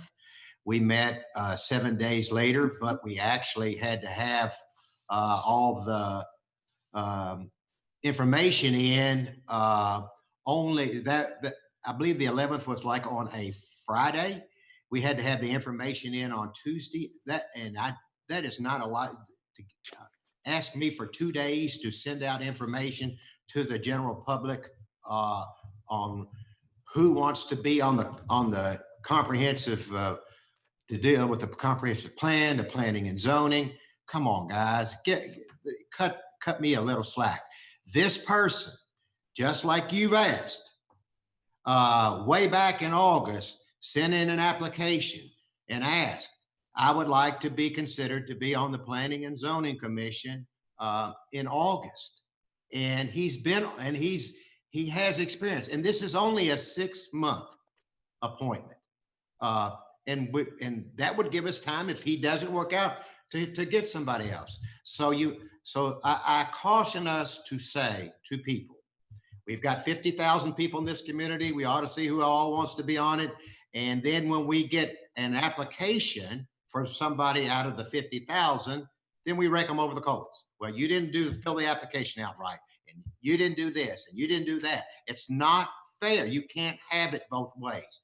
People apply and they hear this. They know it's going to be in the paper that 3 of you voted against him, and he just barely got on there.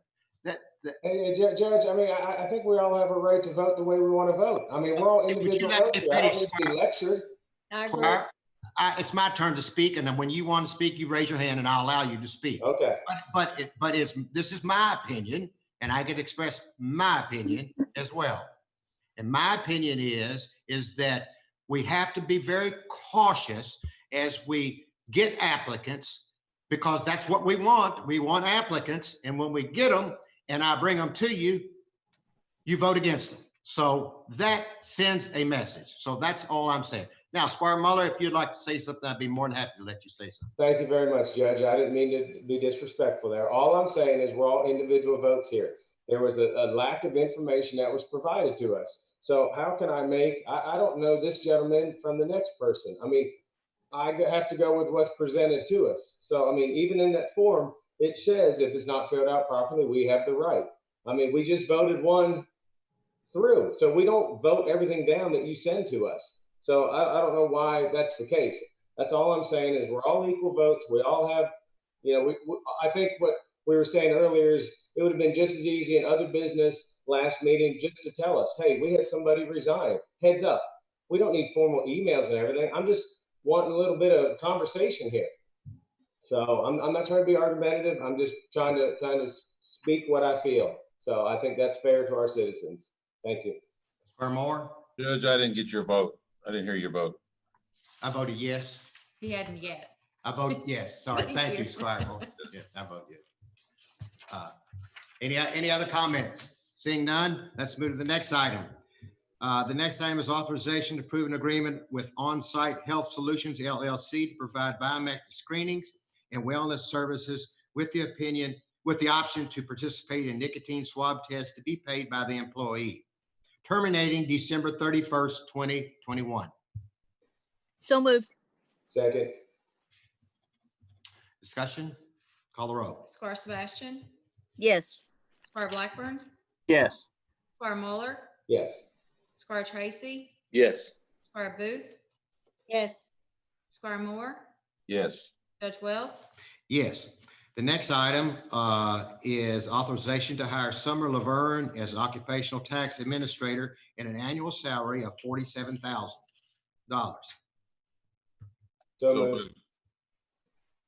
Squire Muller, Second. seconded by Squire Moore. Discussion? Call the roll. Squire Sebastian, Yes. Squire Blackburn, Yes.